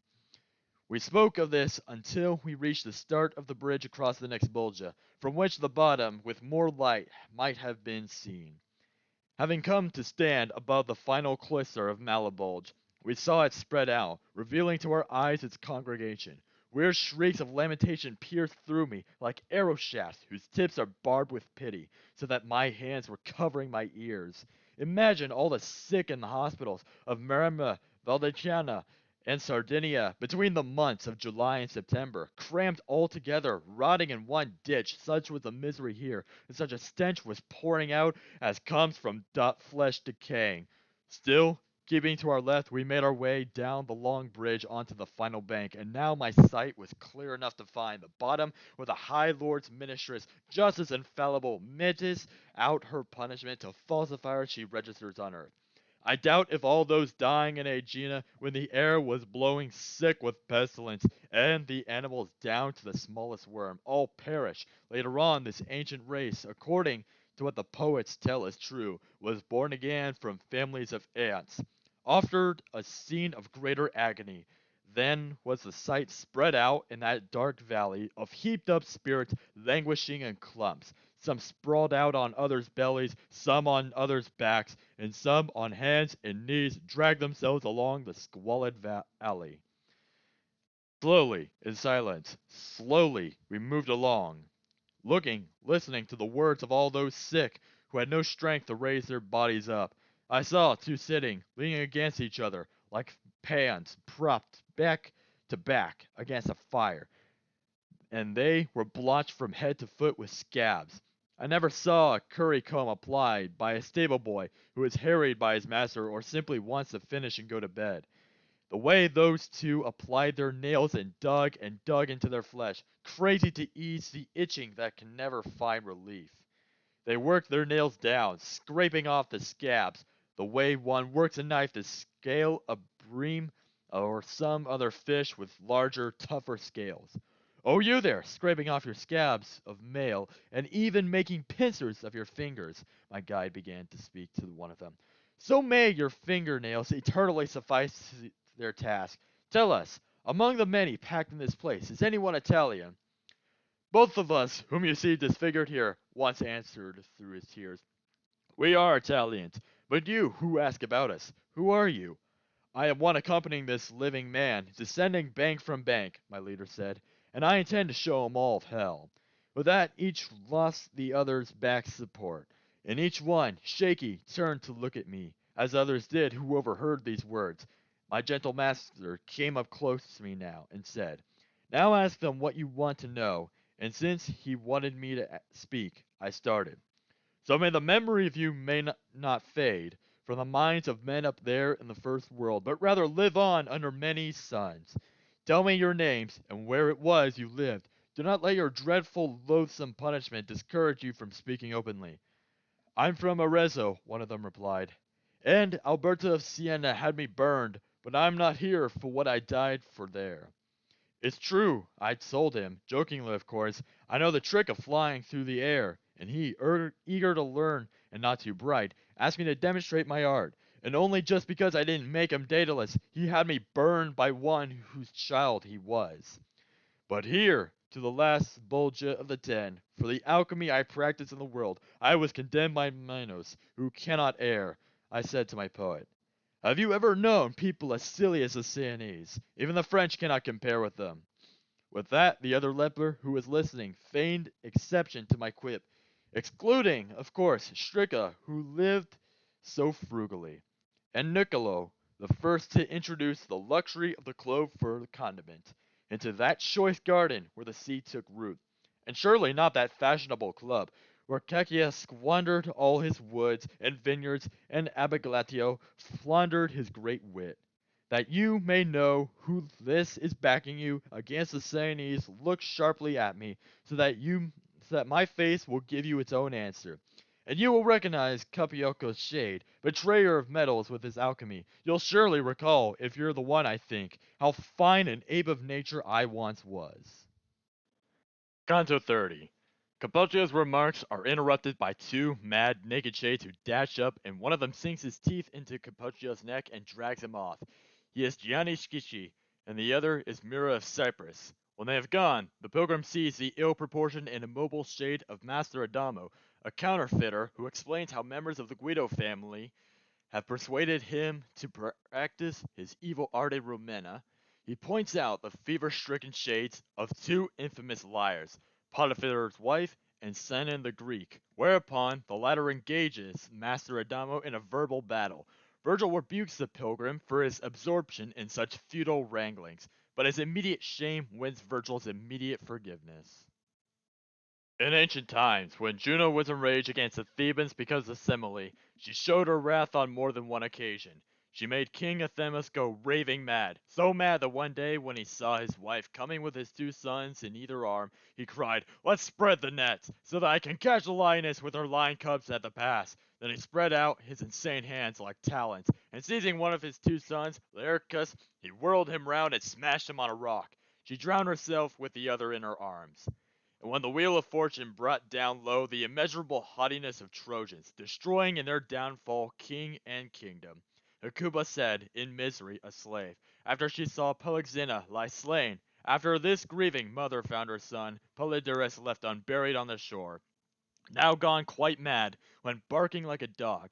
It was a weight of grief that snapped her mind. But never in Thebes or Troy were madmen seen driven to acts of such ferocity against their victims, animal or human, as two shades I saw, white with rage and naked, running, snapping crazily at things in sight, like pigs, directionless, broken from their pen. One, landing on Capocchio, sank his teeth into his neck and started dragging him along, scraping his belly on the rocky ground. The Aretine spoke, shaking where he sat. "You see that batty shade? He is Gianni Schicchi. He's rabid and treats us all that way." "Oh," I answered, "so may that other shade never sink its teeth in you. If you don't mind, please tell me who it is before it's gone." And he to me, "That is the ancient shade of Mira, the depraved one, who became against love's law so too much her father's friend. She went to him, and there she sinned in love, pretending that her body was another's, just as the others were fleeting in the distance. Contrived to make his own the queen of studs, pretending he was Buoso Donati, making his will and giving it due form. Now that the rabid pair had come and gone, from whom I never took my eyes away, I turned to watch the other evil shades. And there I saw a soul shaped like a lute. If only he'd been cut off from his legs below the belly, where they divide in two, the bloating dropsy disproportioning the body parts with unconverted humors, so that the face, watched with punch was puny, forced him to keep his parched lips wide apart, as a man who suffers thirst from raging fever, has one lip curling up, the other sagging. O you who bear no punishment at all, I can't think why, within this world of sorrow, he said to us, pause here and look upon the misery of one Master Adamo. In life I had all that I could desire, and now alas I crave a drop of water. The little streams that flow from the green hills of Casento, descending to the Arno, keeping their banks so cool and soft with moisture, forever flow before me, haunting me, and the image of them leaves me far more parched than the sickness that has dried my shriveled face. Relentless justice, tantalizing me, exploits the countryside that knew my sin, to draw from me ever new sighs of pain. I still can see Romena, where I learned to falsify the coin stamped with the Baptist, for which I paid with my burdened body there. But if I could see down here the wretched souls of Guido or Alexander or their brother, I would not exchange the sight for Branda's fountain. One is here already, if those maniacs running around this place have told the truth. But what good is it with my useless legs? If only I were lighter, just enough to move 1 inch in every 100 years, I would have started on my way by now. To find him somewhere in this gruesome lot, although this ditch winds around 11 miles, and is at least half a mile across. It's their fault I am here with this choice family. They encouraged me to turn out Florence, whose gold contained 3 carats worth of ally. And I to him, who are those two souls, lying to the right close to your body's boundary, steaming like wet hands in winter time? When I poured into this ditch, I found them here, he answered, and they haven't budged since then, and I doubt they'll move through all eternity. One is a false accuser of young Joseph, the other is false Sinon, the Greek in Troy. It's their burning fever makes them smell so bad. And one of them, perhaps somewhat offended at the kind of introduction he received, with his first stuck out at the distended belly, which responded like a drum reverberating, and Master Adam struck him in the face with an arm as strong as the fist he had received, and he said to him, although I'm not free to move around with swollen legs like these, I have a ready arm for such occasions. But it was not as free and ready, was it? The other answered, when you want to take the stake, of course, when you were coining, it was readier. And he, with the dropsy, now, you tell me the truth. But you were not as full of truth that time, when you were asked to tell the truth at Troy. My words were false, and were the coins you made, said Sinon. And I am here for one false act, but you for more than any fiend in hell. The horse, recall the horse, you falsifier. The bloated Punch was quick to answer back. May it burn your guts that all the world remembers. May your guts burn with the thirst that cracks your tongue. The Greek said, may they burn with rotting humors that swell your hedge of a paunch to block your eyes. And then the money man. So there you go. Your evil mouth pours out its filth as usual. For if I first and humor swelling up, you burn more, and your head is fit to split. And it wouldn't take much coaxing to convince you to lap the mirror of Narcissus dry. I was listening, all absorbed in this debate, when the master said to me, keep right on looking a little more, and I shall lose my patience. I heard the note of anger in his voice, and turned to him. I was so full of shame that it still haunts my memory today. Like one asleep who dreams himself in trouble, and in his dream he wishes he were dreaming, longing for that which is, as if it were not. Just so I found myself, unable to speak, longing to beg for pardon, and already begging for pardon, not knowing what that I did. Less shame than yours would wash away a fault greater than yours has been, my master said. And so forget about it. Do not be sad. If ever again you should meet up with men engaging in this kind of futile wrangling, remember I am always at your side. To have a taste for talk like this is vulgar. Canto 31. Through the murky air they move, up across the bank that separates the Malabolge from the pit of hell, the ninth and last circle of the Inferno. From a distance is heard the blast of a mighty horn, which turns out to have been that of the giant Nimrod. He and the other giants, including Ephialtes, are fixed eternally in the pit of hell. All are chained except Antaeus, who, at Virgil's request, lifts the two poets in his monstrous hand and deposits them below him, on the lake of ice known as Cocytus. The very tongue that first spoke, stinging me, making the blood rush up to both my cheeks, then gave the remedy to ease the pain. Just as, so I have heard, Achilles' lance, belonging to his father, was a source of pain, and then of balm, to him it struck, turning our backs on that trench of misery, gaining the bank against the walls it in. We cut across, walking in dead silence. Here it was, less than night and less than day, so that my eyes could not see far ahead. But then I heard the blast of some high horn, which would have made a thunderclap sound dim. It drew my eyes directly to one place, as they retraced the sound's path to its source. After the tragic rout when Charlemagne lost all his faithful, holy paladins, the sound of Roland's horn was not as ominous. Keeping my eyes still turned that way, I soon made out what seemed to be high clustered towers. Master, I said, what city lies ahead? Because you tried to penetrate the shadows, he said to me, from much too far away. You confuse the truth with your imagination. You will see clearly when you reach that place how much the eyes may be deceived by a distance, and so just push ahead a little more.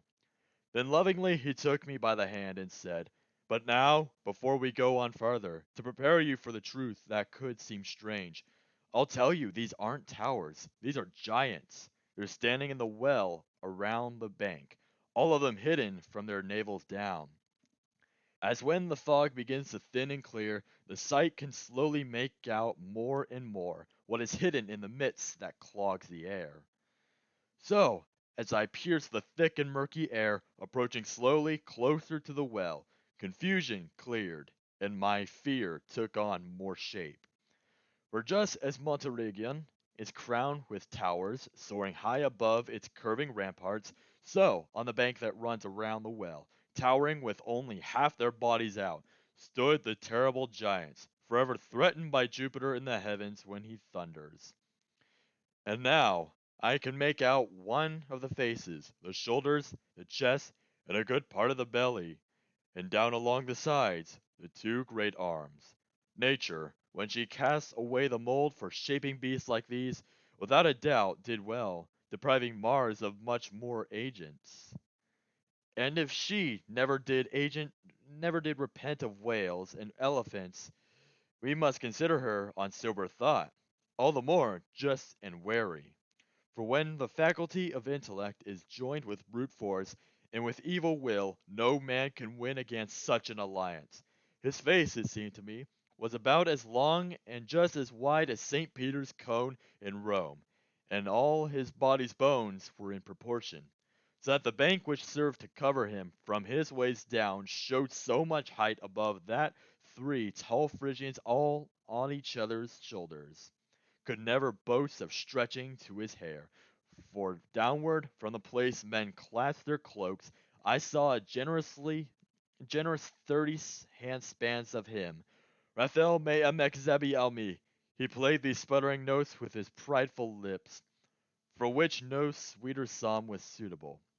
My guide called up to him, "Blathering idiot, stick to your horn and take it out on that when you feel a fit of anger coming on.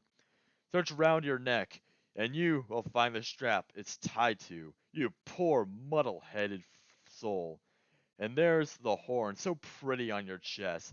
And then he turned to me. His words accuse him. He is Nimrod, through whose infamous device the world no longer speaks a common language. But let's leave him alone and not waste breath, for he can no more understand our words than anyone can understand his language.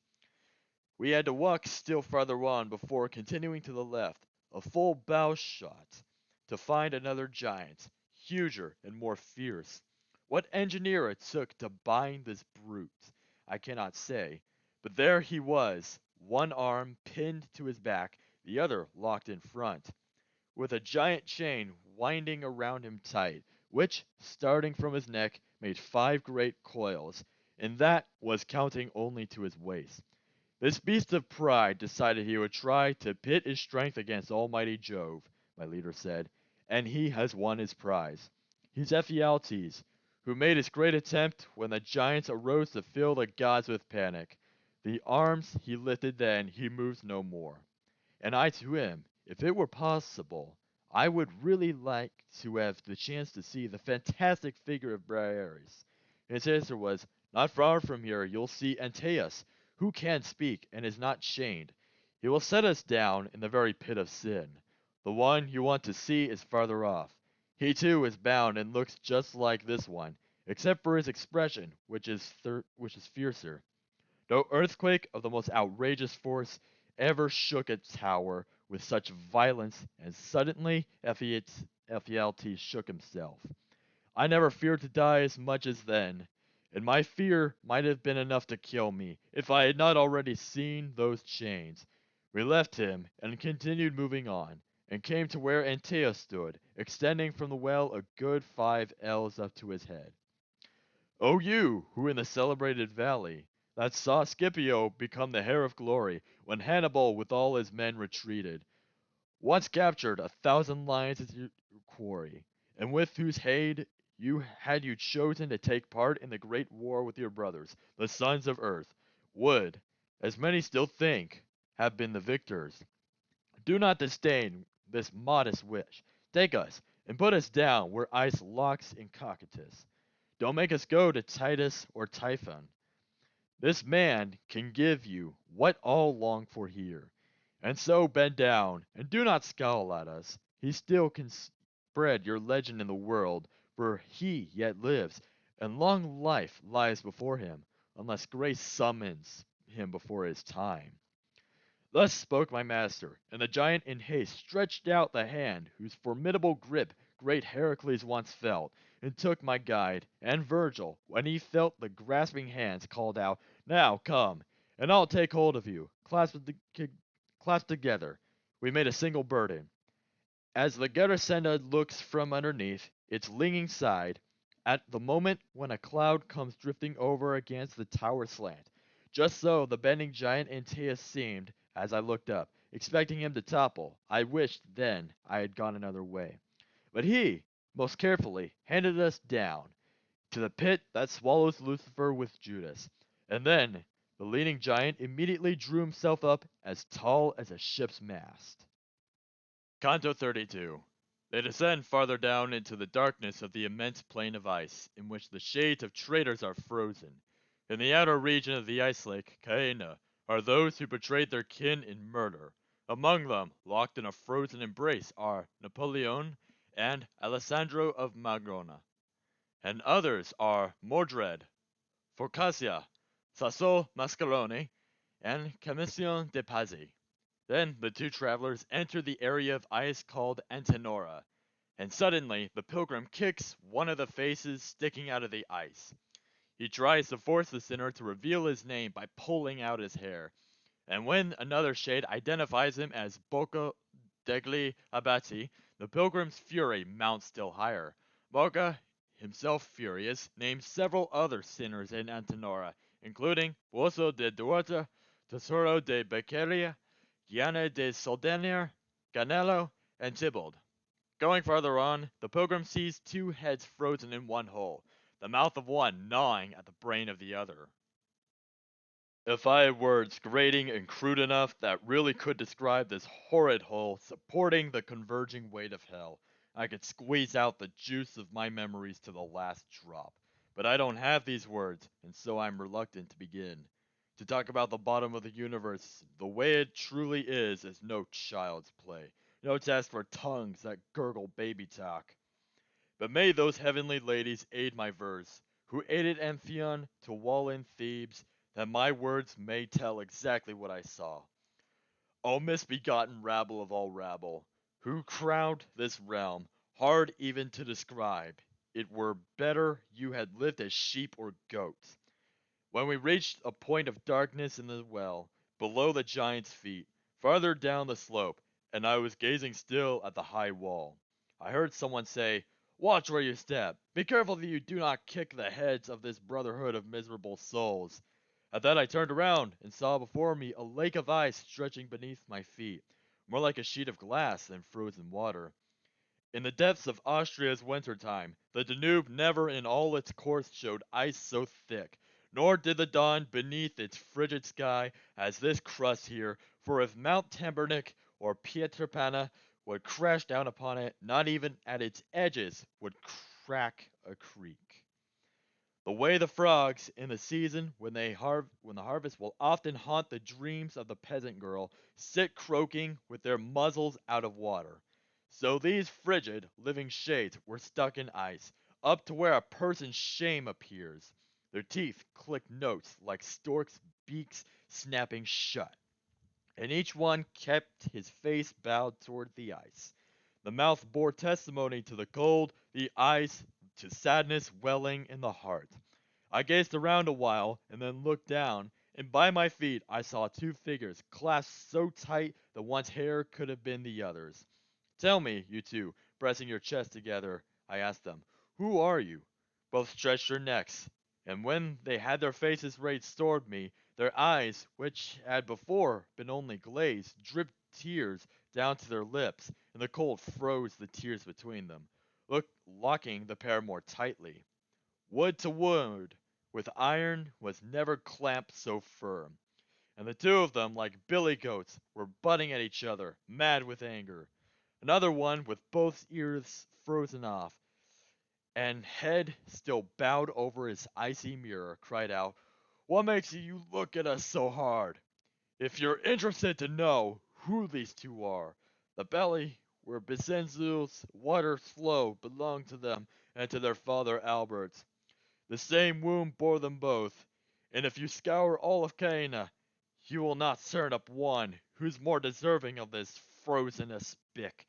Not him who had his breast and shadow pierced, with one thrust of the lance from Arthur's hand, not Phocasia, not even this one here, whose head gets in my way and blocks my view, known in the world as Cecil Mancheroni.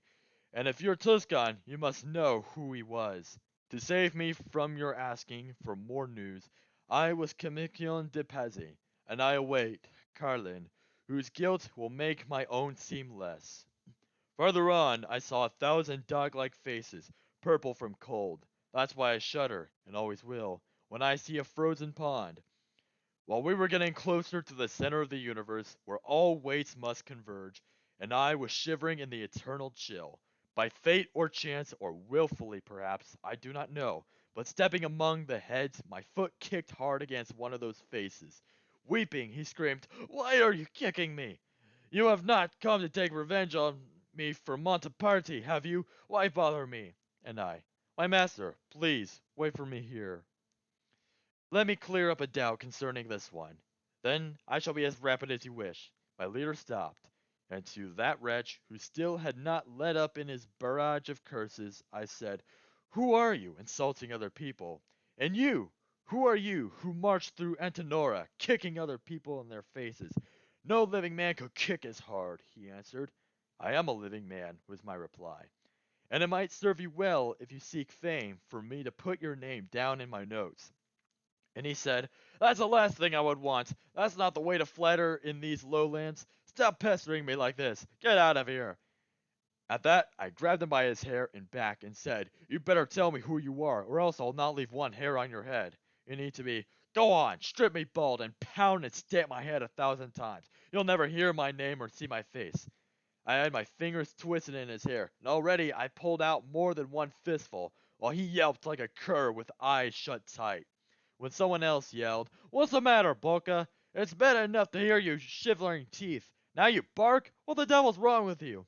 "There's no need now for you to speak," I said. "You vicious traitor!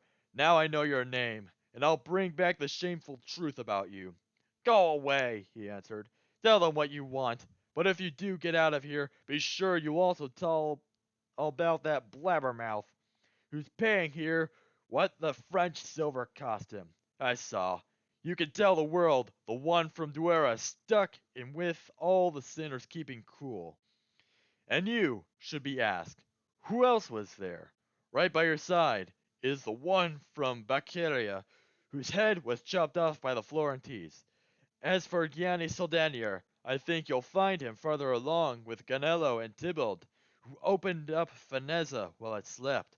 Soon after leaving him, I saw two souls frozen together in one hole, so that one had used the other for a cap. As a man with hungry teeth tears into bread, the soul with capping head sunk his teeth into the other's neck, just beneath the skull. Tedious in his fury did not gnaw the head of Menelaus with more relish than this one chewed that head of meat and bones. "O you, who show with every bestial bite your hatred for the head you are devouring," I said, "tell me your reason, and I promise, if you are justified in your revenge, once I know who you are and this one sin, I'll repay your confidence in the world above, unless my tongue dry up before I die."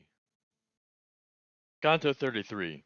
Count Ugolino is a shade gnawing at the brain of his one-time associate Archbishop Ruggieri, and Ugolino interrupts his gruesome meal long enough to tell the story of his imprisonment and cruel death, which his innocent offspring shared with him. Moving farther into the area of Cocytus known as Ptolemais, where those who betrayed their guests and associates are condemned, the pilgrim sees sinners with their faces raised high above the ice, whose tears freeze and lock their eyes. One of the shades agrees to identify himself on one condition, that the ice be removed from his eyes. The pilgrim agrees and learns that the sinner is Friar Alberigo, and that his soul is dead and damned even though his body is still alive on earth, inhabited by a devil. Alberigo also names a fellow sinner with him in the ice, Blanca de Olia, whose body is still functioning up on earth, but the pilgrim does not honor his promise to break the ice from Alberigo's eyes. Lifting his mouth from his horrendous meal, this sinner first wiped off his messy lips, and the hair remaining on the chewed-up skull, then spoke. "You want me to renew a grief so desperate that just the thought of it, much less the telling, grips my heart with pain. But if my words can be the seed to bear, the fruit of infamy for this betrayer, who feeds my hunger, then I shall speak in tears.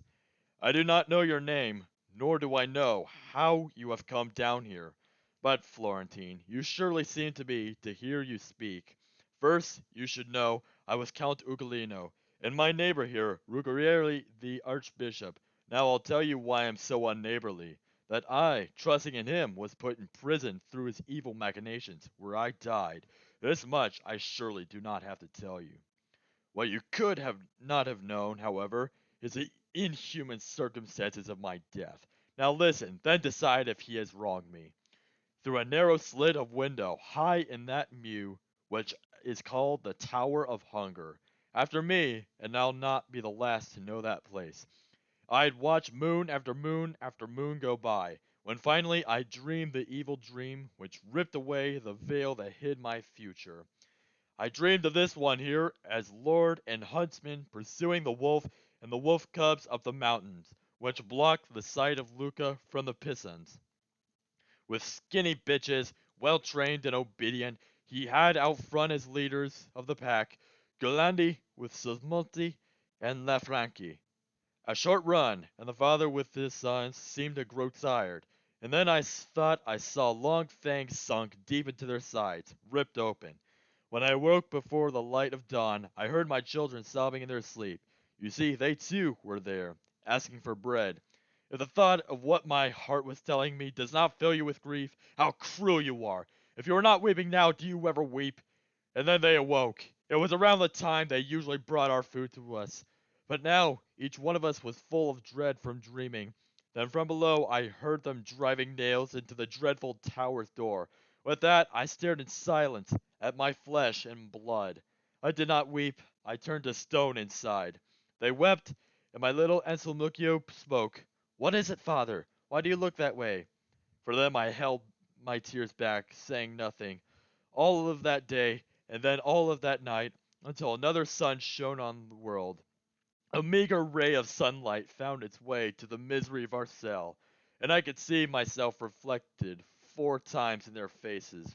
I bit my hands in anguish, and my children, who thought that hunger made me bite my hands, were quick to draw up closer to me, saying, "Oh, father, you would make us suffer less if you would feed on us. You were the one who gave us this sad flesh. You take it from us." I calmed myself to make them less unhappy. That day we sat in silence. The next day, O pitiless earth, you should have swallowed us. The fourth day came, and it was on that day my Gato fell prostrate before my feet, crying, "Why don't you help me, father? Why, my father?" There he died.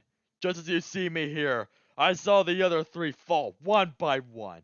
As the fifth day and the sixth day passed, and I, by then gone blind, groped over the dead bodies. Though they were dead 2 days, I called their names. Then hunger proved more powerful than grief. He spoke these words, then, glaring down in rage, attacked again the live skull with his teeth, sharp as a dog's, and as fit for grinding bones. Oh, Pisa! Blood of shame upon the people of that fair land where the sound of sea is heard! Since your neighbors hesitate to punish you, let Cabrera and Gorgano move and to join, damming up the river Arno at its mouth, and let every Pisan perish in its flood. For if Count Ugolino was accused of turning traitor, trading in your castles, you had no right to make his children suffer. Their newborn years, oh newborn thieves, made them all innocent. Brigata, Ugiacona, and the other two soft names my canto sings. We moved ahead to where the frozen water wraps in harsh wrinkles. Another sinful race, with faces not turned down but looking up. Here the weeping puts an end to weeping, and the grief that finds no outlet from their eyes turned inward to intensify the anguish. For the tears they first wept, knotted in a cluster, like a visor made for them in crystal, filled all the hollow part around their eyes. Although the bitter coldness of the dark had driven all sensation from my face, as though it were not tender skin, but callous. I felt, the air begins to blow, and what causes such a wind, my master? I thought no heat could reach into these depths. And to me, before long, you will be where your own eyes can answer for themselves, and they will see what keeps this wind in motion. And one of the wretches with frozen crust screamed out at us, "Oh, wicked soul, so wicked that you have been assigned to the ultimate post. Break off these hard veils covering my eyes, and give relief from the pain that swells my heart, at least until the new tears freeze again." I answered him, "If this is what you want, tell me your name. Even if I do not help you, may I be forced to drop beneath this ice." He answered then, "I am Friar Alberigo. I am he who offered fruit from the evil orchard. Here dates are served me for figs I gave." "Oh then," I said, "are you already dead?" And he to me, "Just how my body is in the world above, I have no way of knowing. This zone of Ptolemaea is very special, for it often happens that a soul falls here before the time that Atropos should send it, and that you may more willingly scrape off my cluster of glass tears. Let me tell you, whenever a soul betrays the way I did, a demon takes possession of the body, controlling its maneuvers from then on, for all the years it has to live up there. Well, the soul fell straight into the cistern here, and the shade and winter quarters just behind me may well have left his body up on earth. But you should know, if you've just come from there, he is Ser Branca de Roria, and many years have passed since he first joined us here, icebound. "I think you're telling me a lie," I said, "for Branca de Orio is not dead at all. He eats and drinks, he sleeps and wears out clothes." "The ditch, the malebranche watch above," he said, "the ditch of clinging, boiling pitch, had not yet caught the soul of Mecalzanque. When Branca left the devil in his body to take his place, and so did his close kinsman, his accomplice in this act of treachery. But now, at last, give me the hand you promised. Open my eyes. I did not open them. To be mean to him was a generous reward.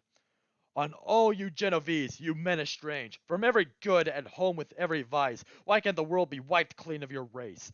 For in company with Romognus Rancus' soul, I found one of your men, whose deeds were such that his soul bathes already in Cocytus, but his body seems alive and walks among you." Canto 34. Far across the frozen ice can be seen the gigantic figure of Lucifer, who appears from this distance like a windmill seen through fog. And as the two travelers walk on toward the terrifying sight, they see the shades of sinners totally buried in the frozen water. At the center of the earth, Lucifer stands frozen from the chest downward. In his horrible ugliness, he has three faces, is made more fearful by the fact that in each of his three mouths he chews on one of the three worst sinners of all mankind. The worst of those who betrayed their benefactors, Judas Iscariot, Brutus, and Cassius, Virgil, with the pilgrim on his back, begins the descent down the shaggy body of Lucifer. They climb down through a crack in the ice, and when they reach the evil one's thigh, Virgil turns and begins to struggle upward because they have passed the center of the earth, still holding on to the hairy body of Lucifer, until they reach a cavern where they stop for a short rest. The winding path brings them eventually to the earth's surface, where they see the stars. Vexilla regis prodont inferni, my master said. Closer to us, so now look ahead and see if you can make him out. A far-off windmill, turning its huge sails when a thick fog begins to settle in, or when the light of day begins to fade. That is what I thought I saw appearing, and the gust of wind is stirred, made me shrink back, behind my guide, my only means of cover. Down here, I stood on soles fixed under ice. I tremble as I put this into verse. To me they looked like straws worked into glass, some lying flat, some perpendicular, either with their heads up or their feet, and some bent head to foot, shaped like a bow. When we had moved far enough along the way, that my master thought the time had come to show me the creature who was once so beautiful. He stepped aside, and stopping, announced, "This is he, this is this is a place that calls for all the courage you have in you." How chilled and nerveless, reader, I felt then. Do not ask me, I cannot write about it. There are no words to tell you how I felt. I did not die, I was not living either. Try to imagine, if you can imagine, me there, deprived of life and death at once. The king of the vast kingdom of all grief, stuck out with half his chest above the ice. My height is closer to the height of giants than theirs is to the length of his great arms, considering now how large all of him was, this body in proportion to his arms. If once he was as fair as now he's foul, and dared to raise his brows against his maker, it is fitting that all grief should spring from him. Oh, how amazed I was when I looked up and saw a head, one head wearing three faces. One was in front, and that was a bright red. The other two attached themselves to this, one just above the middle of each shoulder, and at the crown all three were joined in one. The right face was a blend of white and yellow, the left the color of those people's skin who lived along the river Nile's descent.